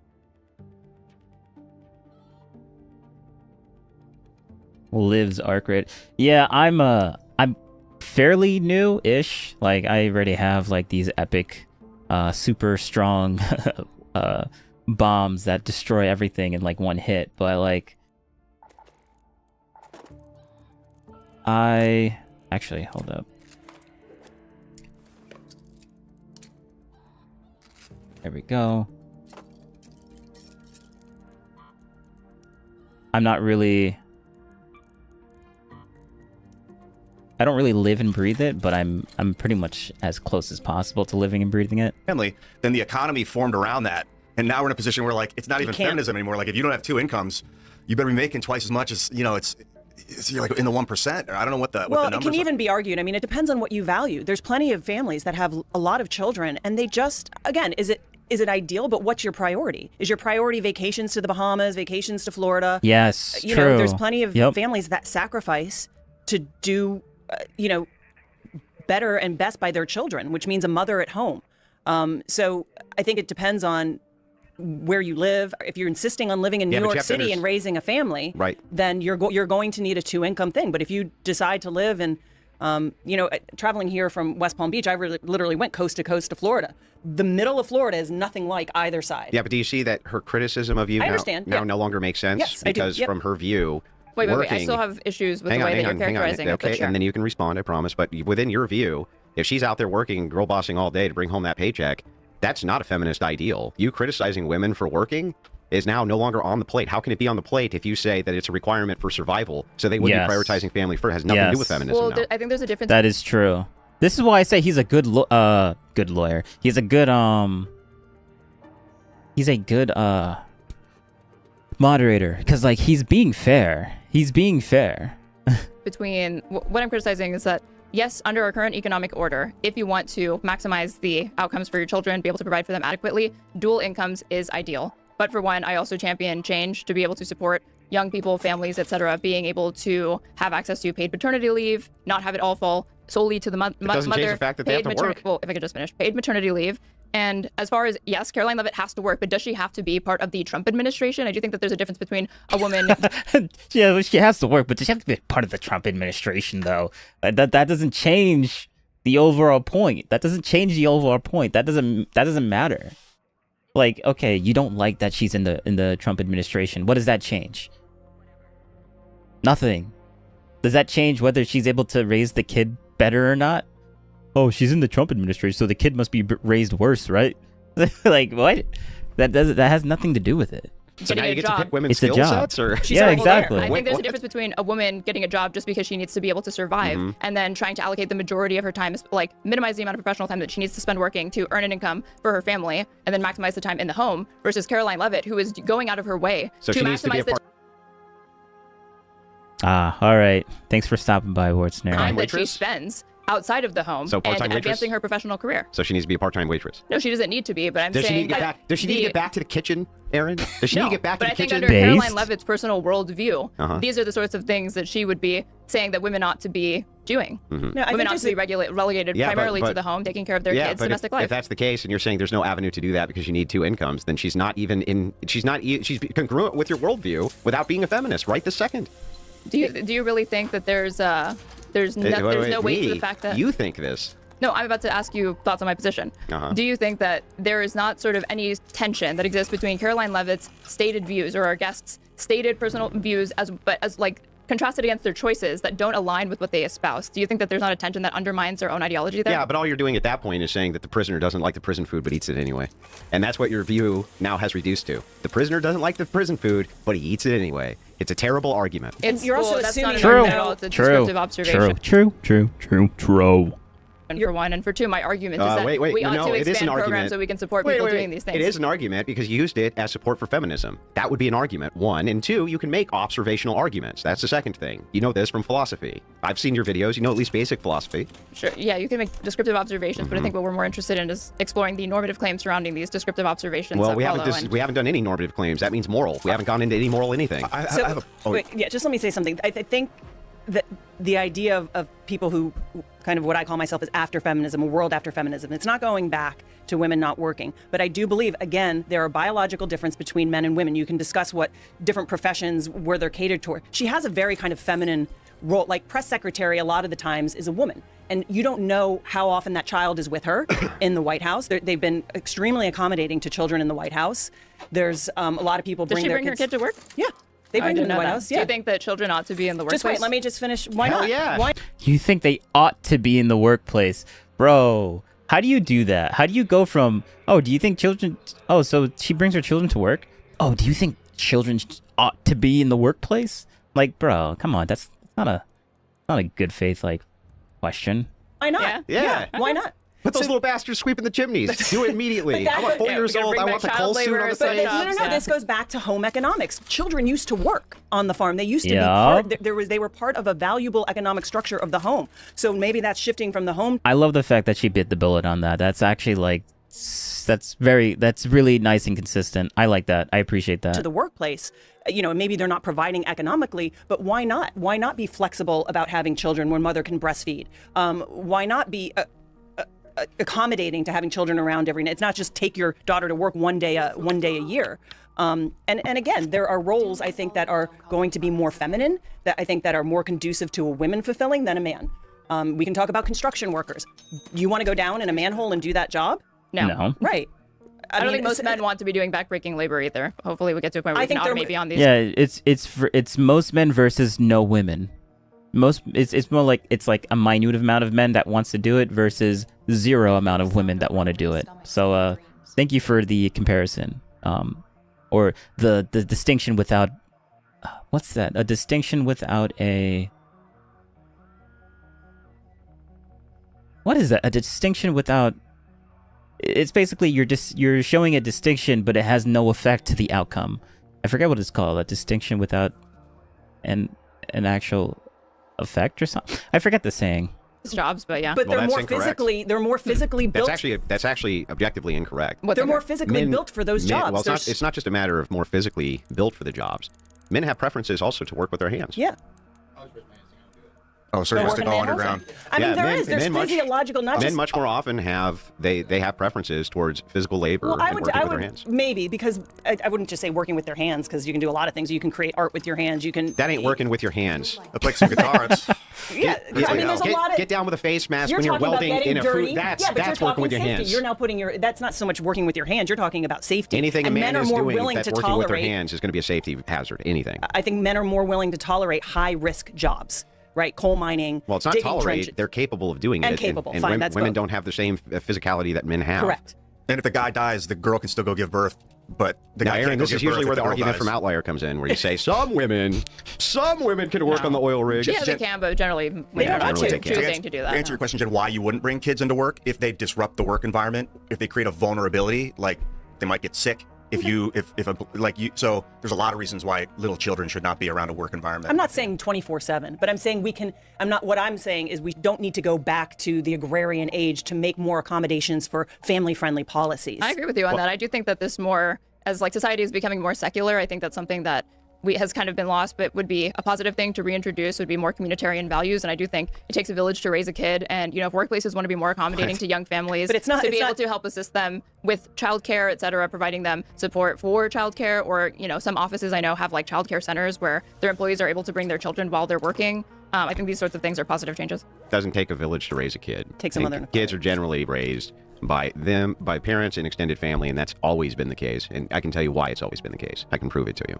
Do you agree with me that once upon a time there were way less human beings on the world and they were spread out much more? Yes. And so on these plots of land that they were usually cross-generational, right? Yes. That was not the village. That was the extended family who was taking care of their Andrew, kids. when I say it takes a village to raise a kid, did you believe that I was saying it literally takes a village, or what sentiment did you make? Well, yes. Due to the fact that you're a communist, yes. That one would assume that a communist, that is literally her entire perspective is surrounding the community, would assume that you actually made that literally, not figuratively. Hang on, due to the fact that you're a communist, yes. Yes, I pre-watched this. Fight me. I literally think that that's what you mean because you're a communist. I think you're a collectivist by nature. That's a rational inference, but to clarify that, I was not really using it in the most literal sense of the word. I was just saying that, support where necessary beyond just the mother and father, I think is largely positive, and I don't think that's something to be discouraged. Do you think childcare is equal to... But I don't think you need an entire community of people to literally raise a children, because as you're saying, we have plenty of historical examples where one or two people is more than enough to suffice to raise a child. Yep. And do you think childcare is of equal value to an auntie or a godmother or a grandparent? In what sense? How do you mean? Of taking care of a child. Like somebody else's child? Do I think it's like as You personally have valuable a to them? you or have how a do you mean? child. Would you rather put that child in daycare, or would you rather have them taken care of by an auntie? I mean, of like, are they equal? Are they of equal value and worth? An auntie, a godmother, a grandmother. Is it better for brother or Consuela sister? down the street to be taking care of your kid, or you? Or your own family. I think, well, she asked just, is it better for your own family as opposed to like nannies, et cetera? I'd say, yeah, I would agree with that. But I think so long as children are being supervised and watched by adults that are capable of providing for them, that's adequate enough. But if we're asking about like what the ideal is, then I think, yeah, raised primarily by their own family is good. There's a point made earlier I wanted to kind of poke a hole in, so you guys think that both parents have to work. That was kind of a claim. It was like 100%. We've agreed. This is the situation now. This is the need. I didn't agree with Then that. you kind of disagreed with it. You said you can have 6 kids and live at home and stitch together. You didn't say this, but I'm thinking stitch together No, clothing for hang the on, kids. hang on. What actually happened there was a sequence of internal critiques. I had her position. She gave an internal critique to her position, and then I gave an internal critique based on that, based on her grounding foundational position, that it largely requires 2 incomes. Meaning that if that's the case, then women who are working, this is not due to a feminist ideal. This is due to forced labor. So should we, from your view? Yeah, he's actually so good at following the conversation. That's why I said he's a good moderator. That is exactly what happened. Like, yes, like it did go from all that. Ian, you weren't. I mean, he was paying attention, but I feel like Ian has the type of mind where it's not a logical mind. It's more of an emotional type of mind, where he remembers, like the memory is kind of fudged together on like what he thinks is going on, and instead of what actually is going on. Because during this debate, they kind of, him and Ian kind of hash it out on a specific thing, and I like Ian. I think Ian is typically correct when he's talking to Tim, but Ian just did not want to take the L on this one, and it was kind of hard to watch. From your view. So if that's the case, then we can take off the table that women working right now has anything at all to do with them being feminists. Wait. Yeah, that's being feminists. That's where we can get. Oh, with them being feminist, sure, whatever. In some instances, I guess. Not in some instances. You can't say that they're feminist because they're working. That would be a contradiction to your view that it's necessary that they're working. So the thing is like, again, that whole worldview, I think, is built on sand, but it is your view that almost all women under your communist, and you're using a Marxist lens for analysis, I'm guessing, right? Sure. Okay, so under your Marxist lens, right now what's going on is that the proletariat is being exploited by the evil bourgeoisie and forcing these poor women who would rather stay at home with their little kids suckling at the teat into the workforce, where they must slave away in order to, help their capitalist overlords so they can bring the paycheck home when they'd much rather be at home. No. I'm not saying that absent any economic coercion that you wouldn't see women opting to not have kids or still participate and do labor, et cetera, throughout their day. It would just depend on that individual person at that point. You think? Well, they're doing labor regardless. I think you would be able to see people being able to actually like live true to their values absent this like massive economic coercive factor. So we can't say it's that's doing it. defensible that because a woman's working, it's contrary to her values of being an anti-feminist. That just doesn't make any sense under that analysis. But as I said, I think that there is a tension there that exists when you're going so far as to maximize your professional outcomes as opposed to doing the minimum that is necessary to be able to provide for yourself. That doesn't make any sense under that analysis either. Why would you not try to maximize your earning outcomes if it's required that you earn money in order to give your kids a better life in this particular environment? Because of course you're going to maximize there's more to those. life than money. Just because I think it's rational for people, women included, to try to maximize their professional achievements if you really truly believe that a big part. When she says there's more to life than money, in my head I'm like, yeah, that is true, but there's more to life about everything than any one singular thing. Like, that's just true. That doesn't really, it's like she's not really saying anything of substance. Part of your life ought to be centered around domesticity, then I think that there would come a point where you would deprioritize taking every single professional, step, promotion, et cetera, to maximize those earnings and say, if the entire point of working and if the entire point of earning money is to be able to enable, a domestic life that makes my family happy. Yeah, I don't need to go so far as to become like the press secretary for the United States. feels and vibes. You're just like, I feel like now it's too much. But you're also getting into where do we get to the actual threshold here? How many promotions can she take before now she's a feminist? Do you just have to feel it and vibe it out or what? Isn't this a continuum fallacy? Well, it's not a continuum fallacy. If it's the case that your position is you become a feminist at X point, when is that point?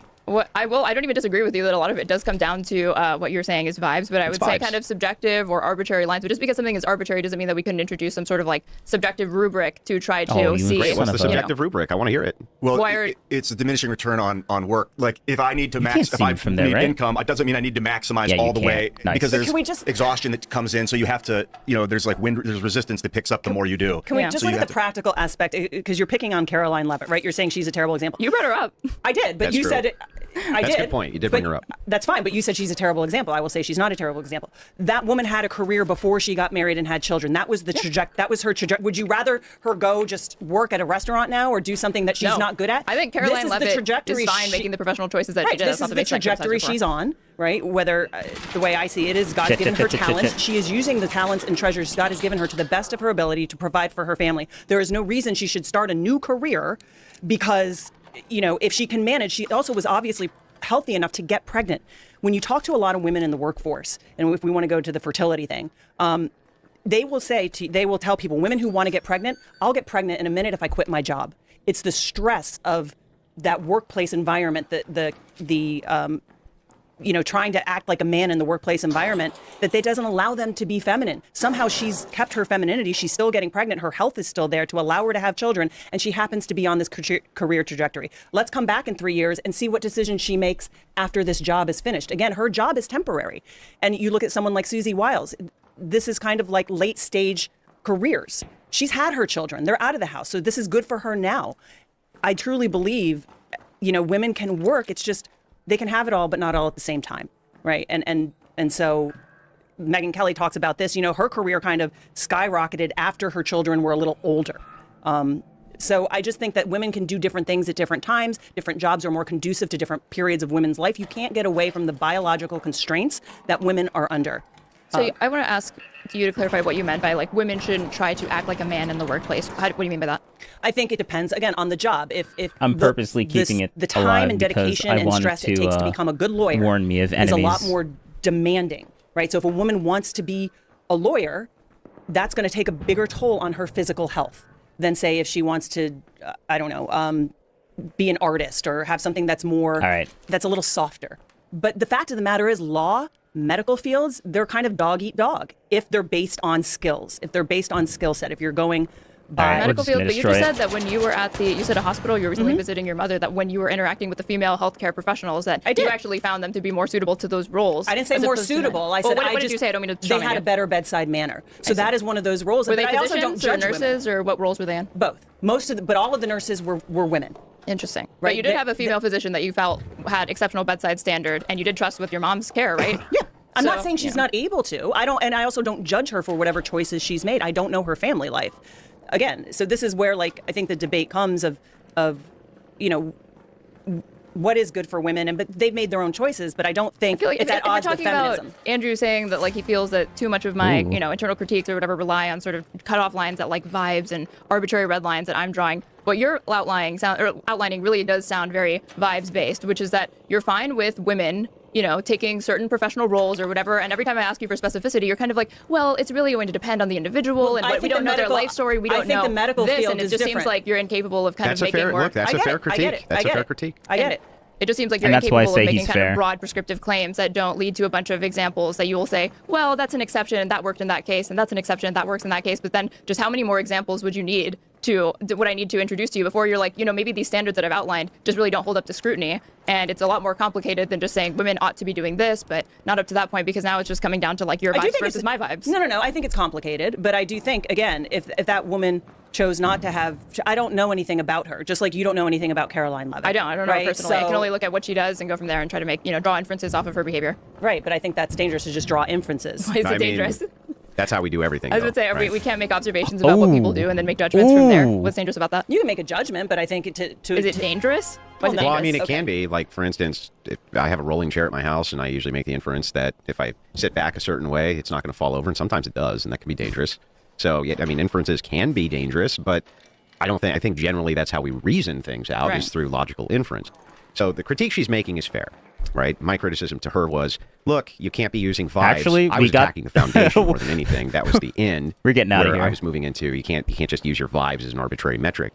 But her criticism to you is also equally fair under that metric. It's like, well, when do we get to the specificity? So to move this kind of debate along here. Well, let me kind of answer that. I think it might have to do with low dose cortisol in the workplace. If a woman goes into a job that stresses her out, it's going to cause fertility issues. But that's kind of up to the woman. Like, depending, some jobs are like, is she getting stressed out as a nurse, or does she love her job as a nurse? That still sounds vibey, though. It is vibey it's because not. the It's different girl is going to have a different experience in the job. Some jobs. All right, I need to pay attention.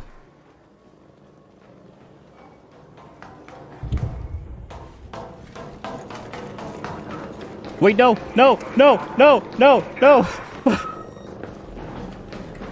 Okay, good. Good. Sweet. Let's go, boys. All right. I like the music in this game. It's so good.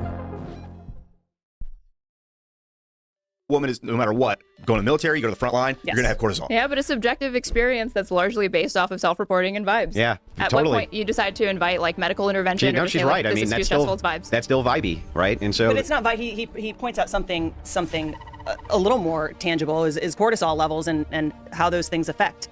I mean, again, there are a wide range of women. I don't think women have to be all one thing. I don't think all women have to be mothers. I agree. Yeah. Feminists agree with you, yeah. That's fine, but I do think there's a better model for society to thrive. Yeah, but the patriarchy. Yeah, feminists. Oh, yeah, true. Yeah, yes. Yeah, feminists agree with you. Yeah, but the patriarchy also agrees with her as well. Patriarchy agrees with her too. In what respect? That all women don't have to be mothers. Yeah. Feminists agree with you, yeah. That's fine, but I do think there's a better model for society to thrive. Yeah, but the patriarchy agrees with her too. In what respect? That all women don't have to be mothers. Yeah. Okay, in that sense, yes. That would be like, so the thing is like utilizing this idea that, feminists want this for women. Feminists also want to deconstruct patriarchal systems. Right. So let me give you a logical argument here, okay, that I'd like you to respond to. How can feminists do that without appealing to the patriarchy? How can they take down the patriarchy without then appealing to the patriarchy in an infinite regress? How do you mean? Well, I would argue that men have the monopoly on force. Okay. Overwhelmingly, they have the monopoly on force, and they always will have the monopoly on force. My proof and evidence is half of the world. Half of the world right now, if they decide women are enslaved, and did, they were. And women could never appeal to anybody except men for their rights because they don't have force. Remember, this is not a moral argument. This is a just strict logical argument. So because that's true, you tell me how it is that women, feminists, how it's actually logical for them to say we're going to dismantle the patriarchy, even though via the force metric, they're going to infinitely have to appeal to it for their rights. I think there's kind of an, to address your question, I'm not trying to avoid it. I just will say that like I do take some issue with the framing that maybe. No, you are avoiding it because you're not answering it. So yeah, you're avoiding it. Well, actually, maybe she does, maybe she doesn't, but I'll just let her speak. You could help me clarify. Sure. I do remember you presenting this in a conversation that you had with Max Carson, where you laid out this general premise, the force doctrine. This Who's is Max men's domain. Carson? Mr. Girl. Oh, yeah. And I largely agreed Canisters? with his view, which is that he feels that you would set up a system that presupposes that there is sort of this like unity that exists between like among men and among women very, very neatly. So you're saying like if all men wanted to enslave women, like they would be able to do it because men are stronger than women, etc. Like half the world. Right. But So he it, did this it presupposes how most of the observable world actually operates. in that respect, and that's not what I'm taking issue with. The part that I'm taking issue with is just that it would break along these lines very neatly. No. That's not the argument. But the what argument he isn't, presented yeah, to go you ahead. is just that it would be like saying like if you have a group of people whose names start with the letter A, and then you have all the people whose names start with the letter B to Z, and all of those people work together to overcome the people whose names start with A, then yes, almost by definition, they would be able to like overcome the people with A, probably. No. Well, yes, but also no. So let's caveat a few things. First and foremost, do you agree with me that there have been many revolutionary fights and slave revolts? Yes. Okay. Can you name any of them that were led or fought by women ever in history? No, I don't believe so. Ever in history? No, I don't believe so. One time in history? No, I don't believe so. So then what's going on is that... Boudica, the Celts, they fought the Romans. No, Yeah, that was Boudica. men, guarantee it. No, we can Boudica look it up. was a queen. I mean, like, they were having She a rode a queen, chariot, dude. hang on. Having a queen there doesn't mean that the people who have the monopoly on force weren't men, because it's always men who have the monopoly on force. And so the reason she can't point to any time ever in history that slave revolts and things like this were ever in operation by women, women can never successfully take their freedom back from a patriarchal... Hang on, let me finish. Okay. They can never take their freedom back from a patriarchal force without appealing to a patriarchal force. Ever. Not that queen, not any fucking queen, not any person ever in the history But of it all seems like you're mankind. saying because it hasn't happened, it can't happen. It can't. But that's saying the only justification is because it hasn't happened yet. No, the justification is that men are much, much stronger than women. But guns hang are on, overwhelmingly. invented for that purpose. Yeah, I'll tell you what. Sorry, show no. me. Let's get 10 women in a room and hand them a magazine and watch what happens. But the great equalizer, the ballistic. Is No, like, it's not a because great. men It's are not a great brawny, equalizer. Just like Ian. with the monkeys, the what biggest, happens? strongest monkey would be the alpha. Yeah, then the other monkeys decided to kill him. what happens is with these equalizers is men take the equalization away from women because they're much stronger, which is why you see all these police officers getting disarmed and women in combat getting their asses stomped. That's why you don't Yes. see female Navy SEALs. That's why you don't see any of that because they can't do it. They're physically incapable of doing it. Now, even When if I was listening to this, I wanted to scream so much, and now I'm able to do it. So let's continue. grant you an outlier, even if I grant you G.I. Jane, who never came to fruition, G.I. Jane never existed, never came to fruition because it can't do it. But even if I granted you a G.I. Jane, an outlier, the exception would G.I. prove the rule. Jane. So the thing That's is funny. like the reason she can't name a single time that there's been a successful slave revolt or women gaining their rights by force from men without appealing to men is because it's never happened and it can't. So because of that, my argument is simply this: how do feminists ever take out the patriarchy without appealing to an enforcement arm, which is going to be necessarily patriarchal? How's that even possible? Well, there could be robots. Yeah, okay. Yeah, I'm good. There could I don't be need to laser beat beams this. from outer An space. enforcement arm that is not look, human there could male. be- Is that what you're Could be asking? aliens? I can logically grant that a powerful, all-powerful gray alien species comes No, down here, drones. and I'm then talking you're about robots. appealing to the Literal- gray alien species You're to control the asking men. for a type of force other than the human male that could be appealed to. I'm Yeah, talking who builds about all the drones, robots Ian? and ballistics. Who builds all the drones? At this point, more drones. Who builds them? Somebody built some drone that builds more Yeah, drones. who builds now. them, Ian? I don't know. Somebody. Men. Could be. Could Men. be men. Could Who be builds all the women, weapons? Men. Who knows how men to and use all the women working weapons? together. Men. Who can carry all the weapons? Men. Who can load all the tanks? Men. It's not Who, a it's always men. 100% thing. There are It women is. that also do that Bro, stuff. See, that's the thing that I wanted to talk about. Like, Ian feels like Ian is doing the opposite. He thinks that it's a fallacy for anything to be 100% or anything to be black and white, which, I mean, I understand why he says that, but sometimes things are just black and white. Sometimes things are just black and But white. not the majority. Well, that's they're not- unique. Not everybody's the same, but they're more Ian, how come outliers. these badass women don't go, hey, I'm tired of wearing this really hot fucking burqa in the middle of this sun, and we got like, millions of us, so we're just going to take out this patriarchy. Why not? Well, they are stripping their burqas off in Iran. They're and appealing to men to come in and help them. Yeah, I mean, ballistic force, appealing to the force, basically. Appealing to the force. And- So and there force are- doctrine, unbeatable, always appealing to the patriarchy. So answer me this question: how is it that women, feminists, how is it even a logical position to say that you want to repeal the patriarchy with full knowledge that you'll always have to appeal to the patriarchy in order to enforce your deconstruction of the patriarchy? It's the most circular, stupid thing I've ever heard. I think you have to appeal to force to and who has the overcome. monopoly on At that? the current state, the human male. Okay, so right this very second. No, it's not just the current state. It's all the time. When has it never been men? You can't point to a single instance when it's never been a man. That's the whole point of talking about this. If women want to deconstruct the patriarchy, who do they have to appeal to? Right. Yeah. Men. Yeah. They Can you steal man Ian's argument? Yeah, Ian is saying, what if there was some technological marvel that equalized force? Like guns. I thought the sense that I got from your arguments is that right now the domain of force is, and this is your view as well, one that is overwhelmingly dictated by, supported by, and led by men. But there exists a world, potentially, where women could get access to this domain of force that either, I don't even think you're saying entirely excludes, but leads them to have an upper hand over men. Yeah. Right? Because you're saying all of this technology is basically the great equalizer, because between drones, tanks, guns, etc., Where? if it's just a matter of... Yeah, where? Oh, what? No, I don't think that you're saying it's happened Nope. yet, but you're saying that we can't just say because it hasn't happened yet that it necessarily won't in the future. And there's a lot of stuff originated. Well, a hang lot on, of this hang on. weaponry that I'm talking about originated Are you because we had alpha advocating- male saying no one can stop me. Sure. I'm the biggest, strongest. I'll tell you what It's not then. the strongest that survives. Hey, it's the one that's the most adaptable. I'll tell you what, then advocate for feminism in 200 years where it's possible, but it's definitely not right now. There's no world right this second which exists, or has in the last 7,000 years, where women can do anything but address their grievances to those who have the monopoly on force. That's always men. So you're necessarily always going to have a patriarchy. It's a vicious no, circle. that's the fallacy. Saying it always happened, therefore it will always happen, is a say misnomer. that. I said you appeal for it 200 years then when it does happen.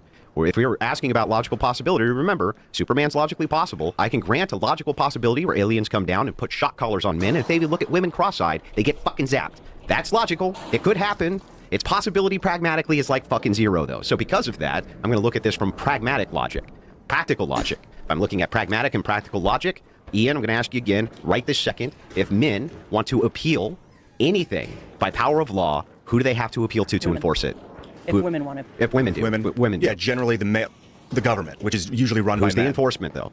Yeah, cops. It's going to be men. Usually men. It's Big, always strong, buff dudes. everywhere men. And if men decide to collectively enslave women tomorrow, let's just say they did. No, that I don't agree with. 'Cause there Okay, would be I'm men who not would stand saying up that you against agree it. that it's morally correct. I'm asking whether or not they could do it. They could try, and then other men would stand up to defend against it. So who are you appealing to Men, again? Still.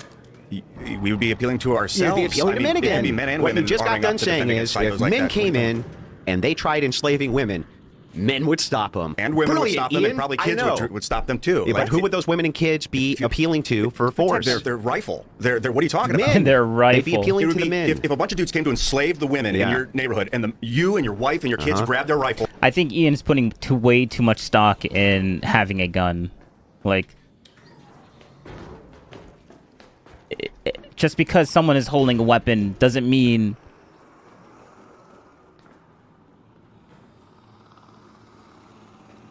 that it, like, everything is like equal now. All right. You would all be appealing to what? Are you talking? There's no They'd be appeal. appealing to the men. You'd be to God. Your Oh, right yeah. to self-defense. You're so- What are you Can I talking just about? say, Hang on, if someone comes Ian. after me and they have a gun, I'm going to look to my husband with the gun. I Yeah, mean, I help might me. have the Hang on, gun, hang on, but help me I'm out going here. to look to my husband to protect me. Hang on, Ian. There gets to a point where he's going to hand you a rifle because the two of you are better shots than one of you. Yeah, so 300 men, they invade a Well, suburban yes. neighborhood that has 700 women in it. Are they going to win? What is the situation? So you're in a It's just walled 700 women. compound that is only No, it's 700 women, and they're in a suburban all neighborhood, unarmed? and 300 men come in there, and they're like, we're taking Are this the women shit. strapped? They're both strapped. They're all strapped. Probably Yeah. 700 people are going to wipe those dudes Oh, out. come they on, they Ian. can shoot from windows. These guys are walking on streets. Oh, what a Ian. tactical disadvantage. Are they train killers? Who are these men? Yeah, okay. Ian, Just let's random find men? out. Let's find out if this is true. Let's just take a logical exercise here.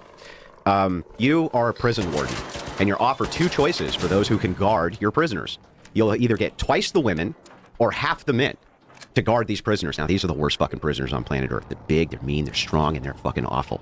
Now, remember, you're going to get two women for every one male guard. Which one are you going to choose? The men. Yeah, that's what I thought. All right, so anyway, back to the They're not debate. That'd shooting be to kill, great. though, dude. If you want to give me 700 rifles and you take 300 rifles, I'll take 700 rifles. Okay. How about if you guys are trained Navy what SEALs? if I Now give it's a you different 3 argument. women per one man? Are they armed? What Yes. are you talking about? Hang on. They have All rifles things to are shoot to equal. kill? In the guard towers, you can still have some women who are armed. The ones who have to patrol the floor, though, they're Look, if I women. need dudes in hand-to-hand combat, that's its own thing. But if I need guards with guns, I'm going to take triple the guns. What do you? Yeah, in the towers, you're going to take Yeah. guards in the tower, triple the tower. I get it, but who's walking the floor, Ian?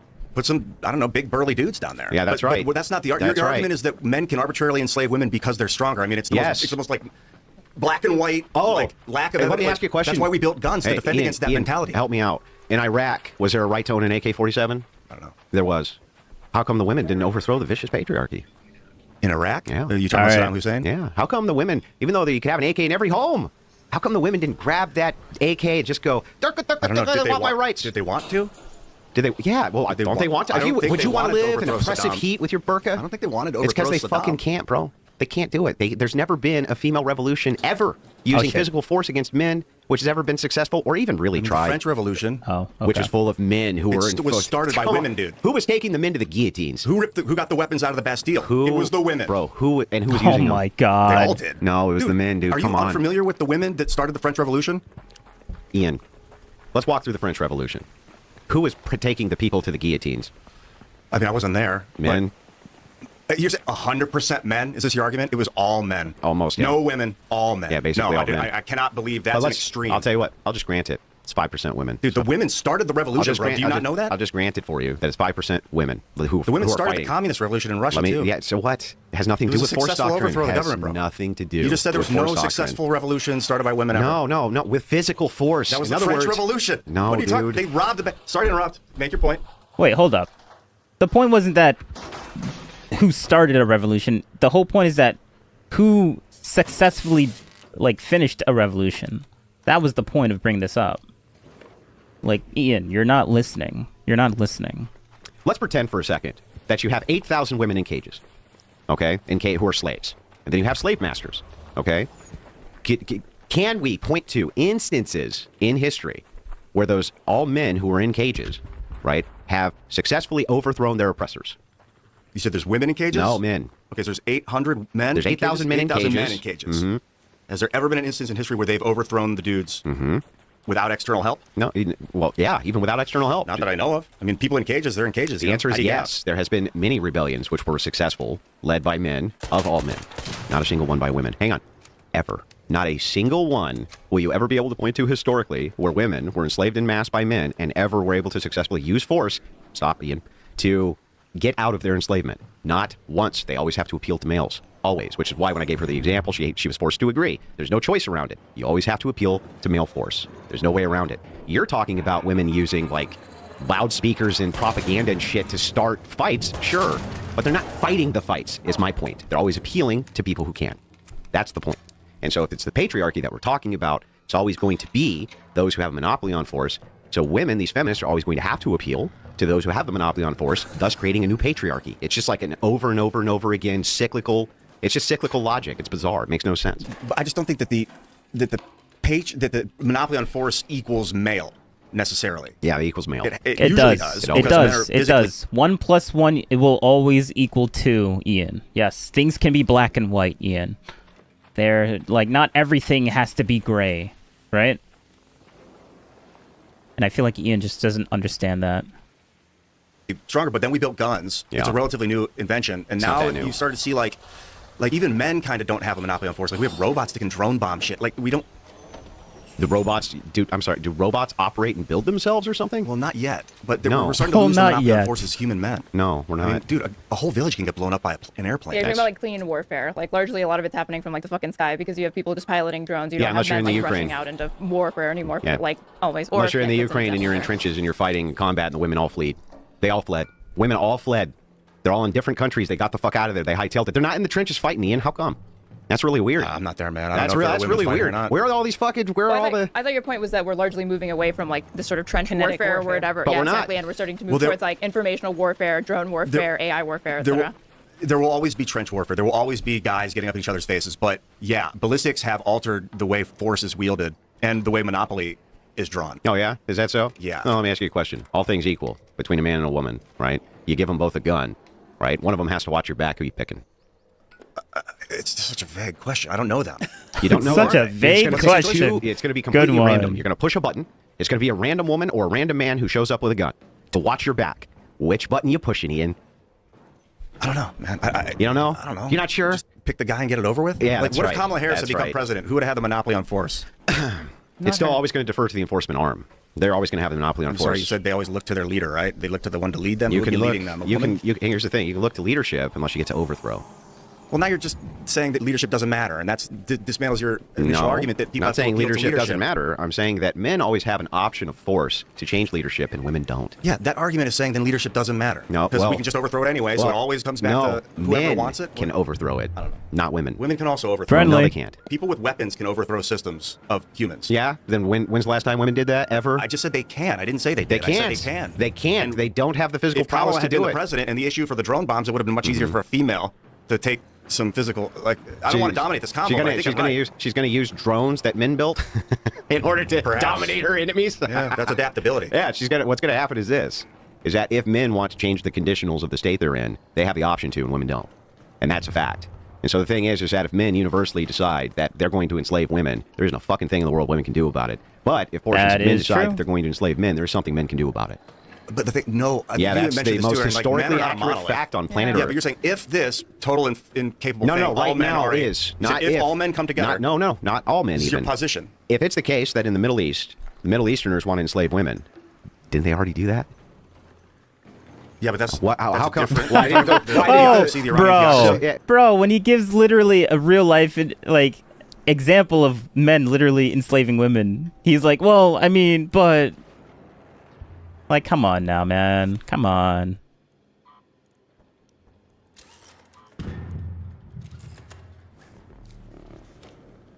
Well, any place you want to look at across the world where women are second-class citizens, can women do shit about that without appealing to men?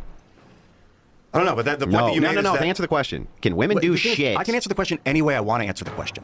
Yeah, but you have to actually And I just answer the did. question I'm asking. No, I don't have to. I can answer whatever that's I fine. want. I mean, you can however I want. obfuscate. If you don't like it, that's still my answer. Oh, okay. Well, then your answer is I don't like your question. You like gish gallop 3 questions in a row. I didn't gish gallop I'm trying anything. to disprove your first point. I'm You asked me asking. 2 questions I'm about only the asking Middle Eastern one slave question women. I want actually answered. Give it to me again. Okay. The question I want answered is right this second in the Middle East. Okay. If women wanted determined to get their rights back themselves, right, without appealing to men, can they do it or not? They'd have to appeal to like an external authority. similar to the American revolutionaries. They couldn't do it alone. They had to appeal to the French. Like when you're under the boot, it's hard to get out without appealing to. But it doesn't have to be a man. It could be a queen, you know, Queen Elizabeth or whatever. It could have been. Or you got to flip people. You got to find defectors, like male defectors that are willing to fight on their side. Males again. Back to males again. Well, I mean, females make the best spies. Yeah, that's true. But you're always appealing to those pesky men for force, and there's nothing you can do about it. Every single time.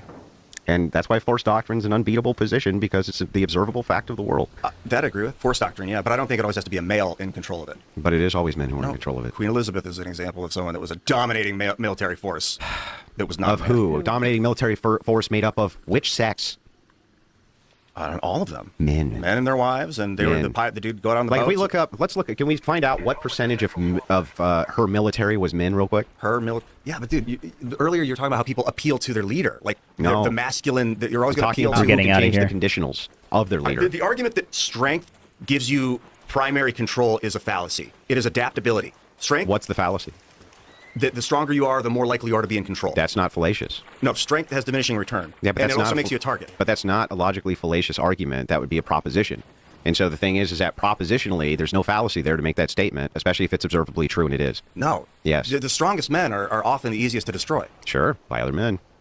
By guns, by people with guns. I'm not talking. Wielded by men. Hand-to-hand combat, dude. It still exists. Is this but guy that getting age murdered? Of, like, men can strangle their woman until she does what he says is gone. I mean, you technically can, but there are cameras on you now. Do guns require hand strength? A little. Yeah. Do they require you to be able to carry a lot of equipment with you? Do you have to feed yourself? Yeah. Well, I'm sorry. You don't have to. So he's not getting murdered. Yeah, if you're going to use guns for the purpose of combat, you're going to be carrying a kit. You're going to be carrying a kit. You're going to be carrying food. You're going to be carrying all sorts of other equipment. Military Not to mention that you just carry in Florida. You're going to carry 300, 400 rounds of ammunition. You're going to carry it in a chest rig. Then you're going to carry a sidearm on top of that. Then you're going to have your helmet on. Then you're going to have body armor. You're going to have all this stuff. I'm talking about carrying. Your gun but carrying, in Florida, bro. In your belt, on your holster. That's all you got. That's not joining the military. Not collective defense, or it's not collective assault. That's not how that works. Can I just say, even if I have a gun, and a man wants, depending on positioning, a man can always overpower me. He can wrestle the gun from me. He will be by brute force stronger than I will be in a certain position. Now, we got to get rid of this thing. Could I shoot him? I mean, I went shooting with my boyfriend the other week. He's just a better shot than I am. He's maybe if I practice more, but I do think no matter what, most men will be better shots than women. And then if I have a gun in that situation, it's just I will probably panic more. I will probably not feel as confident with a gun. And a man can overpower me, even with a gun. So do you think that women should have Second Amendment rights? Sure. Yes. It doesn't mean that they're not better at it, that they are not physically more capable of wielding. Like he said, if you're in combat, there's a lot of other factors. There's you have to carry more. You have to carry rounds of ammunition. You have to be there's differences between men and women. And we can go swirl down in these arguments over and over and over again. But there's differences. And the more we deny that, and the more we deny that those differences have consequences out in the real world, in jobs, in the military, it gets exhausting. I'm listening to the two of you and I'm like, oh my goodness, there's differences. And, I would be usually the men as well if somebody denied that there were differences between men and women, because obviously there are. I don't dispute that. And but then, my shield is broken? Are you serious? Is a moron. Because that's how we've gotten to this point where some people believe there are no differences, and a man can be a woman, and a woman can be a man. That feminists just paved the way for that. I think that they recognize those differences because if you're talking about trans individuals, they want to transition because they recognize differences between themselves as men and versus as women. No, they don't. Right? No, they're I would actually say trying to transition so they can go from being a man to being a trans woman. There's no such thing as a trans woman. What you just said, if they really don't believe that there's any difference, why would they ever transition? Well, the argument is that was a logical trap that she put that guy and this girl into. Pretty good. Straight away, pretty sharp. You're a gay man. Why can't you just be a gay man? Why do you have to be a we're woman? not talking about gay men, we're talking about trans people. That's people's sexuality. Right, and if sexuality is just, so who do trans women want to have sex with? Anybody? Again, sexuality. I'm only talking about. Do you really said make that there are point? these people that think that there's no differences between the sexes, and if that were the case, why would they be bothering to undergo a physical transition or a medical transition if they really believe, men and women, there's really no differences between us or whatever. You wouldn't even see trans people if that were the case. Or to the extent that you saw it as a phenomenon, it would literally be refined to just like social transition and like cross-dressing and changing their names. But they take cross-sex hormones, they take puberty blockers or whatever because they recognize that there's differences between the sexes. But they're trying to be something they're not. They will never be okay, women. But it's a separate argument from whether or not they believe that there are differences between the sex. Trans people recognize that there are differences, which is why they want to transition. Andrew, do you disagree with this, or? Of course. I did want to ask you about. Wait, really quick. Can we go back to the Force Doctrine thing? We can't move into this argument now. No, we can do it. But I had a question I thought we were about about to move into one of my favorite topics. No, I had a question about the Force Doctrine thing, though. Okay. So, given that this is your view, how do you explain there being like social rights movements for women and like more parity now between men and women than there existed? Well, 1,000 years ago? I don't know about parity. That's a hard one to prove. What do you mean parity? Parity how? Political power, suffrage, for example. Oh, I see. So, are you saying that can you appeal to men for rights and they give them to you? Sure. No, I'm asking you, how do you explain different social movements that women appealed to men for rights and to... got them? Yes, but they were appealing to men for them. Right. And now they want to deconstruct the patriarchy, which is the same thing they're going to end up having to appeal to again for rights. And it's just going to be a vicious cycle. They're going to appeal to men again, and then they're going to appeal to them again, and then they're going to appeal to them again, and then they're going to appeal to them again after that, because that's all that they can do. And any time collectively men decide to not let women appeal to them, they don't have to. And there's nothing women can do about it. And that's the actual fact of the world. Now, you may not like it. You may say, that Andrew, that's immoral. Andrew, do you morally support that? You can make all those claims. Exactly. Yes. But this is a descriptive truth of the world, is that if men decide that you don't have rights, you don't. If they do that, but I think that's highly improbable. Why? Like, if by what you mean, if they want to do it, is it logically possible for them to do it? No. Yes, it's logically possible for them to do it. It's is it the most possible. possible or plausible? No. Yes, it is. Yes, no, it is. because like Ian was saying that there would be defectors. You would see there would be plenty of men and probably men that you would call like feminized sissy men, etc. Gay men, men that don't see themselves as benefiting from patriarchy or whatever, that would be totally down to join this women's liberation movement. Okay. And I understand the similarly, argument. you'd find women that are like, yeah, fuck this, I don't want equality. But I'm gonna support men. But can we point something out, which is also an objective truth, that it doesn't matter. It's not a guarantee of victory because you have some men who defect, and it's not a guarantee of victory because you really don't want it to happen. The fact of the matter is that we've had many republics in the past that have failed. And no victory is guaranteed. They end up coming back, right? It ends up coming back to the idea of force. And then you have empires, and they end up falling because it comes back to the idea of force. Oh. And while all this great technology and electricity and all this stuff that women like to take for granted, which makes them believe in some crazy fucking world that they're the equals of men physically, which is the biggest crock of shit I've ever heard in my life, or that they somehow have equity with men or ever could, at least in that domain, right? I wouldn't say that they have less moral value. I would never make that claim. Only the claim there can never be equity, and that's stupid, and it's based on the technological marvels which allow modern women to do any of these jobs successfully at all. And if men decide at any time that they want to take that away, women can't do shit about it. But men can. Meaning, if groups of men want to take rights away from other groups of men as collectives, men have choices there. We have revolutions. We fight them. We kill them. Right? Or It's they not kill always us. as simple as like the stronger party winning, though. I was gonna bring this up while you were talking, like an example of like, okay, the Vietnam War, right? By all metrics, but previous to that starting, it would be rational to assume that the United States is going to crush the Viet Cong, right? But they did crush them. Yeah, there were tons of deaths, obviously, but the Viet Cong were able to make significant dents and cause high casualty rates. We had to have a lottery and conscript men to go fight in this war that they were not really interested in fighting. The Viet Cong had a ton of women in it, so it's not, even though you can, Here's what you can have high likelihood that one party is going to succeed or another, but like, would you say like First of all, the hang on, United States won the Vietnam War? Let's revise a couple things. The United States lost our objective of the Vietnam War, which was to stop the spread of communism. That's true. I agree with that. We fucking crushed the North Vietnamese army and absolutely fucking destroyed the NVA. Yes. Okay? Brutally and quickly, and it wasn't even close. And if we wanted to level all of Vietnam in 3 weeks and kill everybody in there, we could have done it. We had a specific objective, which was a police action, and failed in that objective. The military is not designed to be a police force. They suck at it. Historically, all militaries have. The army is designed as this big giant machine to roll over everything and fucking crush it into dust. That's what its job is. It's not there to police populations. That's what policemen are for. They police populations. The military's not good at that. Never has been. But if you're asking me if we're appealing to force doctrine, oh yeah, we could have crushed Vietnam like it was nothing. MacArthur could have invaded China and crushed them too if he had wanted to. The thing is like, ultimately it's always coming back down to the idea of force and who has the monopoly on it. And I've never seen any historic evidence ever that women have ever had the monopoly on it, nor ever successfully fought for any sort of independence or freedom where they don't have to appeal to men. But I've always seen men do it where they never had to appeal to women. And so the historic standard's on my side. the strength of force and half of the conditions of half of the world right now is on my side for my argument. What you guys have is vibes, and maybe one day. Vibes, and one day, though, Andrew, one day, we'll be able to overthrow that evil patriarchy with fucking robots and shit like that. And it's like, I don't think so. I don't think so. But that's just me. I think in regards to like maintaining. That is such a fair point. That is such a fair point. Actually true. Authority, you need the strength to seize the authority, and then you need the wherewithal to maintain the authority. And that's more of the feminine energy of the leadership. You need wisdom, you need to see your own flaws, you need to admit when you're wrong. Like that's how you, but you do need strength to take it and, to protect and it. to keep it. But what's on the inside is where the women become very important. Well, this is not what's in dispute here. What's in dispute here is not whether or not you can craft societies in which men grant women rights. Because I would argue that, obviously, we can see societies right this second. We live in one where men grant women rights. God, I don't want to interrupt you, but God grants the rights in our society. Oh, yeah, does he? Well, that's what the Constitution says. Well, the Constitution operates on an axiom that all men are created equal under God, right? This is axiomatic. I'm not saying I don't think it's grounded, and I don't think it's well philosophically grounded. While I, as a Christian, would argue that there's some positive rights, or at least could argue that there's positive rights, from her view, there isn't rights at all. From your view, rights are a social construct, aren't they? I mean, rights are whoever is able to enforce them. That's right. So it's a social construct.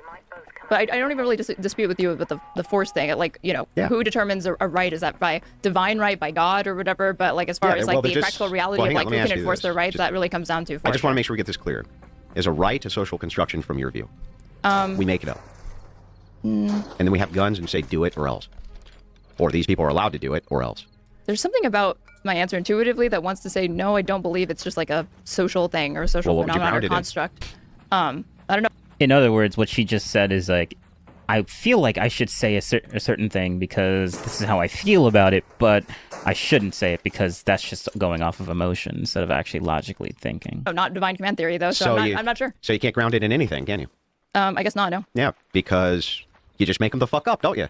What are you grounded in? Oh, I ground it in God, but I have a different worldview than you. And when we're debating this, we're debating it from the prism of our worldview. While I, as the Christian, might be able to grant that there are rights, why should I ever grant them to you, commie?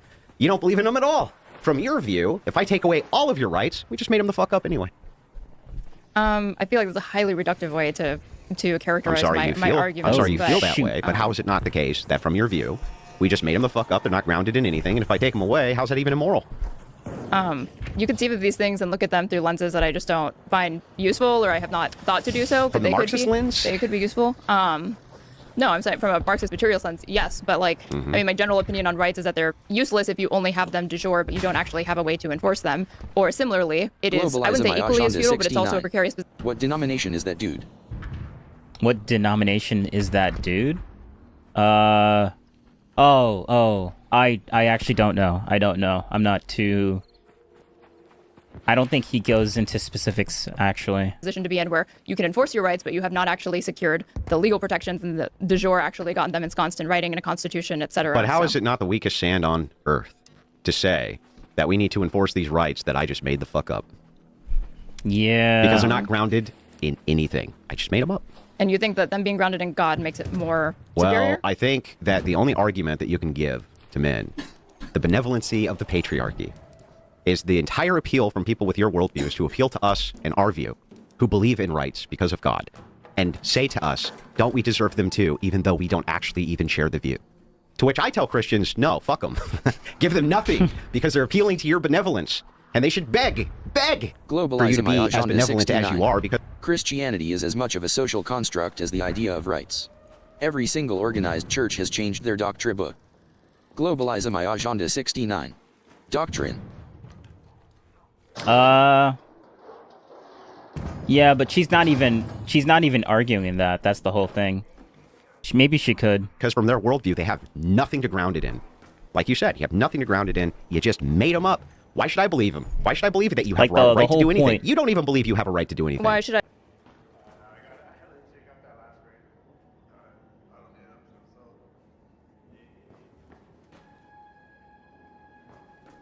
Wait, what? Hold up.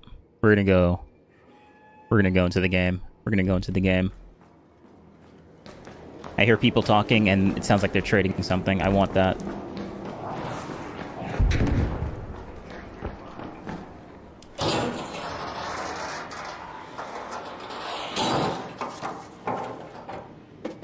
Globalism I Agenda 69.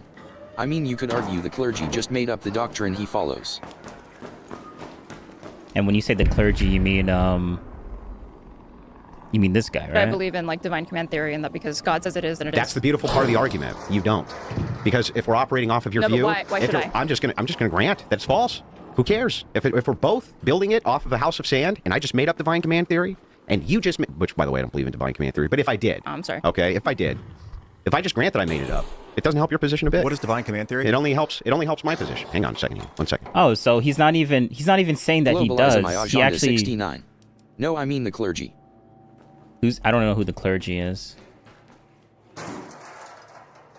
It only helps my position. Sure, I made the whole thing up. How's that Globalism I helpful to you? Agenda 69. Well, He is I'm not a asking priest how from do what you I know. intend to spread this to people that don't believe in your worldview? With this argument.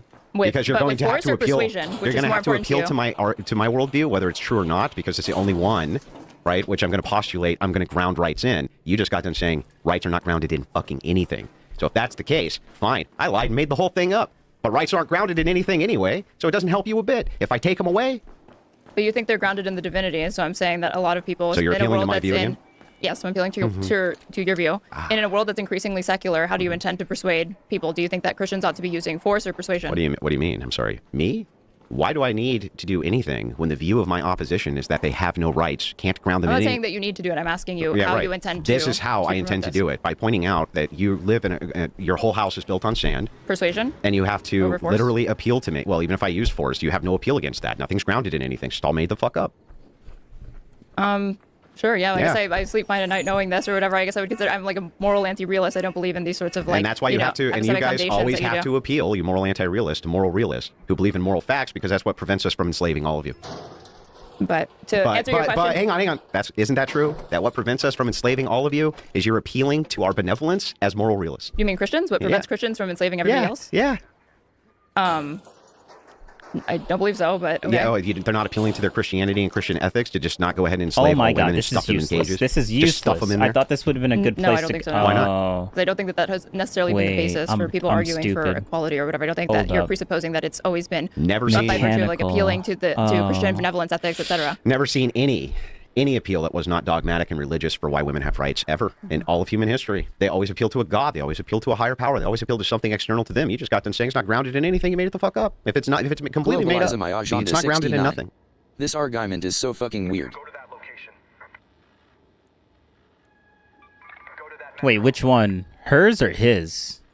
Then you're appealing to Christians and Christian benevolence and their view. Even if it's not true, you're appealing to their view that they believe it's true, to not just stuff you in a cage. And Yes. if you said that's Globalism I wrong, and they Agenda asked you why is it 69. wrong, you'd have to say, Were the Christians that started the transatlantic slave trade not moral realist? Globalism I Agenda 69. Were they not Christians? Christians. I to be honest, I don't know. hey, I don't know. It's not grounded in anything. I just made it up. And that's the most persuasive argument on planet Earth, in my opinion. I think that the founding fathers sat around and had this conversation, and they're like, look, we know through all human history, rights were Globalism I dictated by Agenda who had the gun. 69. His argument is just insanely stupid if you know even a bit of history. No, he's no. You don't understand his argument. His argument is she is trying to appeal to him on his moral basis. Whether his moral basis is good or not is not up for question. She's the one that's appealing to it. And that's what he's basically saying. Like, why should he grant any types of rights if she doesn't even believe that rights even exist in the first place? That's the whole point. Who had the strength. We have to change that because it constantly, Goblin King switches hands, the next strongest guy overthrows. Oh, so they're like, let's say it's from God. Or they really believed it. I know they were like Christian dudes. Not all of them were like Catholic or anything. I mean, they were all their own. Thomas Jefferson wrote his own Bible. Actually, you know what? I said very few were Catholic. Yeah, so they said, let's just appeal it to God. Whether or not it's true, I don't know. I don't know what God is. But they knew that the moral order depended on a Christian worldview. The more you go into like arbitrary kind of reason for rights, even if they weren't Christian. I think was it John Adams that said a democratic republic is only fit for a moral and Christian society. There's actually several foundational contributors who talked about how a morality, there has to be a shared sense of morality inside of a public in order for there to be a republic. Mm-hmm. So that's true. I think that's true of any society. I think there has to be some shared glue. right? Here we used to have like patriotism. We used to have all sorts of things that were Globalism shared. agenda That's all gone. 69. Yeah, but his argument makes no sense. He claims that what stops him from enslaving her is Christian morality, when Christians were enslaving people for hundreds of years. Globalism agenda 69 years. Yeah, but you do realize that that they don't believe that now, right? Like what Christian country right now is enslaving? Like they've evolved from that, and it wasn't just Christians that were doing that hundreds of years ago. Everyone was doing that hundreds of years ago. Even other Christians, some of the biggest slave routes in Europe for transporting Slavic Orthodox Christian slaves. On right now, I have to share my country with communists, right? And it used to be that we persecuted communists. That was so base. We get back to that. We get back to fucking persecuting the communists. But the point is like this type of poison, in my opinion, is so invasive. Agenda 69. That is exactly why his argument is stupid. You get it? It's stupid in a historical sense, but he's not really arguing it in the historical sense. To the fabric of the United States. That people who literally tell me they can't ground anything in nothing know that they can't ground anything in nothing. It is a social construct. Wait, sorry. Hold, give me a second. I need Globalism agenda 69. If it was objective, it would not change. Head home at the southern station.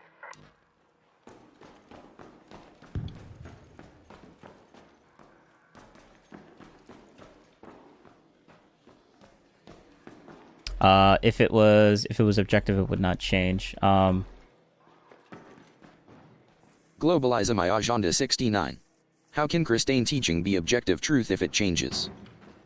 He's not arguing that it is. He's saying that she's appealing to his framework, which means she is saying, oh, I don't want to... Oh, wait, so you fundamentally just disagree with both of them then? Is that what you're saying? Like, she's appealing to him for why she needs to have rights, but it's a contradiction because she doesn't even believe in what he believes, but yet she's still going to use his morals against him, essentially. Like, is that...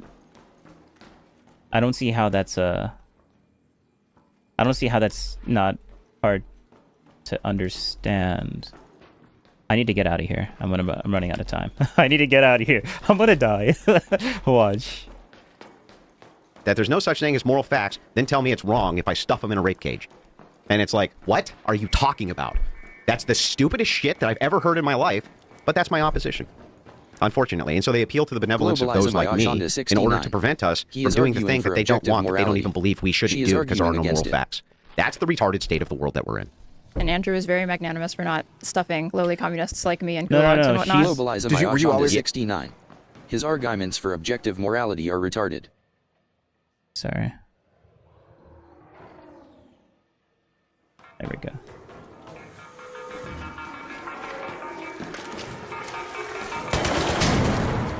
Get out of here. Sorry. Let me just get out of here because I got 6 minutes left. I'm about to get deleted. So, just give me a second. Give me a second. His arguments for objective morality is like, he's not... You could say that it's retarded, but that's not the thing that they're arguing about. Like, I guess if you're arguing that, then okay. But he's not really responding to that. There we go.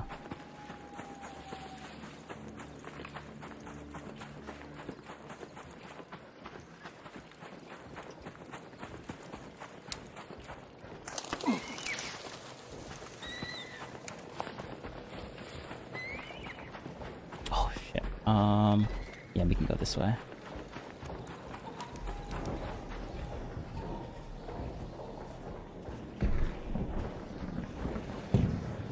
This ain't good at all.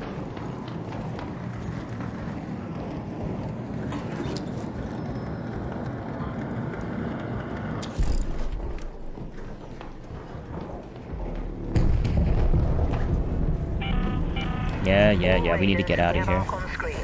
5 minutes left. Oh, there's a leaper? I repeat, 5 minutes. Oh shit. Oh no. Someone saw me. Oh, you saw me. Alright.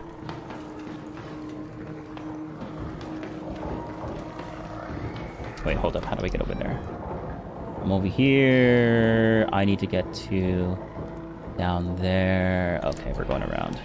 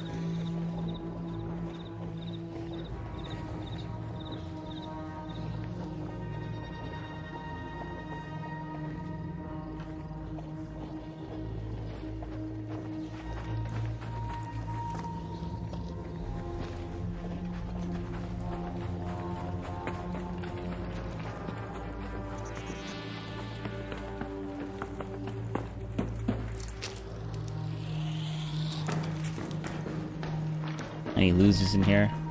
No.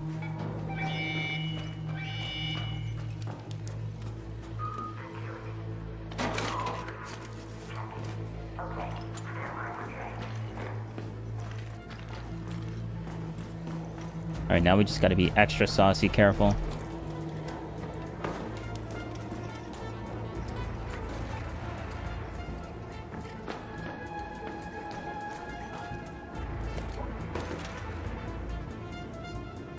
Alright, I think we're good. I think we're safe. Yeah, well, I mean, from your view, how is that anything but benevolent? Why shouldn't I? As a moral anti-realist, why shouldn't I do that? What would make that immoral? Tell me. What would make it immoral as a moral anti-realist for me to stuff your ass in a gulag? What?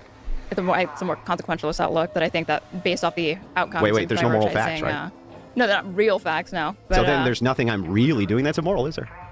No. No. Okay, that's highly. No, I disagree with you. I'm saying in a gulag, is that immoral? No. It's immoral, but not under the same framework. I'm not using the same the moral realist framework to say that it's wrong. It's wrong for other reasons. I might be the only one left in this. Yeah. server. Do you believe in objective truth? No. Maybe. No. Is that true? Subjective. Okay. So you believe in it? You don't believe in objective truth. Are you, and like, a math realist? Hang on, and I ask you if that's true, and you say no, that's not true either. So I can't believe anything you say. And you don't believe that there's any such thing as rights, but it's wrong for me to do something bad to you, even though there's no moral facts. Fucking genius. This is your opposition, ladies and gentlemen. These are the communists who are taking over academia and teaching your kids. So wait, what's your, if you believe that, then I think that goes to show that there are, more powerful means than simply force to be able to enact your political will amongst the masses and the population. You're saying that there are soft power and institutions that you can access that can erode these sorts of protections for Christians, for moral people, etc. And there's not even a single drop of bloodshed. There's not a bullet shot if they wanted to be. But there could be if they wanted it to be. And you got to appeal to. They're using soft power, and that in and of itself is pretty strong. But what will win, soft power or force in the end? Force will win. But I'm saying that I don't think that even under his view, he's not discounting that there is a significant advantage in having these sorts of soft power and having access over these institutions, even if they're, academia or whatever. There is, media, but the only reason culture, it works is because you're appealing to people that say if you kind of just come in here with force that's wrong, and we have a moral order that would tell you that it's. But it still works. So what you're doing is, and what a lot of women do, we can maybe go back to the feminism. What a lot of women do, based thing for a bit, is appeal to emotion and say a morality, an objective morality, to say it is wrong to enslave other people. It is wrong to use violence against people because they don't believe, and this is what the left has done. This is why they've worked, because they appeal to the goodwill of Christians, particularly women, and empathy that says, oh, I feel bad for this immigrant who's just murdered an American child or a nursing student. The amount of tears that were wept for somebody like Lake and Riley over some arbitrary person they don't know that isn't from this country, a small child that has like a 5-year-old who supposedly was taken in by ICE. It's unbelievable. It's selective empathy. It's empathy in this broad. I'm not saying compassion isn't there, but these women have this empathy for broad, abstract people more than the people closest to them, more than the family. This Renee Good woman put her own family in jeopardy. She is now has her son or daughter is without a mother because of this abstract idea of that we should protect some boy that she doesn't know. I think empathy should work in the particular. If you're going to put yourself in someone else's shoes, know who that person is. But this kind of broad, abstract, we should feel good. We should feel for everybody. You can only do so much. And she put some broad abstraction of children in cages, whatever the moral appeal was, over her very own family. So you don't think it's virtuous to have concern for other people, even if you don't know them? No, I think that's compassion. I think there's an order of virtue. I think she misplaced her priorities. She misplaced her emotions. She misplaced who she should be caring for first. Yeah. You have a child. Are you going to put that child's life at risk to go fight for some cause where you could potentially die and leave that child alone? Are you going to go fight for some abstract cause and abandon your child for that? So your argument is that her duties were misaligned or out of order because she was prioritizing other people's kids, strangers, etc. But what did over her own personal family. But I don't think that Renee Good woke up that morning thinking that she was going to be shot in the head 3 times, even with the actions that she was taking. But why would you take that risk? You know you're going to... No one wakes up in the morning and is expecting to get shot. Like, what? What are you talking about? Well, except for police officers and people that actually go into the line of duty, but no because police are not civilians. They're in the public sector, so no civilian is waking up and thinking about that. That's true. An armed conflict where there's force, where there's a potential... an armed conflict? Oh, there's ICE agents, there's people with guns around. I would never... Well, yeah, but I view that differently as an armed conflict. This happened in like a cul-de-sac, right? Or like a suburb? Fair point. Yeah, but why would you go into potentially dangerous situation? The tensions have been known to be heightened in Minneapolis. Yeah. Right? Why would you just abandon your duties and responsibilities as a mother to your child to go fight for some abstract cause where the reality is you're not going to make much of a difference? I thought responsibilities were like a big thing now, right? So, well, there's, I guess, 2 things that I have to dispute with that. Yeah. For one, again, I don't think that she views this as sort of like an all or nothing thing. I don't believe that she thought that as she was doing that, she was going to be abandoning, or one, she didn't anticipate that she was going to be shot in the head 3 times. 2, I don't think that she believed that by making that choice, it's mutually exclusive, and therefore, by going to this ICE protest, that she was going to be abandoning her family, for one. So I think that kind of explains her subjective, rational state of mind. But then the second part of your question was like, why would you do that? And it's the same reason that Kyle Rittenhouse decided to take up arms and head to Kenosha and take matters into his own hands as far as he saw, and try to defend the police, defend buildings or whatever, because he had a superseding moral principle and duty that he felt he was compelled to act on. But he didn't have a family. Kyle Rittenhouse didn't have a family? No, he didn't have kids? Yeah, he doesn't have a father. He's not a father. I wonder if that would change his decision-making process to go into a risky situation. He has a mother. Right, but he's not responsible for the life of another human being right now, or at that moment that he made that decision. So that very based decision. Yeah. So then single people, you're fine with doing this because they don't have a duty to their children because they have no children to speak of, or no, that wouldn't be okay either. Well, no, my risk calculations of what I do on a day-to-day basis are much different than probably a woman with children. Yeah, absolutely they are. Different, but if Renee Good had been single, would you be saying, oh, well, it's okay because she wasn't in violation of her moral duty to her son? I would say that the calculation would be different. In what way? You're just saying it's different, but in what way would it be different? Well, she's not considering she has to take care of a family when she goes home, or she has a moral responsibility for her son. So I'm going to be more risk tolerant to go into situations that's highly charged, where there is the possibility of force, where is the possibility of her getting hurt. And she didn't back down. That was the thing. They were very antagonistic to these ICE officers. It just seems like a red herring because I think that you fundamentally believe that she was fighting for Bro, how are you going to pin her down on not being specific and you're just going to be like, well, it seems like a red herring. Well, it's... How do you pin someone down and then do the exact same thing that you did not like that she was doing? Like, she was kind of being vague, and now you're like, you're not, and you don't like that she was being vague, but now you're being vague yourself. Cause that was not righteous and that is unjust, and why not make a criticism on that grounds instead of saying, well, it's actually immoral because she has a duty to her family and to her son. Oh, I'm sorry. What did you think it was? I just think I think her priorities are disordered. I didn't say it was immoral. Okay, well, her priorities were disordered, but again, then the disordered priorities just seems like a red herring to me. Because it doesn't really seem like that's the thing that you're really sanctioning her for or indicting her for. It does seem like the issue is that you don't really think that the cause was just. Because if the cause became just enough, then it would reach a threshold where suddenly you would say that the duties maybe there could be leniency as far as them being reordered. I don't think there could be other causes that are more important than your family or you as an individual. I don't think there's any social cause worth risking your life for and risking leaving your child without a mother. I don't. So how do you feel about ICE agents then?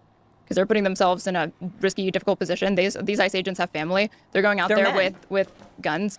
They're Do they not. They're have moral not duties charged to with their family. They're not charged. They're not charged with the nurturing and taking care of their children. But they They're still have charged to moral duties protect. to their families.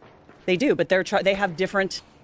They have different capacities. Like we said, they're more forceful. They're more likely to be safe in that situation than a woman is. But you're just saying they're different. They're different. They And are different. I agree that they're different. But why this leniency for men to be engaged in these sorts of behaviors and not following their duty of not putting themselves in situations Because they that have could different find them roles. dead, Because but fathers and women mothers have can. different roles within the family. Their charge is to protect and defend. A mother's role is to nourish and and So, male ICE officers, okay. Female ICE officers, how do you feel about that? What is that? Oh, thanks. Appreciate it.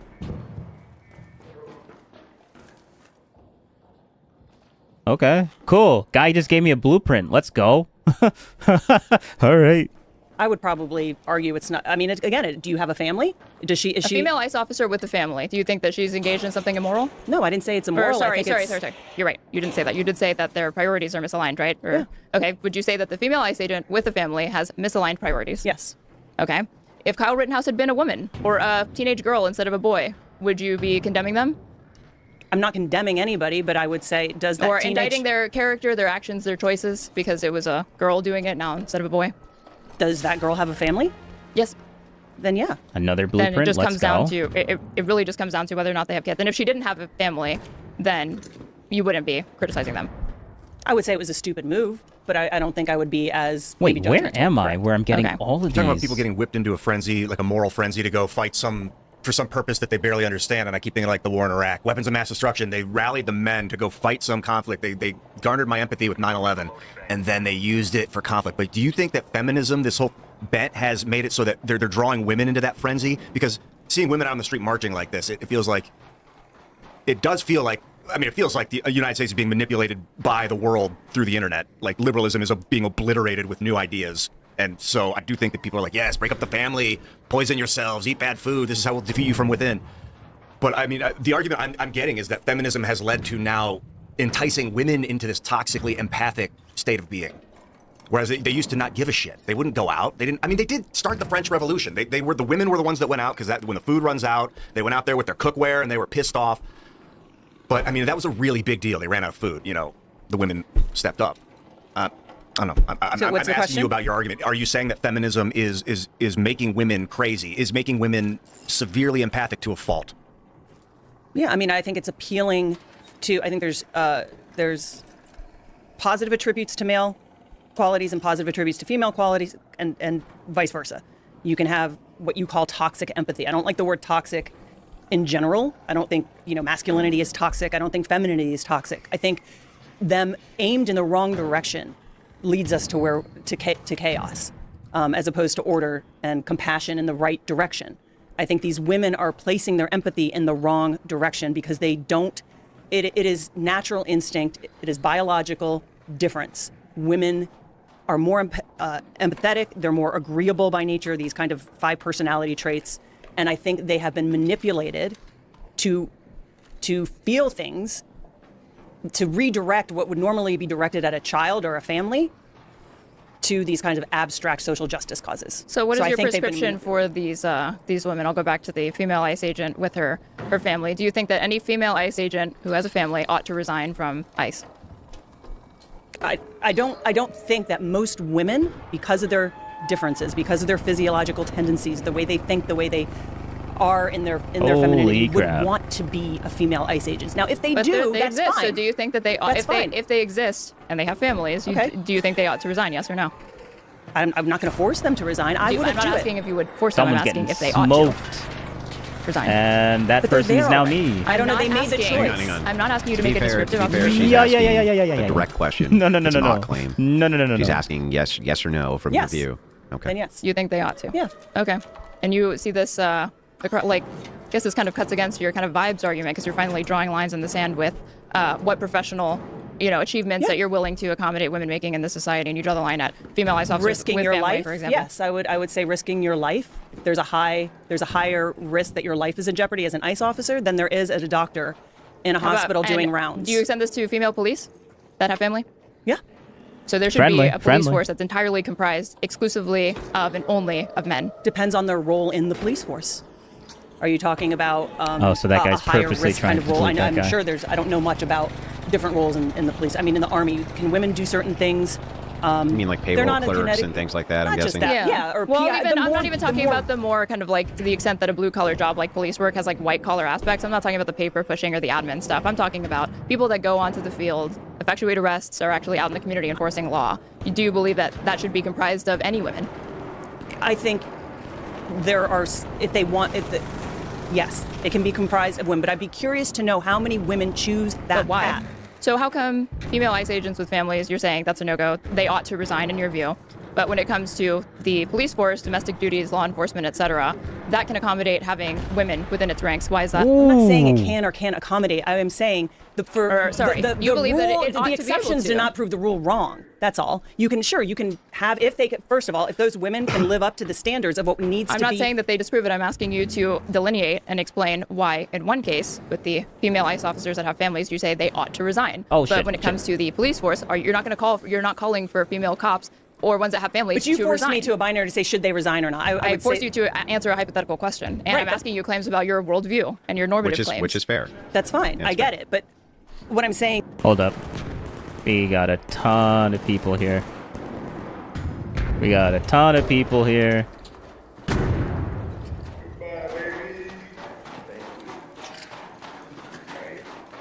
Seems like we're all friendly here.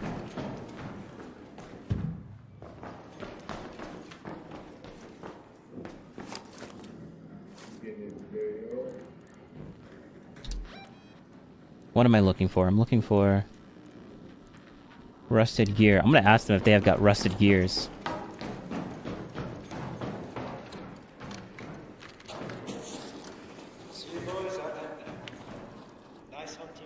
Yo, does anyone have any rusted gears? No, I'm sorry, man. You gotta breach a bunch of stuff to find them. Is this a good map to find rusted gears? Yeah, you can find them on any map, really. Oh, there you go. Who needs the rusted gear? Yeah, I need the rusted gear. Oh, thank you. I just needed one. Thanks. Appreciate it. The deadline blueprint. Alright, we're out of here.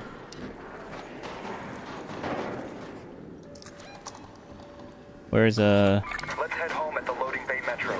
Where is that? Oh, this way. Hey, that's why I got another rusted gear.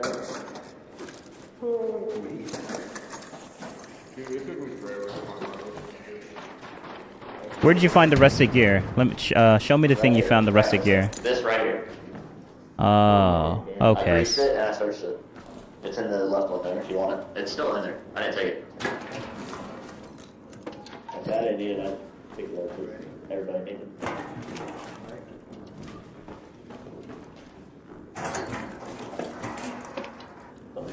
Oh, so this is the thing that you find rusted gears in. That's actually pretty cool. So this was a good idea. This was definitely a good idea. Alright, let's get out of here. How do I get down there?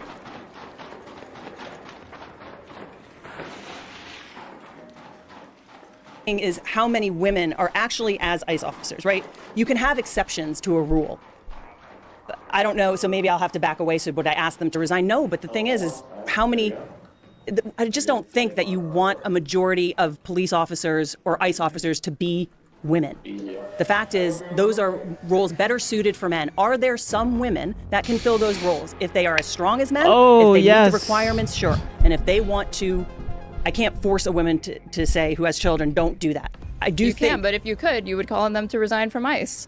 ICE is already struggling with recruits, even getting men, even with all of the generous benefits that they're offering, and under your worldview and your normative claims that you've laid out in this conversation, you would be fine with working against the goals of the admin that you voted for and supported, and whose policies you champion. You'd be only if those women can meet the standards. Let's say that ICE, 40% of it, again, comprised of women with families. Wait, hold up. She's making the argument that because you would want women, you would prefer women to stay home and not join ICE if they have a family, that means she's like automatically against the administration that she voted for. That is a very massive logical. That's a very massive logical leap. You'd say it's more important that they ought to resign and work against your goals for the domestic agenda within this United States to be able to prioritize that. And I find that to be futile under your worldview, and I find that to be strange, honestly. I think that at that point, it just seems like you're shooting yourself in the foot, and I would call on more men it's to not step pragmatic up and fill whatsoever. I would call on more men to step up and fill those They're roles. calling on men, and they're struggling to even get men to recruit, even with the incentives that they're laying out. But it just seems self-defeating to me. It seems like at that point, don't we have more people? Don't we have more people in the armed forces now than underneath Joe Biden? Like, sure, they might be struggling, but it's definitely way higher than it was in the previous administration. Like, recruitment is up now. Like, you do realize that, right? Compared to the previous years, right? I want to say that's true. Is troop movements higher? No. I remember. No. How do I say it? You know what? I can't be doing research right now. My brain is fried from ARK raiders and listening to these people. A little feminism could do you some good, because if ICE were, 40% of it were comprised of women, and that works in your favor because they're effectuating deportations, detainments of undocumented citizens, and you ultimately think that that's a righteous cause, it's a righteous goal. I don't see why you would get tripped up over the fact that, like, oh, well, I want that to happen, but it needs to be men doing it, not women. Then it just seems like you're getting needlessly picky and working against your own interests. Well, I also no, I mean that, like, you could argue if you put more women into it, you might get more diminishing returns for doing, or you'll get the opposite effect. Like, they'll end up causing more problems and making things worse, and the overall productivity could go down because of it. Like, you could argue that, but I don't necessarily think that's true. I'm not arguing it, but someone could argue that. As far as what your political goals are. ICE is different in what they're supposed to be doing, and now what they have to do within kind of what's happening in the culture right now. ICE's main job is to enforce immigration law, right? Now they're being kind of forced into these violent by Trump, or how do you mean? Because Trump is the one deploying them and saying that they need to be going to these cities doing all of the shit. So when you say they're forced into this position, who's forcing them? You mean Donald Trump? No. I mean, typically, if an ICE agent was just to do their job, they would go in, take the illegal immigrants or whomever they're supposed to deport, and take them out of the communities, right? They wouldn't be involved in these violent conflicts if there wasn't this mass deportation program underway, which I assumed you supported. Do you not support the mass deportation program? I support what they're doing, yes. Okay. But you're saying, when you said, like, well, they're doing things that they're not supposed to be doing, I got the impression, you can correct me if I'm wrong, that they're coming up against conflict where that's not normally in the job description. It's not normally in the job description that ICE is going to come up against conflict? Well, no. If they're coming up against mass riots and blocking traffic, there's plenty of cities where ICE agents are doing their job, and they're not encountering all of this crazy behavior, the whistles, the things that put them into kind of a sympathetic state of mind. The whistle blowing, people standing on the sidewalk blowing whistles or whatever. You think that it's the not what I would behavior define as craziness. You think the behavior you're seeing in Minneapolis and Los Angeles and the rioting that's kind of normal behavior? No, people it's whose emotional and nervous system is well balanced. You're saying that the people that are demonstrating, protesting against ICE, they're doing so because they're hormonally imbalanced? No, I'm saying they're not exhibiting behavior. Somebody like Alex Petty, who is punching out lights, that's not calm protesting behavior. They are antagonizing people. They are intentionally antagonizing people. They are blowing whistles. They are screaming. They are asking people for papers when they are not law enforcement. Okay. They're not, but who put them in this situation? Trump deployed them, and now it's incumbent upon them to... Trump's doing what's absolutely legal. Guys, we're coming to the top of the hour. So my moderation style, as I'm a debate participant here too, I want to make sure you had plenty of time to also engage in your views with this side of the table. I think I did a good job of that, and also engage with my views, which you lost on. But The thing is that I do want to point out a couple of things. First and foremost, I want to give you both kind of a chance to wrap your thoughts up. So let's start with you, Aaron. Like, just take a quick minute and kind of wrap your thoughts up on the conversation that we just had. I think reflecting on the...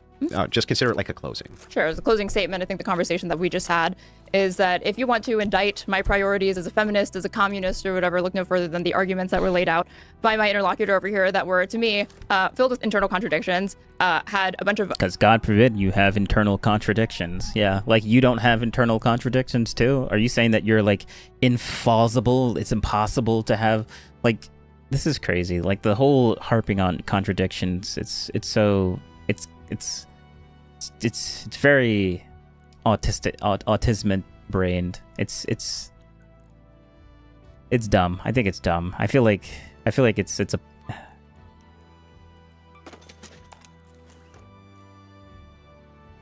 Like I understand, but like the severity of why that's a bad thing is like.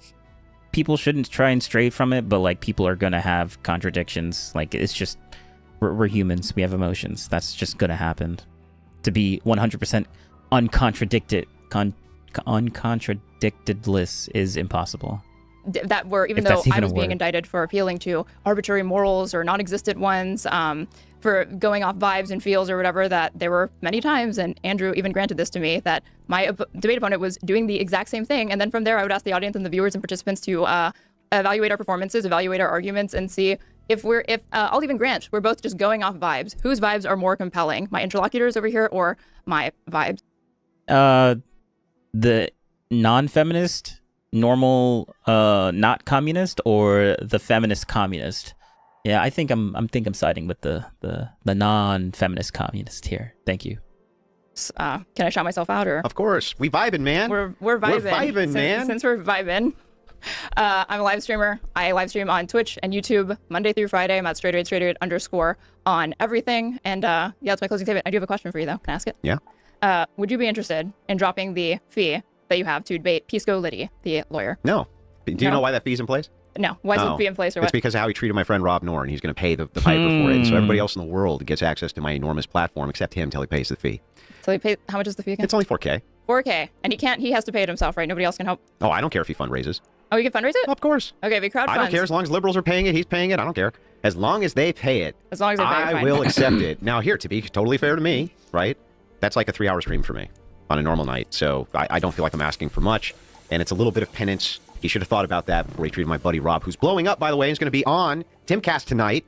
He shouldn't have treated him like shit. Made me very upset. Made me very. And I'm a very petty, vengeful person. I know it's not very Christian of me. Very petty, very vengeful. Ian, your quick wrap up. Yeah, I felt like we opened up the toy boxes and threw a bunch of toys all over the room, and then we're like, we're gonna play with these and these and these and these, and then the show ended. So maybe we'll play with these toys some more in the future. This was a great conversation. Oh, I enjoyed the heck out of it, and it was nice. Our back and forth. It may have looked pretty brutal to the audience because it was.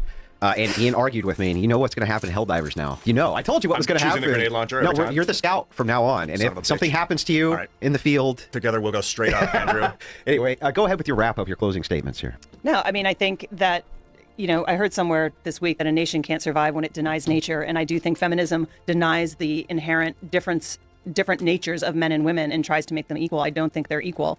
But I think that the crux of the debate ended up coming down to, the moral orders, and that's not where I expected the debate to go. But, you can have, at least we have something we stand on, and yours is nothing. There are no laws. So I kind of let him fight that battle for me, and I agree with him. But I do think feminism, I think at least she's consistent.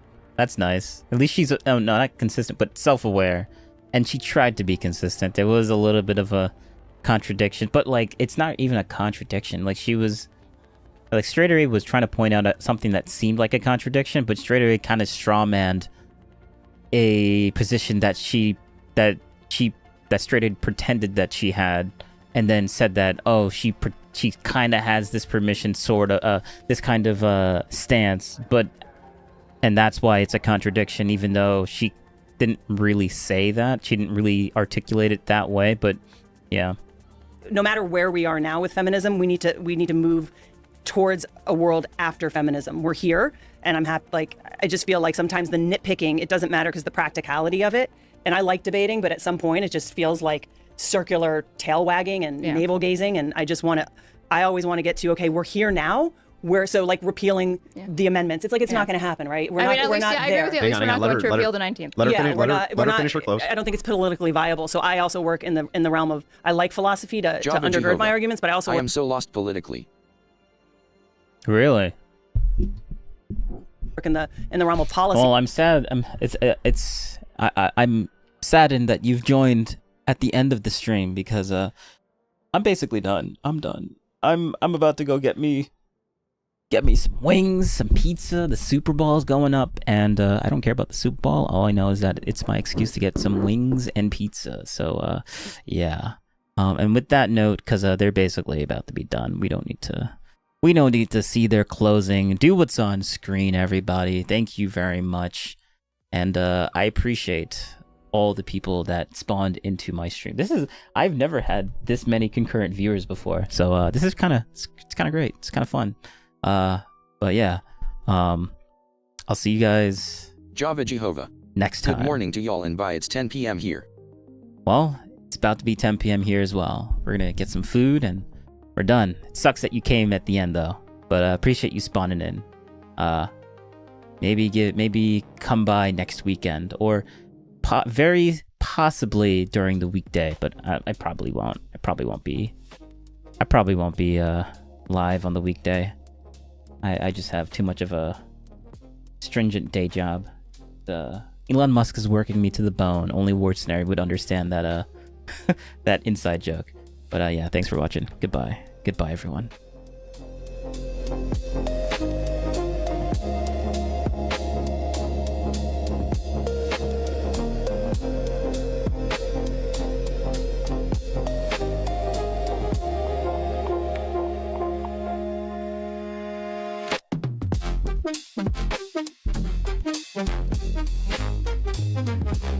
Thank you.